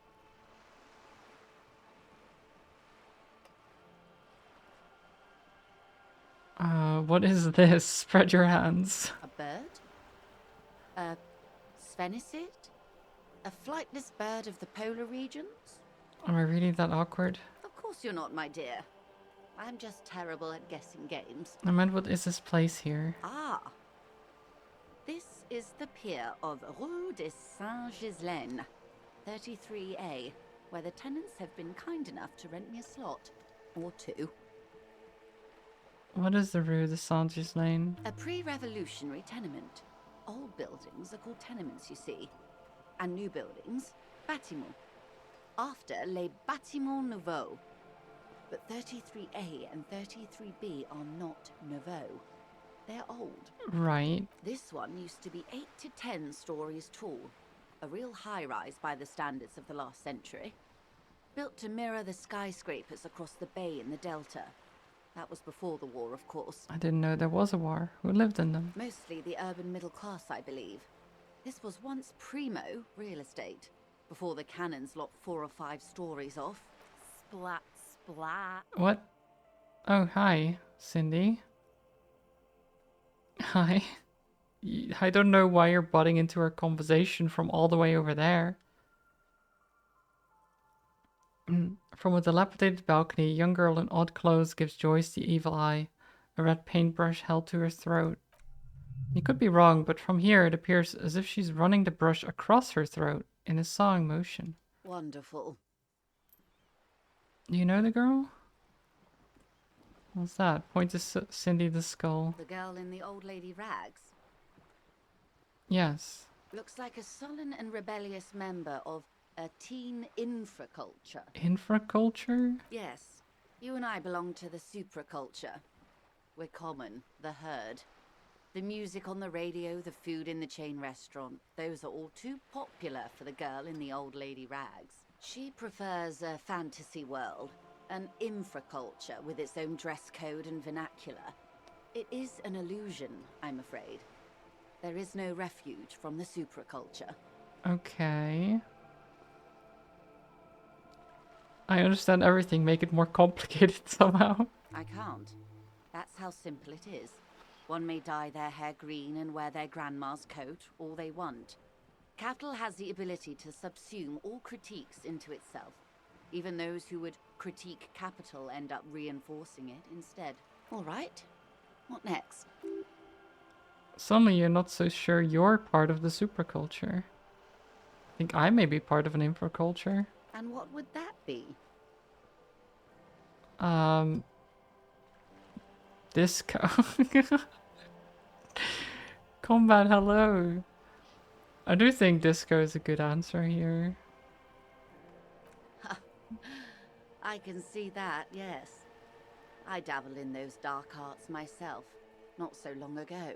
How are you doing, Combat? I assure you, it was a thoroughly supracultural phenomenon. All permeating. Downright mandatory. Nothing infra about disco, baby. Your disco? Those days are long behind me. And even in the early 30s, I would say I was more of a new girl. Disco was a minor, but still enjoyable facet of the whole thing for me. The new? The new.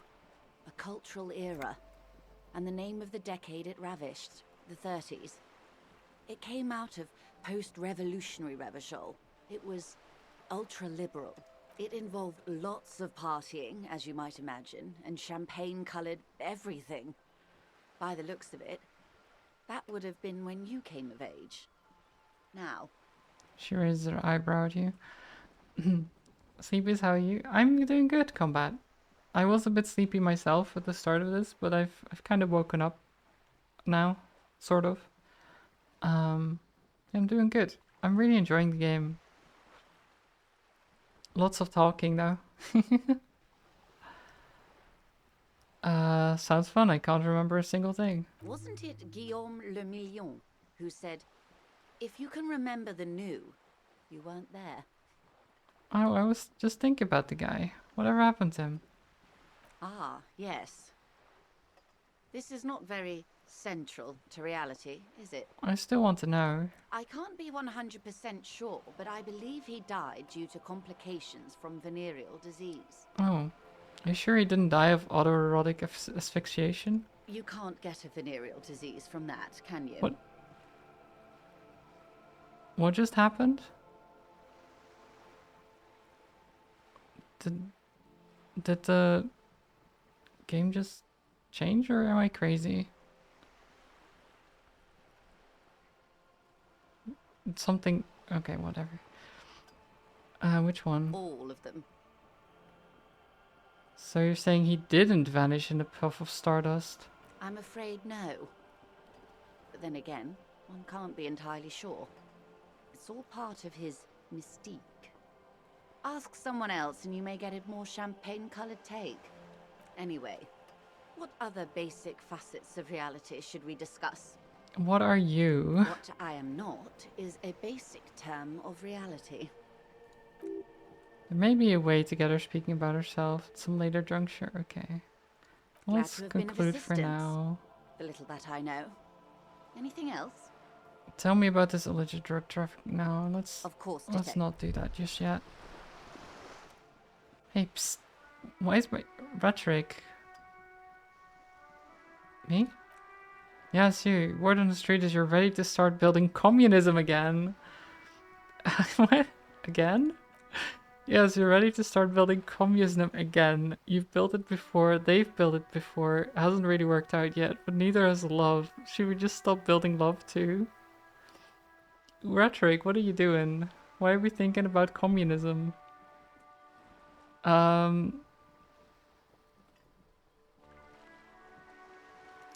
Can't argue with that.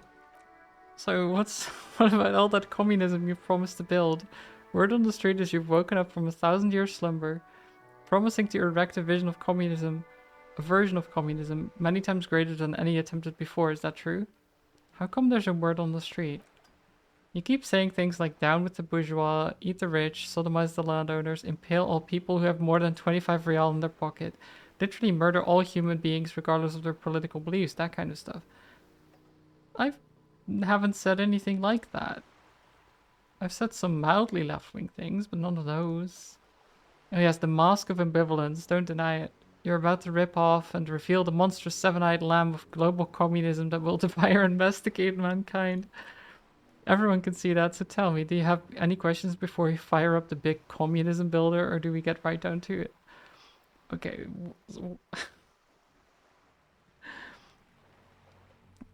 What is this communism thing even about? Failure, it's about failure. Failure? Yes, abject failure. Total irreversible defeat on all fronts. Absolutely vanquished, beaten, curb-stomped, and pissed on until you came along. You will reverse the fortune of the workers of the world. You alone against every living thing, against every human alive, 800 trillion real in the hands of an impossibly well-organized ruling class, towering city blocks of bankmen who have the ears of prime ministers, million-headed armies of nations and the love of your own mother. You against the atom, the charm and the spin, where the whole world failed, matter failed to bend the human will. Human will fail. Wait, human will fail to get out of bed and tie its laces. You alone, single-handedly, will rebuild the dreams of the working class. You are the last communist. What? Now get to work, comrade. What? What do you mean?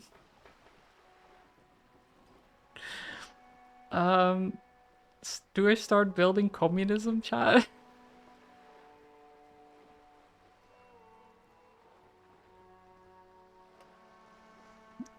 Sure. We'll start building communism. Oh yeah, get the firing squads and the animal wagons ready. Wait, firing squad? You didn't say anything about those. Too late to back out now. You can't make an omelette without breaking a few million eggs. Well, I guess we'll roll up our sleeves further and breathe in the pristine air. Oh my god, Masopian socioeconomics. Oh my god. People think communism was some crazy idea that had its comeuppance 40 years ago, a fever that shook the world never to return again. They were right, until he woke up today. A spiritual corpse responds only to the call of Commodore Red, prostitutes and Krasmazov. For him, communism is still a thing.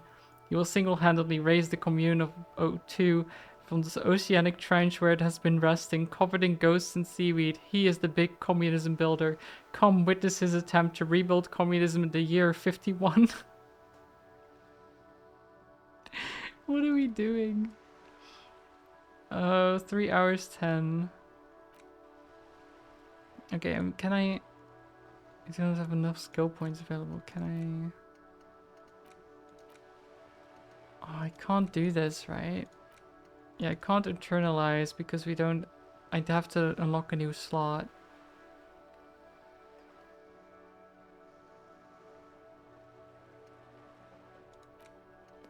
I can forget if I have a skill point.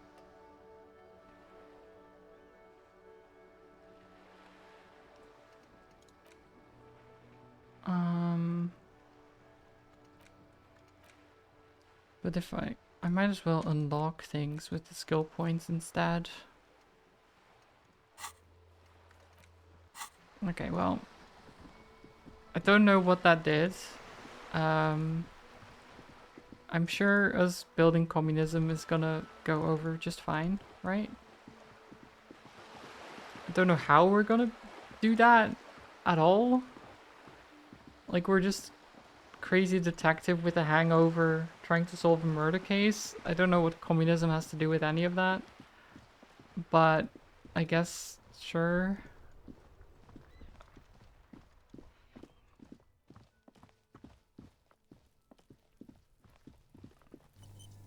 Okay, quick save. Just gonna check the body here. Oh, we can do it. We have our shit compressed.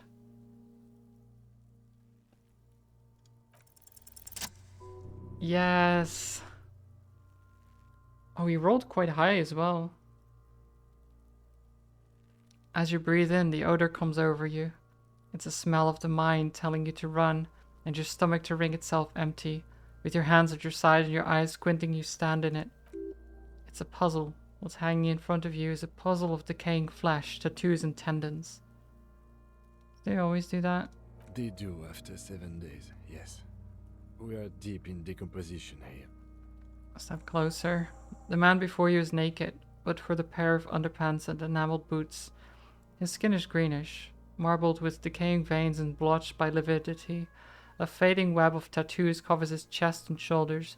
The cargo belt used to fasten him to the branch above appears industrial in strength. Inspect the boots. The material appears to be ceramic. Its clean white stands in stark contrast to the decaying flesh above the knee. The man wore thick polymer socks, probably for padding. A fine array of interlocking plates covers them. Delicate and fragile, they feel alien to the world around you, out of place somehow. These are clearly not boots, they're armor, possibly part of a larger set. These aren't just boots, are they? Because the armory was stripped off. Indeed. Technically speaking, these are sabatons, not boots. Ah, of course. Oh, the lieutenant uses... God.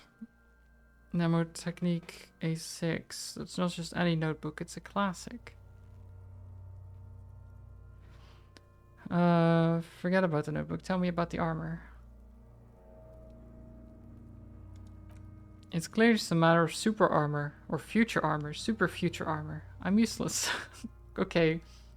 I thought we knew things, but apparently we don't. What kind of armor? Ceramic plate. Zirconium dioxide, most likely. This is where the make would be. Under the heel. Fair weather. Fair weather model T500 VE. I'm guessing that's vitreous enamel. This is advanced stuff. It's advanced stuff. Okay. The material looks out of place here. It is. It's expensive.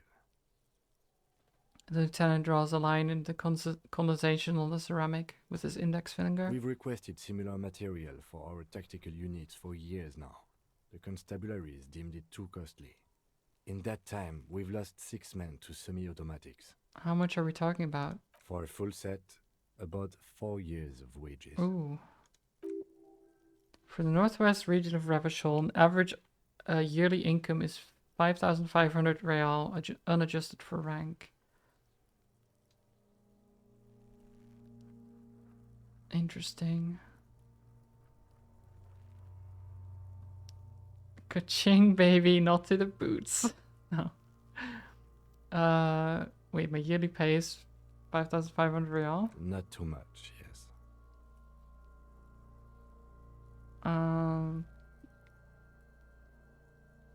Sounds puny. No wonder I can't pay my hostel bill. It's a sorry situation, I agree.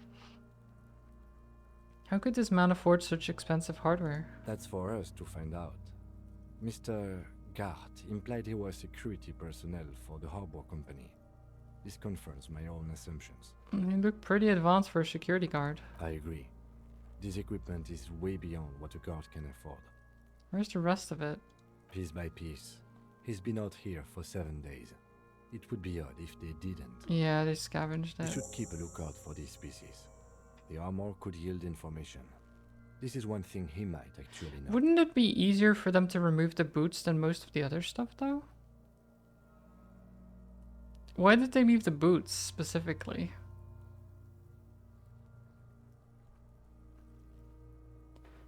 Maybe he was just wearing the boots and there's no rest of the armor. No, I think he had something precious underneath the clothes.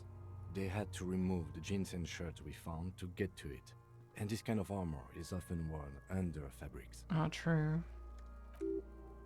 Makes sense.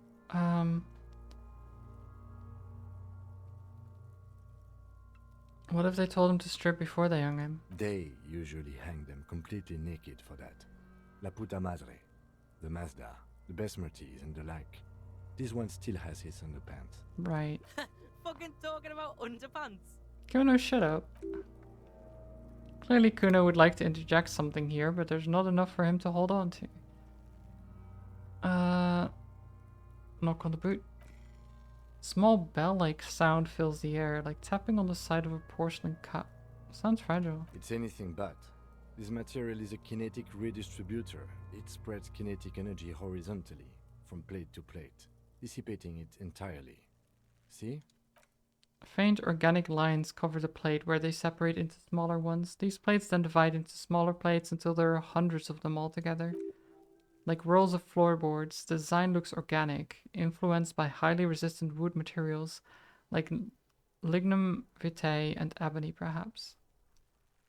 What does this remind me of? If trees were made of porcelain, this is what their cross-sections would look like. Okay. Run your finger over the lines. Smooth glossy surface fractures into ever more intricate interconnections, peaking on the right sabaton where you notice the rolls are in the shape of letters and number combinations. E50.100.1000. Looks like there's a serial number. Good. Can you read it to me? He tips the drying ballpoint of his pen on his tongue.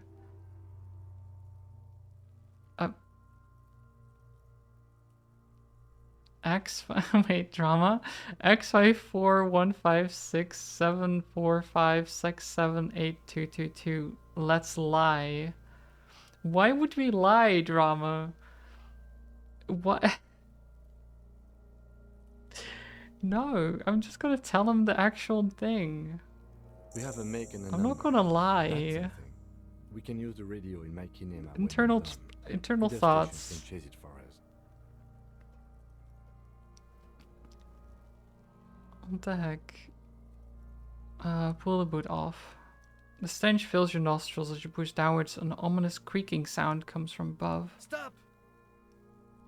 The lieutenant's voice is sharp. He looks at you with the boot under your arm. Pig's gonna pull his head off. Brutal! Oh, this is a bad idea, isn't it? You're going to pull his head off. Do it, homo! What the heck? Do what? Pull his head off. There's no point performing an autopsy if you do. We'll have compromised the coroner's case. Yeah. From the angle, it does look like the neck isn't gonna take much more. Being dead for a week has all but liquefied his muscles. What are you trying to achieve anyway? Why are you hanging on to that boot?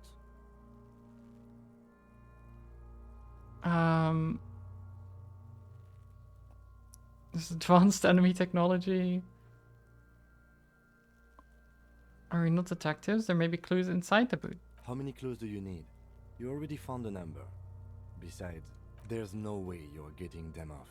All the organic matter in his body has been flowing down into the boots.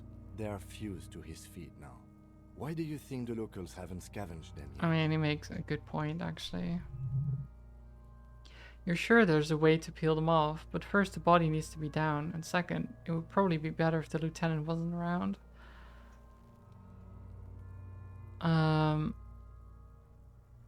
Do we steal the boots? Or do we just not steal the boots? I mean, they're cool boots. And they're worth a lot of money. But I probably shouldn't do that. Right?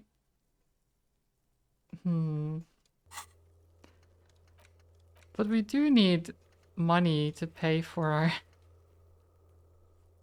our stuff. Nah, it's dishonorable. We refuse. Alright, then you can pay the hostel bill in honor points. How many honor points have you collected? There's honor points? Of course there aren't, don't be naive. Why am I talking to myself? What's going to happen to the boots then? Processing will take care of them. With the situation in the morgue, it will yield nothing. But we must pick our fights. Should we continue? Okay, look at the corpse. It's just collecting evidence. Yeah, but we can't do it if he's hanging, at least. Inspect the belt. The hangman's knot is pulled tight by the weight of the corpse below. Yellow hard-edged polyester cuts into its neck. A ball of a sliding buckles ties the belt to the branch. This is a steel-reinforced cargo lashing belt, big brother of the regular cargo belt. It's used for tying cargo under 6-rotor airships. They have airships? Nice. Don't ask me how I know, but this is a lashing belt used for airlifting cargo. Airlifting? I thought it was used on lorries for strapping cargo to them. Apparently this is the reinforced kind for air transport, my brain tells me so. The local harbor uses 6 rotors to shuffle containers around. I get the sense they use whatever was on hand, without paying much attention to not incriminating themselves. They sure wanted him to stay up there. The rope is reinforced with steel wiring. I was afraid it would be. Thin steel wiring, parallel strands. This makes getting him down more problematic than I had assumed. How did they even get him up there? A noose is one of those things that's easier to use one way around. Right. Did they climb up using the kid's ladder? That ladder can't carry a grown man. I didn't see any splintering either, did you? I think they lassoed the branch, then pulled on the belt to close the buckle. Yeah, makes sense. Could be the shape of the branch supports the theory. We're assuming the dock workers did it. I'm still approaching this as a lynching, yes. Motivated by the ongoing strike. You? Let's believably mundane. 70% of the cases I get are just filling in the blanks on the initial report. This belt worries me. Inspect the tattoos. An intricate web of blue lines stretches across the torso, from the right shoulder to the solar plexus. Each time they intersect, a small white star is formed in their crossing. Hundreds of fading asterisks riddled his skin.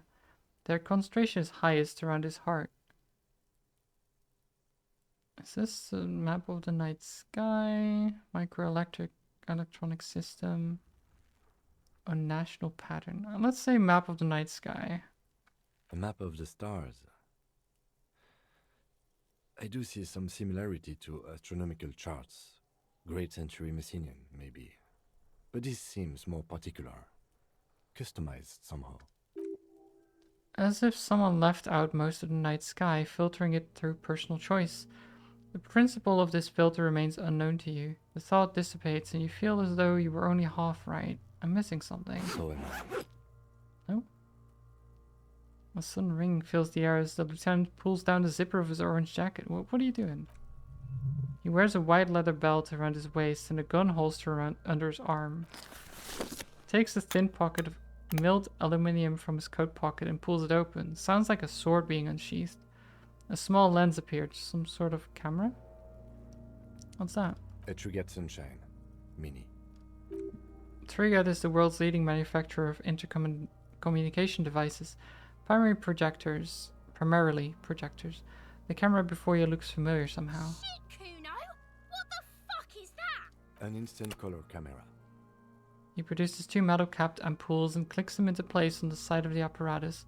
A thin slot shines there. I have only 2 ampoules, so nobody move. I don't want to waste one. Okay. Oh, nice picture. Lovely. A sound, a shrill flash, followed by the breaking of a small ampoule of glass. You see streams of color pour onto the thick, glossy piece of paper rolling out. In case we need it. The lieutenant says and shakes the paper, letting it dry in the cold wind. On it, a color-perfect copy of the dead man's tattooed chest. Cool machine. Yes, it is pretty cool, isn't it? It is. There's only one ampoule left. Use it wisely. What do we need this photo for? It contains insight to the victim's person. By his build, I'd say this was a man of physical violence. The story he wanted his body to tell was important to him. It is his letter. To us. Someone should decipher it. We'll need to show it around. Can't I have it? I should look at it later without the corpse smell. Sure. Just don't lose it. I'll try not to lose it. Look him in the eye. His eyes are milky white and blind to the world, protruding comically from their sockets. There's no one home, just subaquatic terrors in there. Dark brown hair grows on his head. His face is ready to explode from the organic processes inside. The death's head grin has passed. What remains is an unrecognizable mess. Who are you? Failure. Classic. The corpse is dead silent. You have no idea why you just said that. Who is he? He is male, 40-50, with an athletic build. Right. It's going to take a step back. As you narrow your eyes, the monster before you blurs into a violent mess of green and pink. This is a trick. You've done it before. Pink is where the blood settled in the first hour's post-mortem. You can use it to see if the corpse has been tampered with. Does its position at the time of death match the discoloration? Observe. Only the lower extremities are pink with a dash of blue. His fatted hands, thighs, and neck. Just above the noose. The rest of the corpse appears dark green in the cold spring air. His face and hands are pink. Thighs too. I see it. His neck too. The lividity goes right up his chin. We have good, well-pronounced discoloration here. Relax your eyes. The monster comes back into focus. An explosion of color coursing with dark marbled veins. His stomach appears pregnant with something. Black liquid streams down his thigh and onto his boot. So, what do you think? I think he's dead. I agree. His personality is no longer part of the world. Totally dead. Ah, God. That's such a stupid thing to say, isn't it? But I love it.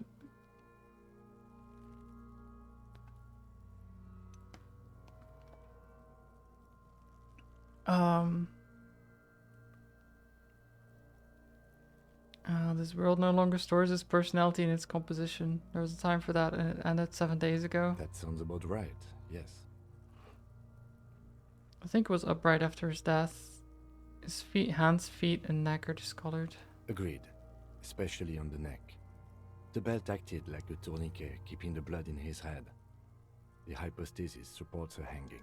I would still like the hypostasis marks in the neck to be a bit more pronounced. For some reason, my brain would like the pink to be more pronounced, especially in the neck. Maybe it looks faint to you? It could be more pronounced, actually. Dumont noté. Could it still be he was moved after death? There's always a chance. We should check for ligament marks on his neck to see if they're in tune with the belt. We'll have to get him down first. Something is coming out of him. A pool of blood and feces is eaten into the frozen mud below the man's feet. Purge liquid is dripping into it drop by drop. The victim appears to have contained no more than half a kilogram of digestion at the time of death. Kinda gross. What are you saying? Talking about shit. Oh, yeah. Maybe he went to the toilet sometime before death. Maybe. He doesn't really want to dwell on it too long. Fair. See the bruises? He's beaten up. I do. Most of them are post-mortem. Maybe even all of them. The delinquents have made our jobs harder with their little sport. Stop talking in riddles, coin slot. Kuno, shut up. It means you fucked him up good, Kuno. Fucked him up brutal like. Okay, so how do we get him down? Are you sure we finished the preliminary examination of the cadaver? We might miss some of these things once he's done. Yep. The steel reinforced belt presents a unique challenge. I brought chain cutters, but I don't see a good angle of approach to the belt. He doesn't actually think the challenge is unique. He thinks it's frustrating, annoying it harder than he thought. You know, fair. Fair dues. I can get a new slot here. And then start working on the socioeconomics thing later. Not now, though. The cadaver is a good 1.2 meters up. Neither one of us can reach the belt without assistance. And even if we do, there's the question of cutting the airship strength material.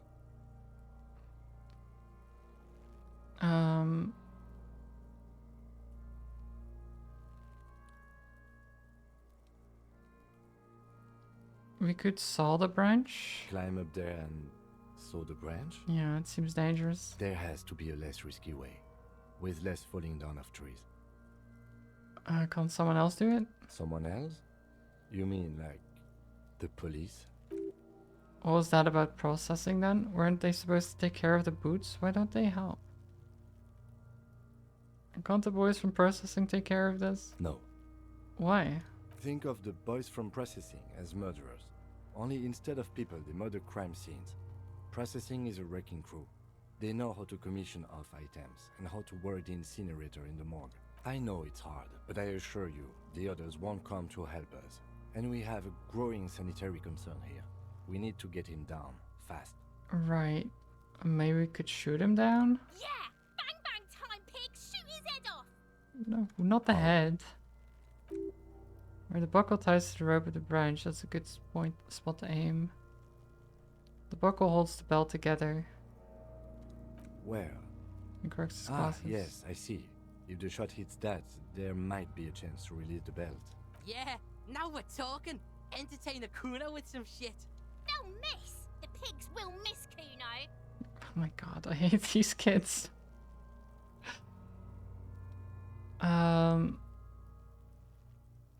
Let me try? I don't know if that's a good idea.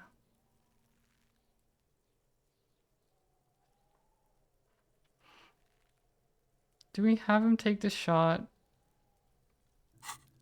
What kind of... I think it would be hand-eye coordination, right? For the gun. It's only +3, it's not very good. He probably has a better chance at it.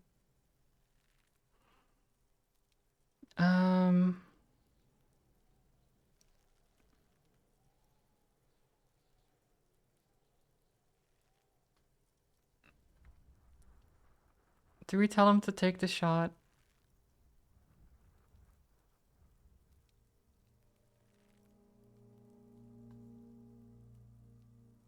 Take this shot. I'll blow his head off. Take it! Take the shot! Yeah, take the shot. Kuno wants some of that shit. Silence. With his elbows sharp, the lieutenant unzips his jacket and produces a lightweight firearm. He drops a paper cartridge in the barrel, separates the scouring stick and gives the cartridge 5 tugs, securing it in place. That's a Kijil A990.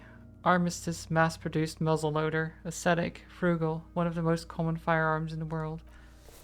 He then steps back and assumes the fullest test position, taking aim. The corner of his eye twitches, his fingers on the trigger. Easy does it. He's gonna fucking miss! The kid's voice is drowned in a shrill blast that echoes off the walls of the surrounding tenements. A cloud of smoke slowly parts in the air as the lieutenant steps back and says to himself, God damn it. well, Fucking idiot! Mookaba asshole! Kuno could have hit it easy, but then Kuno's not fucking handicapped, is he? it's okay. Kuno's sorry too. Kuno feels sorry for the Beano Cloud. God, Kuno, shut up. Lieutenant doesn't say a word, just looks at the gun in his hand. Try again, maybe? No, we are lucky as it is. We didn't break anything, and the victim remains uncompromised. Any more mistakes could put us in an unfortunate position with the locals. We Right. have eyes on us. I didn't do us any favors with that. What now? I have to say, it's beginning to look unlikely we can get him down without assistance. Can I have the gun? It's bad as it is. Us shooting firearms like punks. He pauses, then shrugs and proceeds to load the pistolet. Go ahead. I'm not stopping you. Just don't lose it. They only have one gun. The piece shines in his outstretched hand. Yeah, look, I lost mine, okay? This is the sorriest pair of pigs Kuno's ever seen. God, these kids are the worst. Take the gun. Take it, you fucking banana boyka. Take it and shoot yourself in the mouth. Feel the weight first. The cold piece of bakelite and gunmetal is surprisingly light. Your finger fits right through the guard, instinctively resting on the trigger. The fuck are you waiting for, Kuno? Tell him to shoot himself in the mouth. Point the gun at the belt. The buckle comes into focus in your sights. You stand with your feet planted firmly in the ground and your left hand supporting your gun arm. Why don't you just shoot yourself in your mouth? At least you won't miss. Oh my god. Can I say shut up? Let's say shut up. Or what? You gonna fuck me? Oh my You wanna god. fuck me, pig? Is that what this is Close about? left eye. Guess it gets out of you. I know, right? They're so distracting. You feel the view narrows, the branch slowly moves, becoming entirely two-dimensional. The metal buckle glimmers, catching the noon light as the corpse slowly rotates. There's no movement of the branch in the wind, and your shoulders directing the gun sync up, dancing hypnotically. Look, he's crying. You gonna cry now? Point the gun at Kunos. No, I shouldn't do that. Okay, 42% chance. It's pretty good, right?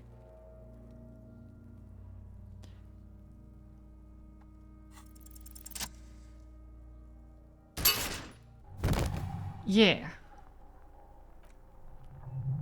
Ah. Good roll. Could aim at them. Yeah, I was thinking of doing that, but I knew I didn't. I shouldn't.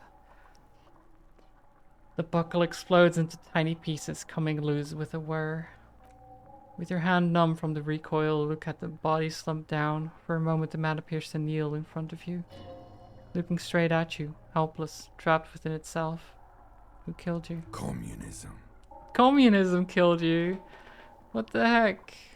What do you mean? It takes a millisecond for the association to flash within your cortex. You have no idea where it's coming from, only that it's right.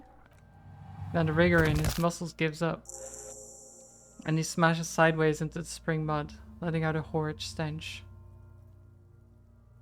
You've been policed. How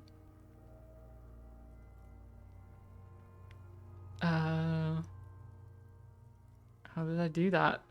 By being a damn good shot. Ace is high. Lieutenant raises his right hand, waiting for you to slap it. The ace is high, a custom invention by the aerostatic brigades during the revolution, is used to celebrate success in Revachol, especially in sports. The gesture has spread across the world despite the defeat of the revolutionaries themselves. Slap it. I'm not gonna leave it hanging, you know? Oh, what? Wait.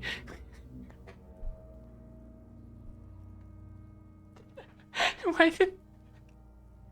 We weren't even facing the guy. What was that? We just... we just wave in the air. The lieutenant takes a little hop to perform the customary salutation. Your palm hurts from the slap. It's precise and down to the point.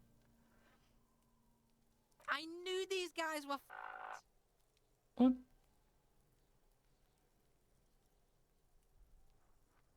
Oh, God. What now? We will perform I'll just a field ignore the autopsy guy. and determine the cause of death. But before... Excuse me. He needs to turn away from the corpse. Slumped on the ground like that has not improved the way the corpse smells. The fall seems to have released something deep inside it. It looks like I feel like taking a break from the stench. I'm sorry to interrupt the jubilations here. Just a little breather before we do the autopsy. Wait, field autopsy? Yes. The 4 phases of a murder scene. 1. Investigation of the scene. I'm satisfied with that part. The trash container, the prints, we've been thorough enough. 2. Initial examination of the victim. We were exhaustive in our efforts there. Good job. Nice. 3. Field autopsy. This will not be pleasant or easy, and it will have to be performed on the scene. The fuck are they on about? Cops are gonna cut his shit up next. 4 and final, transport of the coroner's case to the district morgue. I'll do that. God, this stinks. Don't we have someone else for the autopsy, like a doctor? No, you and I are detectives. The honorary rank of detective signifies our ability to handle the entire incident chain. From crime scene to autopsy to cleanup, we do it all. Right, okay. That is rough, but okay.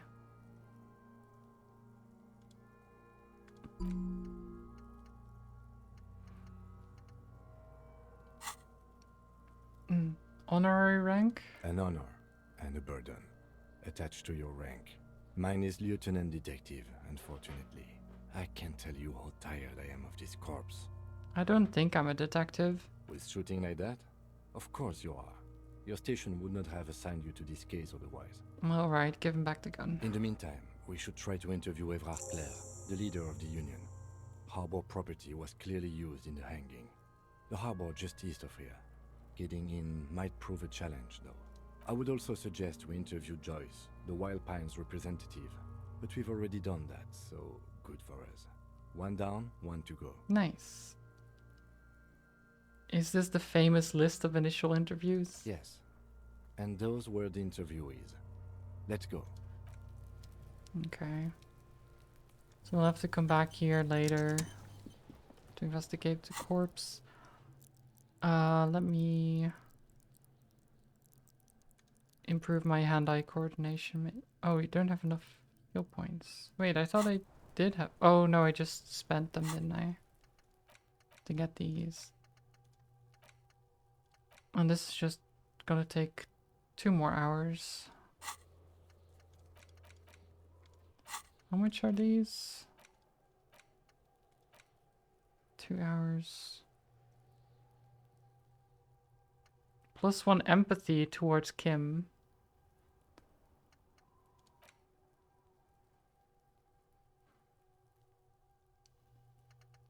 I mean, we'll do that later. So we can go into the kitchen now.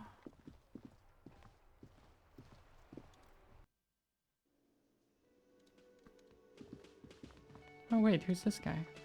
He wasn't there before. Is this guy awake now? No, he's still... Inspect a piece of plastic. It's a dock worker's ID. Doubling a shift card and a job permit. A young able-bodied man stares back at you from the photo. Santiago S. John. We can steal his ID. Should we do that? Should we steal his ID? Probably not.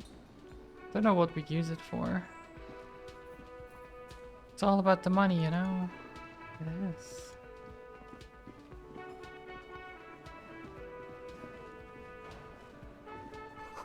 Dishes are drying. They smell of chemicals and pine trees. Money. A thin man is smoking below an exhaust hood, occasionally sipping from his mug. This must be the Whirling's cook. As you step in, he nods. Smoking in the kitchen is awful. As you step in, he nods towards the table and says something in a completely foreign language. The only words you can make out are Gorshi and Quebec. Okay, it's definitely not his name. Whatever you do, please don't call him Gorshi Quebec. Please, it's not funny. Got time for a few questions? The man puts his cup down and replies something, his left hand drawing arcs in the air. You've got impressive pots there. He smiles and bangs his ladle against each of his pots in turn. It's almost like music, especially with the sounds of assorted dishes boiling and simmering on the stove. Don't think I need anything else. Stay masculine. Stay masculine. You see a heavy steel door with a prominent dimple lock. It's painted blue. Touch the door. The cobalt blue surface feels rough to the touch. The stainless steel door is flush with its frame on every side. Old cobalt paint, rough on the fingers, 40, 50 years since it was painted, maybe? It leads to a side building, adjacent to this one. The old building next to it is half ruined. Whatever it is behind it must be older. Try to push on the door. The door does not budge. I wonder where this door leads. You do? It's a door in the back of the kitchen. Why do you care where it leads? I'm drawn to its cobalt blue. It is quite pretty. I suppose we could look into it as a side investigation. It's hardly a side investigation, you already have a name for it. No, the door is a mega investigation. I'm calling it Behind the Blue Door. It's hardly worth a title. Anyway, Gart is the person to ask about this. The cafeteria manager. And push against it again. Okay, fine. It's a mega investigation.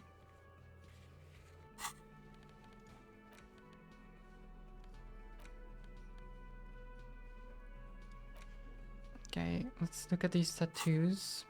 An intricate web of blue lines stretches across the man's sternum. Hundreds of fading asterisks griddle his skin, their concentration highest around the heart. Still kind of looks like a map of the stars in the night sky, but something's not right. Who are you? Gone. What's the meaning of this tattoo? For you to discover, you've gotten as far as you will without assistance. Okay, well... apparently someone who knows about history could tell me. Can I help you? Here's your trash container key. Thanks. I hope you found what you were looking for. I found the victim's clothes. How strange. I certainly didn't put them there. Could someone from on your staff have put them there? Sylvie had the keys before I got here, and I can vouch for her. I can vouch for all my stuff. None of us would tamper with the crime scene. Who else has the keys to the trash container? The trash collection service? CS Municipal. I don't see why they would put anything in the trash, though. Ah, the elusive CS Municipal. I doubt we'll be able to track down who was sent here last and when. This will have to be one of those little threads that solves itself down the road. Thank you anyway. Maybe you don't remember putting them there. Maybe you were sleepwalking or in a fugue state. I think fugue states are more your forte, officer. Well, you don't have to be rude about it. Yes? I saw another thing at the whirling. Another thing. Great. I love those. There's a mysterious blue steel door in the back of the kitchen. Oh, yes, that door, sure. There's nothing mysterious about it. It's just a door. I mean, if I don't know what's behind it, it's mysterious. No, I don't have a key. I don't know how to get there.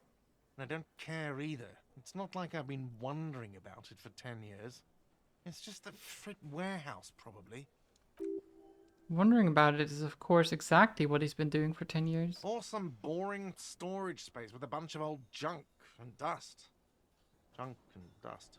He runs his finger across the counter to check for dirt. He's attempting to maintain an air of indifference. It's absolutely not convincing. I think you'd like to know what's back there. Fine, okay, a little.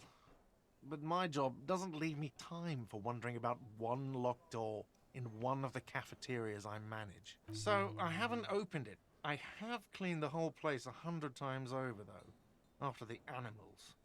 And I haven't found a key, so good luck with that. Yes? Okay. Yes? No key. What do you want to know? Now that we've inspected the scene, I want to know more about this pissing competition you mentioned. What's there to say?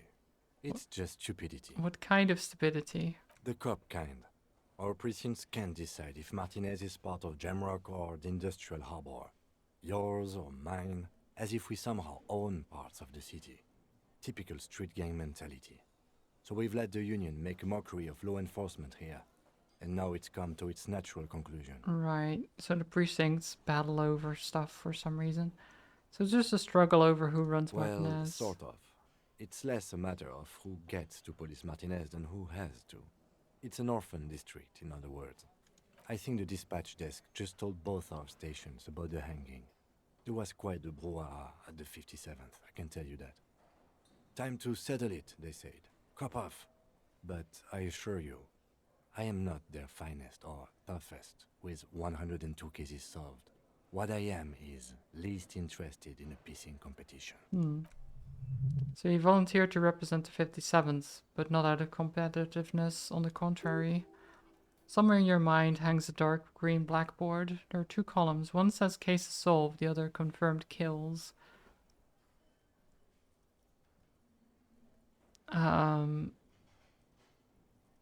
Close my eyes.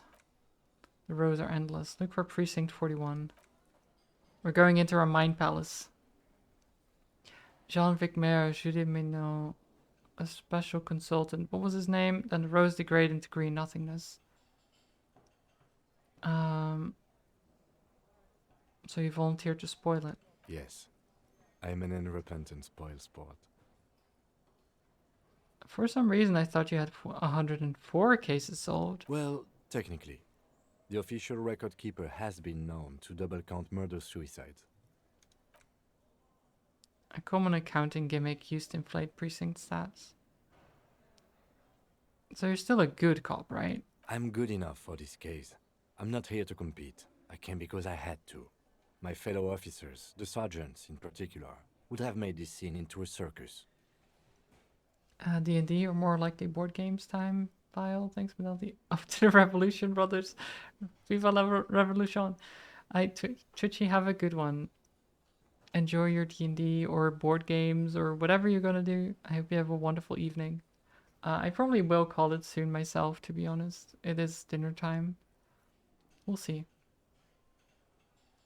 This has been really fun, though.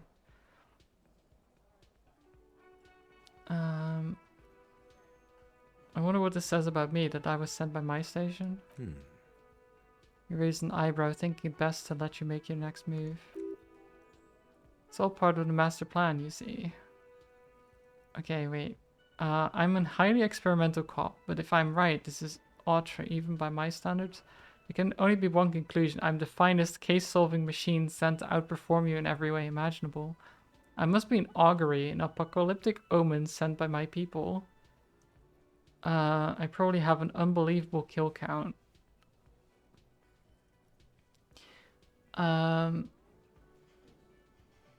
I say, I'm a highly experimental cop. Really? I arrive at the scene 3 days early, drink myself to oblivion, fully re-immerse myself in this reality, and then work the case from an angle to crescent fresh. It produces never-before-seen results, not only for criminology, but for the human mind. It can't be that. Part of him sort of wants to believe you, what you just said. It isn't, but I will prove it so. I hope you do. What's special about Martinez? Martinez? Nothing. It's just a puddle at the end of some drain pipe. No one cares about this place. They care about sports. Most of our colleagues don't even know how to get here. North of the interchange doesn't exist. Right.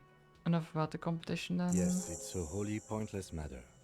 Forget I ever mentioned it. Okay, why did the 41st send me? Nice. Got him. It's because you're a failure. They sent you to Slight Precinct 57. Yeah, that makes more sense than the other stuff I thought of.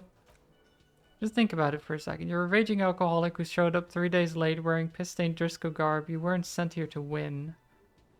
What if my precinct sent me on this case because I'm a fuck-up? Like as a joke? I've considered it. But it's not true, right? I don't think I can say one way or another. I do think it's somewhat unlikely, though. Why is that? I checked the records. This jurisdiction dispute, who polices Martinez, reaches back to the 30s. It's as old as my station. And all this time we can't decide who gets Martinez? I think, yes, both stations would prefer a win. So you are their finest? I am the finest of nothing. Do you really see me as a safe bet? Safe? No. But you're old. You've made it this far. Something has brought you through. We've only just started working together, so I don't know what it is yet. But it's there. So no, I don't think they sent you as a joke. And even if they did, we heal our morale. Surprise.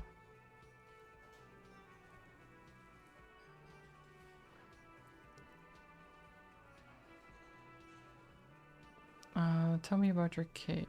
No, okay, never mind. We're done with that. Maybe I can talk to her again? Hello again, sweetie. Sweetie needs money. Do sweeties get money? No, we're not gonna ask the kind old lady for money.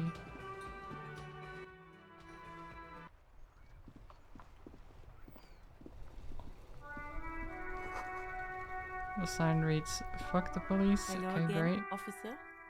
How are things? The body's down. Down? Do you mean the body is finally gone? No, the body's down on the ground. Oh, right. Can you tell me when you've taken him away then? Yeah, keep her in the loop. It's strangely enjoyable to report back on the many minute progress you've made, even to strangers. What's this fuck the police business? Excuse me?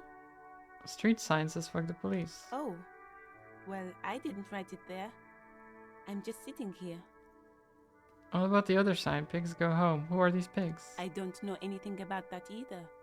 As I said, I didn't write it. Pig is a widely used term for the members of the police. It's not loving. No need to worry. We are not saying you did. Yeah, it's not. Okay. Well, I didn't. Can I borrow your gloves? I'm doing an autopsy. An autopsy? Wow. Sure, keep them. Nice. I have another pair. We need directions. Since the street sign's messed up? Where am I? What do you mean? This is Revachol, right? Yes, sir. District of Martinez. This intersection is called Roundabout North. He knows where we are. He just wants directions. I mean, I know now, yes. What is in the north? There's the pier, the Cape Side apartment buildings, some more tenements. Not a lot, really. West? It's just water. No, actually, I think they call it the Martinez Inlet. There are some islands in the bay, but they're hard to reach. Okay, east? The harbor gates. Some kind of commotion, I think. I don't follow the local politics. A fleet store, too. Okay, and south? Some shops and a bridge. The canal bridge leads to the coast, but it's broken, I think. Some kind of accident, probably. What's on the other side? Just coast.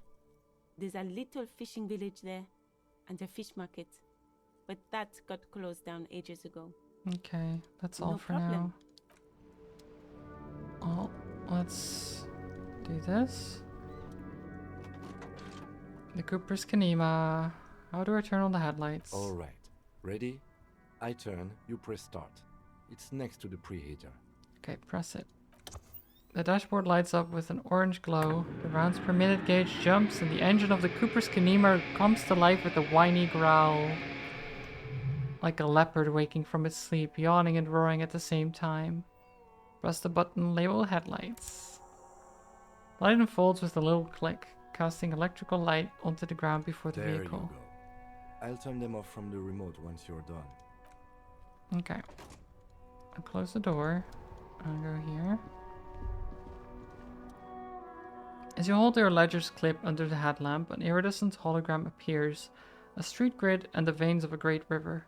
A familiar sensation washes over you. There she is. Revachol West. There's a note of pride in the lieutenant's voice. Around the borders of the watermark are dozens, no hundreds of micro-perforations. Look at the shimmering street grid. The rectangular watermark is overlaid with the logo of the RCM, and yet the major arteries of Revachol are all recognizable. They shimmer in the Kanema's headlights. We look around. A rat brazenly darts past you and disappears amongst the stopped lorries. In the distance, a child summer shrieks. A woman reprimands her in a voice no quieter than a child's cry. Ah, Martinez. Where are we on this? Let me see. Right here. He says, his finger near the top of the map, on a segment of coast jutting out into the great ocean. Sure, I've seen worse. Oh, yes. Coal City. Le Royaume. The burnt-out quarter. Look at the perforations. There are many of them, and they are divided into 3 separate rows. Tally them up. The first row is 18 dots. What about the next one? Next is the longest. It runs all the way around the border and then some. Count them. 216 perforations. Considering That nice large number, a wave of pride washes over you, though you can't say why precisely. What about the last row? 3. 3, that's it. That's it. What do the holes mean? Those are perforations. They represent your record as an officer of the RCM. They are your statistics, as it were. I should have guessed you'd keep a record. Officers often do. Let's take a look. Alpha male officers who are proud of their numbers often do, is meant. The first row represents your years of service. 18 years. Okay, not bad at all. What did you do before you volunteered?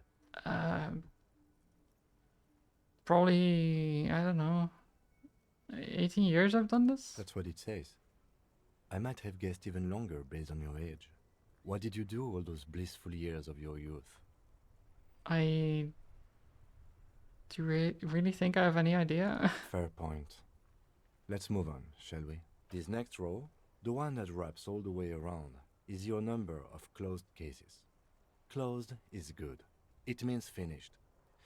You've got, let's see, wow, more than 200. 216 to be exact. It's quite a lot, even for someone who's been on the force for nearly 2 decades.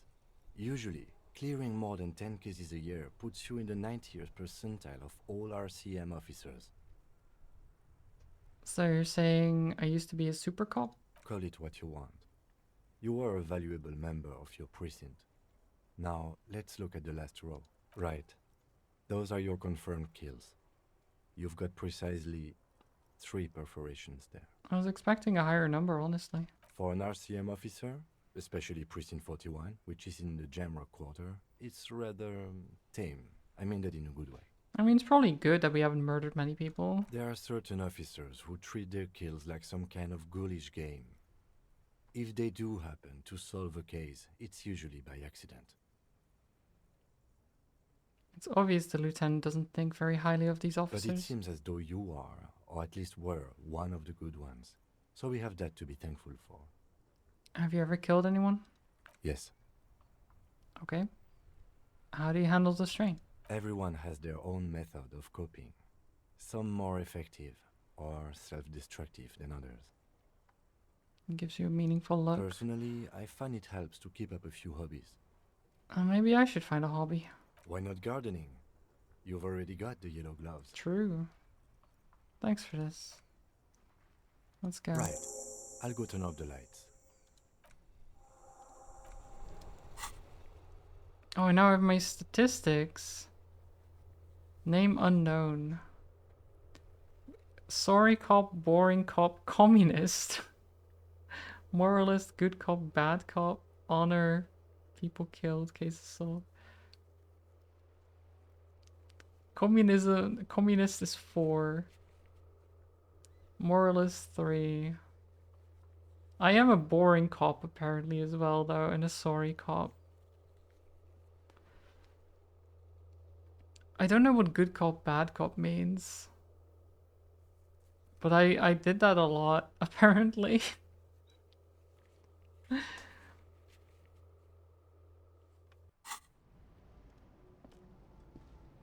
Okay, let's go back to the car. Tap on the fuel preheater gauge. No, that's enough fun with the foldable headlights. I know they are mesmerizing. They are also fragile. I'm not going to turn it on for you again. Fine. Pick up the radio. This is Precinct 57. How may I assist you? Could you run a serial number from a pair of armored boots for me? Sure, officer. What's the number? And the make of the armor, if you know it. E50 100 1000, the make and model of the armor is Fairweather T500 VE. Got it. I'll contact the ICP database immediately. Call back tomorrow. Hopefully they'll have dug up something useful by then.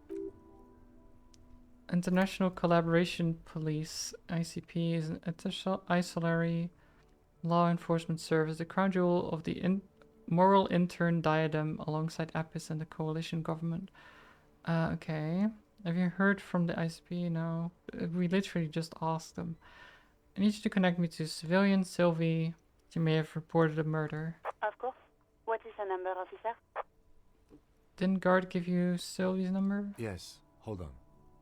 Her number is 005 1944 298. Received. Hold on, officer.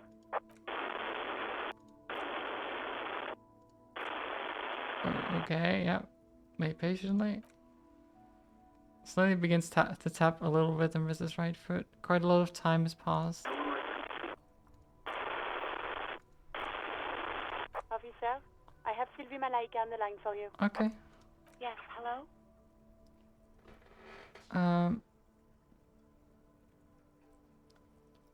This is the police calling. I have some questions for you about your last days at work, or I believe we've met before.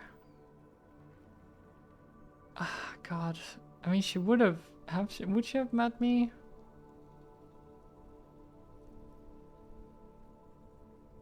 A detective from the Whirling in Rags. I'll just say this is the police calling. I have some questions for you about your last days at work. Oh, right. Hello, officer. What can I do for you? Was it you who called the police? No, not me. Do you know who made the call? No, sorry. I don't. Not a lot of people have phones around here. Copper thieves take the wires. People don't have the money to have the cables put in again. They use the Union's phone, or the one on the coast. Hmm. So Union has a phone, and there's one further down the coast. It was someone else. We'll find them sooner or later, officer. It just might take a while. Okay, next question. Yeah, go on. Do you know how my paperwork ended up in the trash container behind the Whirling? Well, you tried to jam it down the toilet, sir, clogging it completely. After I had unclogged the toilet and retrieved the paperwork, I threw it out in the trash, thinking you didn't need it. Why did we try to flush it down the toilet? I am sorry about that. Anything else, detective? She doesn't sound like she's actually that sorry. I mean, yeah, that's fair. You quit your job at the Whirling, why? You mean, why did I leave the bar?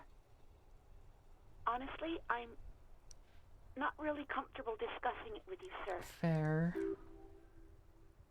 Why aren't you comfortable discussing it with me? Let's just say I left because I needed to get away from someone. Get away from whom? You know whom. Alright, I won't push you on this. Are you ever coming back to your work? Maybe, I don't know. I don't actually know whom. I have to take some time off right now. Did she try to get away from me? I hope not. Have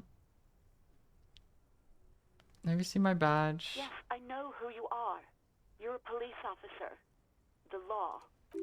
This exact conversation has happened before. Establishing authority before this young girl seems to have been important to you in the past. Don't go there again. My badge is missing. Have you seen it anywhere? Oh, no. I haven't, sorry. Real policemen have uniforms too, by the way. Where's yours? What? No, composure.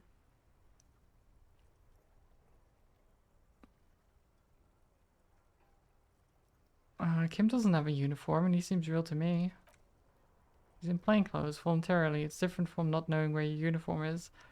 Oh my god, so we lost our uniform, our badge, and our gun. So basically we have no identification that we're even a cop. That's amazing. I mean, except it's on our clothes. There's like a thing, but that's not great. You see my gun? Please, no. Not this again. Everyone saw your cool gun, detective. I showed you my gun? When did it happen? You were trying to impress some people with it. Everyone was eating, and... She stops hesitantly, not sure if she wants to continue. No. What was I doing? What did I do? You were waving it around in everyone's face, begging them to describe it. You said it calms you, and then you started making suicide jokes. Oh my god. It got pretty graphic. Oh god. Those again. I've been trying to wean you off them. Off of what?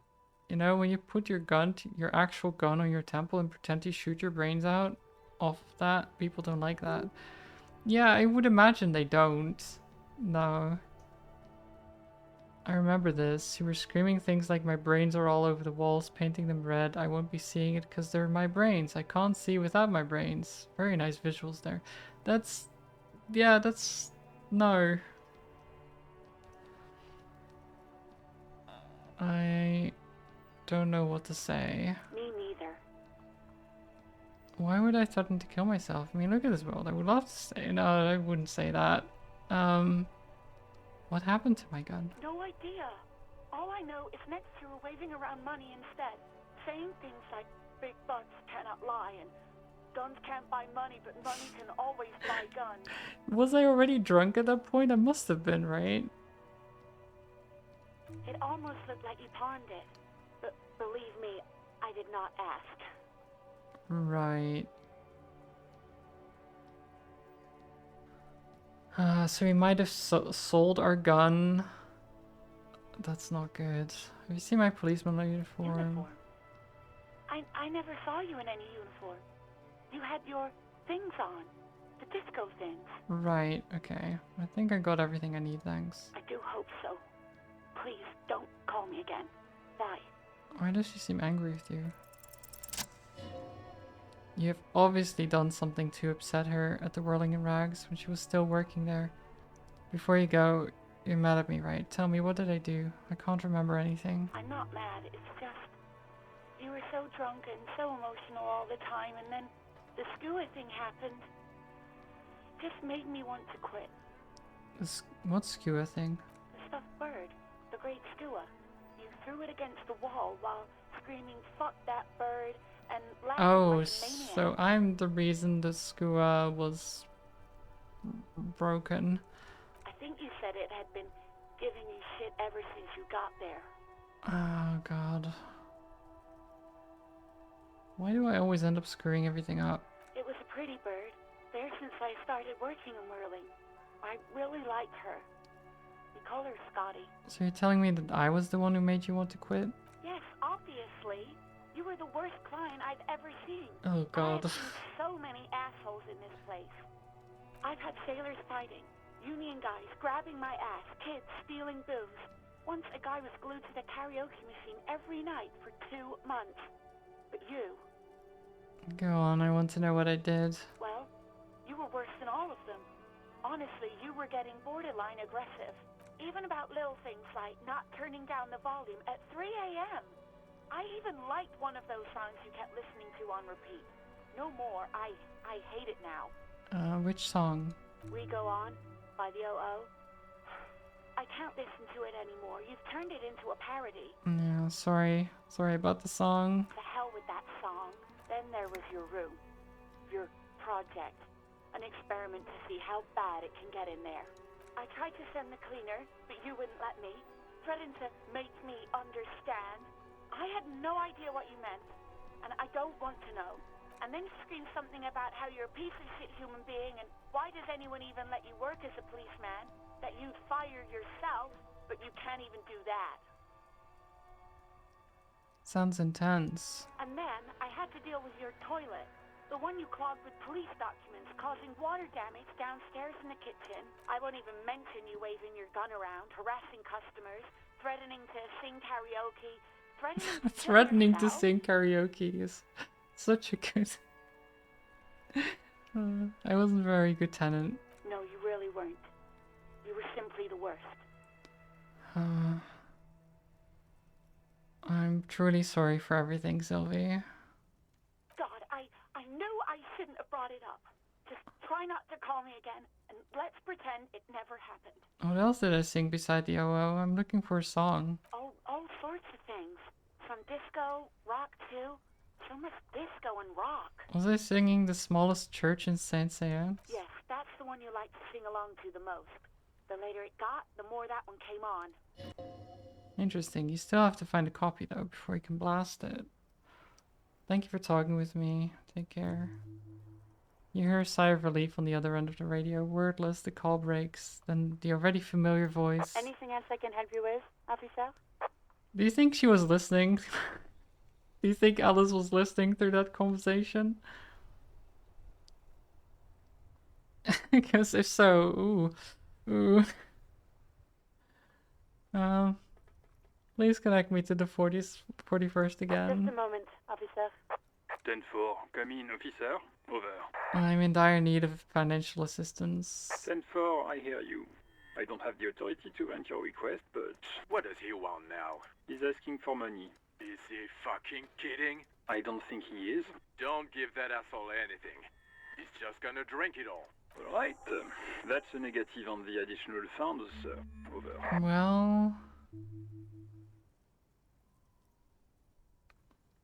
it's paramount to the investigation that you grant me more money. He says it's important to the case. He isn't getting a red cent.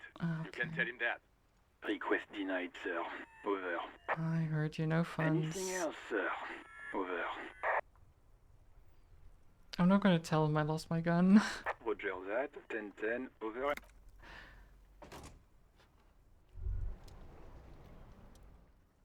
So you've been monitoring you internally, and now we know your copo type. There are copo types? Guess what's yours?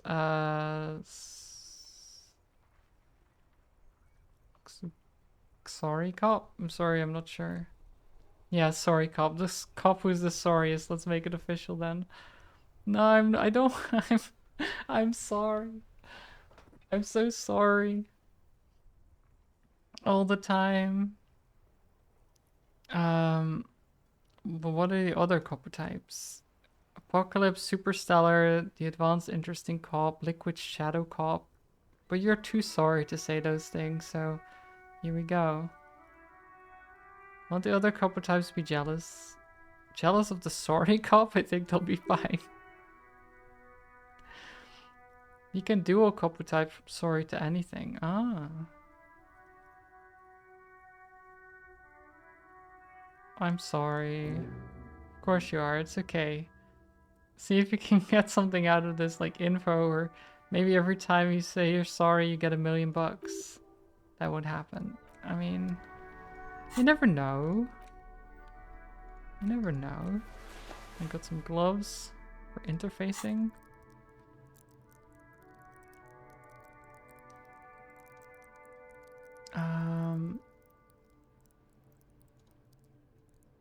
Let's get more rhetoric.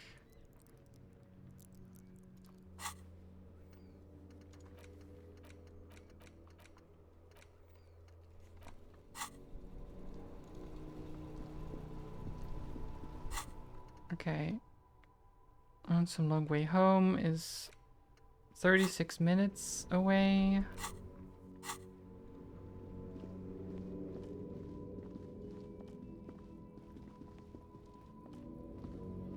Let's talk to this guy. I found this mug in the trash. Is it yours? Oh man, that's great. Look at that guy go. Haven't seen anything that funny in a while. Is it yours? God damn. Thanks for that, but no, it's not mine. He doesn't live in Martinez, okay. Well, at least he liked it.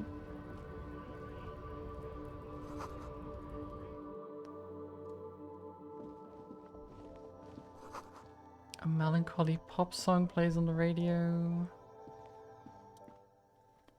The tar machine stands in the corner. Sign says 1 bottle, 10 cents. I have the tar bag with no tar. Can still use the tar machine. No. You need tear to use the tear machine. Tear, okay. You see several packaged raincoats fill a low shelf beneath a display of croissants and juice bottles. The raincoats are transparent except for the Big Fritz slogan on the back. The packages are small, discreet, sloppily stacked, making them easier to take unnoticed. No need to worry about knocking over the display. We can steal a raincoat.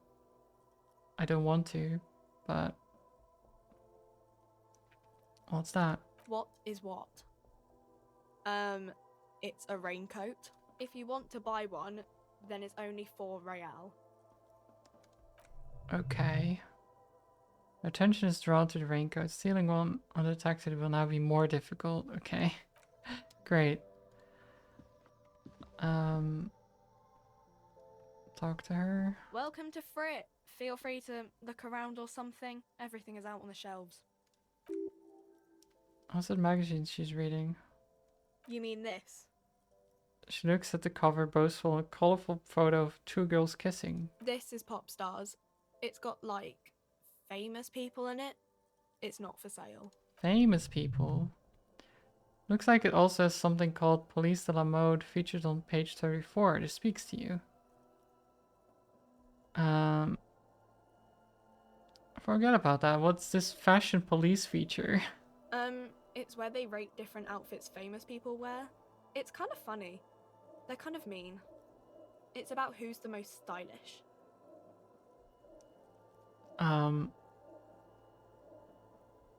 Point to her hat. I bet your hat would take the prize. No. I don't like it. I hate it. Okay. We are not the fashion police. We're the real police. That is true. We are the real police. What is this Fritz? I don't know. Frit? And what is it? Why is it written with 3 T's? I think they think that the extra T makes it funkier. It doesn't. She chews her gum with disgust. The story goes that normal Frit with 2 T's, a man's workwear shop in Redford, was already taken, so when Frit Retail Inc. grew into a multinational corporation, they had to add an extra letter to avoid trademark infringement. Classic. Okay. I'm not really supposed to be chatting to anyone, but... She puts down the magazine. Does Frit have a warehouse in the back of the Whirling in Rags? A warehouse? I don't know. Maybe. I don't really care what Frit does. This is important. She scrunches up her face into an expression of consummate adolescent skepticism. Fine. Frit doesn't have a warehouse. Just a little back room here. Okay? She turns back to her magazine without waiting for you to respond. Can you tell me anything about this reality we're in? Reality? You mean what reality? Economic reality or... She's like a student unexpectedly called upon by a teacher. Can she answer the classroom question? Tell me about the economic reality. I don't really know anything. I mean, I'm 15. 15 is an excellent time to learn about economic reality. Yeah, that's why I'm working my arse off in Frit. So I guess, like, that's economic. What about the physical reality then? I don't know. What about it? What is the revolution? When ordinary people take over the government and demands democracy. What about the one we had here in Revachol? Yeah, it happened like 50 years ago or so. Sorry, I'm not very good at this. At history, I mean. Right. The coalition, what's that? Someone told me there is one. Our government? Or do you mean something else? Sorry, I really need to finish Just this up. bothering this girl. Where are we? We're in Frit No, I meant where are we on a larger scale? as mankind, or as a nation, or As mankind. in a good place. She rubs her face thinking. I mean, science is doing great, and this radio computer thing seems to be kinda big. I don't know. Are we in a good place? It's relative, I guess. What time is it? I don't know. Look at the clock. It's right behind you on the wall. Okay. The clock shows the time at 10:09. The hands seem to be still. It's apparent the clock does not work. Great. I won't bother you with this nonsense anymore. Cool. Can you tell me anything about the dead body? I don't really know anything. I mean, I know it's there, but I haven't seen it, so... Did you know the man who died? Not really. Oh, really? Does it mean you knew him a little? No. I didn't know him at all. How long has it been there? I don't know, really long. What do you think happened? I don't know. No need to worry. It's just standard procedure for us to ask around. She doesn't know If you anything. hear anything, let us know, okay? Okay. And we're just firing off questions at this poor girl. Uh-huh. Oh my god. What's that? Pharmaceutics. A small cabinet on the wall is filled with various medicine bottles, nasal spray and blister packs. They all bear the Saint Baptiste Pharmaceutics logo. Their logo is the bloodless rose, pure white, untouched by harm. Just ask me if you need anything from Saint Baptiste. We don't stock prescription meds, but we do have Nosafed, Dramamine, magnesium, and Hypnogamma. Okay. You can see why they don't like you as a customer, I know, right? What do the products do? I don't know. Let's see. I mean, I feel like you Nosafed should is a know if you nasal sell spray. it. Dramamine is a really good painkiller. Magnesium is a dietary supplement. Hypnogamma is... I don't really know what Hypnogamma is. I guess it makes you feel less shit. It's recommended to use after lots of partying, studying, or exercising. Right. Can you be a little more specific? No. Sorry. I'm not like a doctor or anything. I feel like you should know.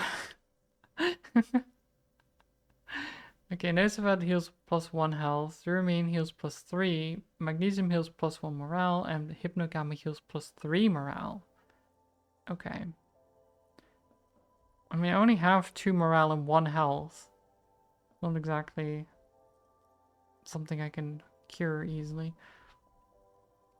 Who's Saint Baptiste? Saint Baptiste. You know, the pharmaceuticals company. Saint Baptiste Pharmaceuticals. The one that sells meds out of Saint Baptiste.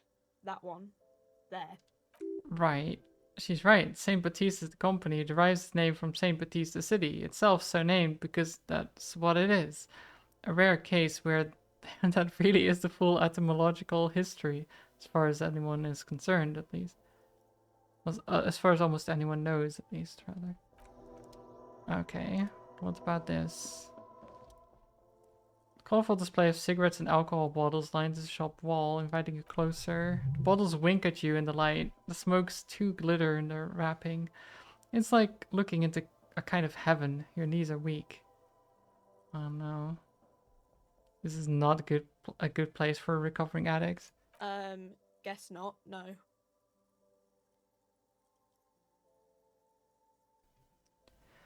She looks at the wall of goods behind her, then adjusts her hat. I'm obliged to inform you that both alcohol and cigarettes damage your health. But I guess you already know that. And too well. Too well.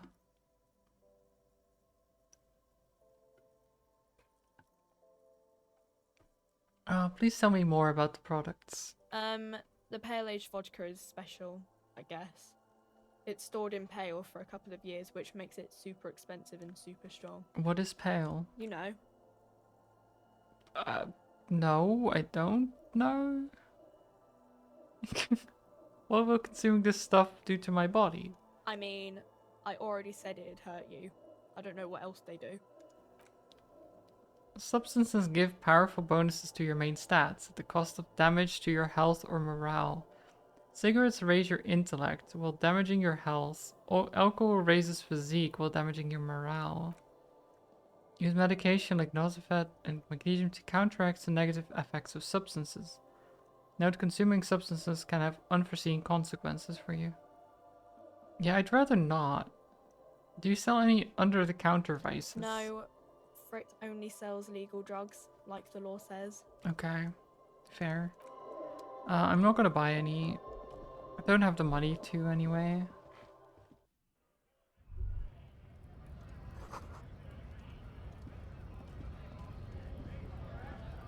What's this? Money? Okay, there's just a bunch of people over there. I think it is about time that I start wrapping up, to be honest. I will just save the game. And then call it there. We'll have to continue on Thursday, I think. Let's see. Unless the wheel lands on it tomorrow. Where am I going to send you? I will send you to combat, I think.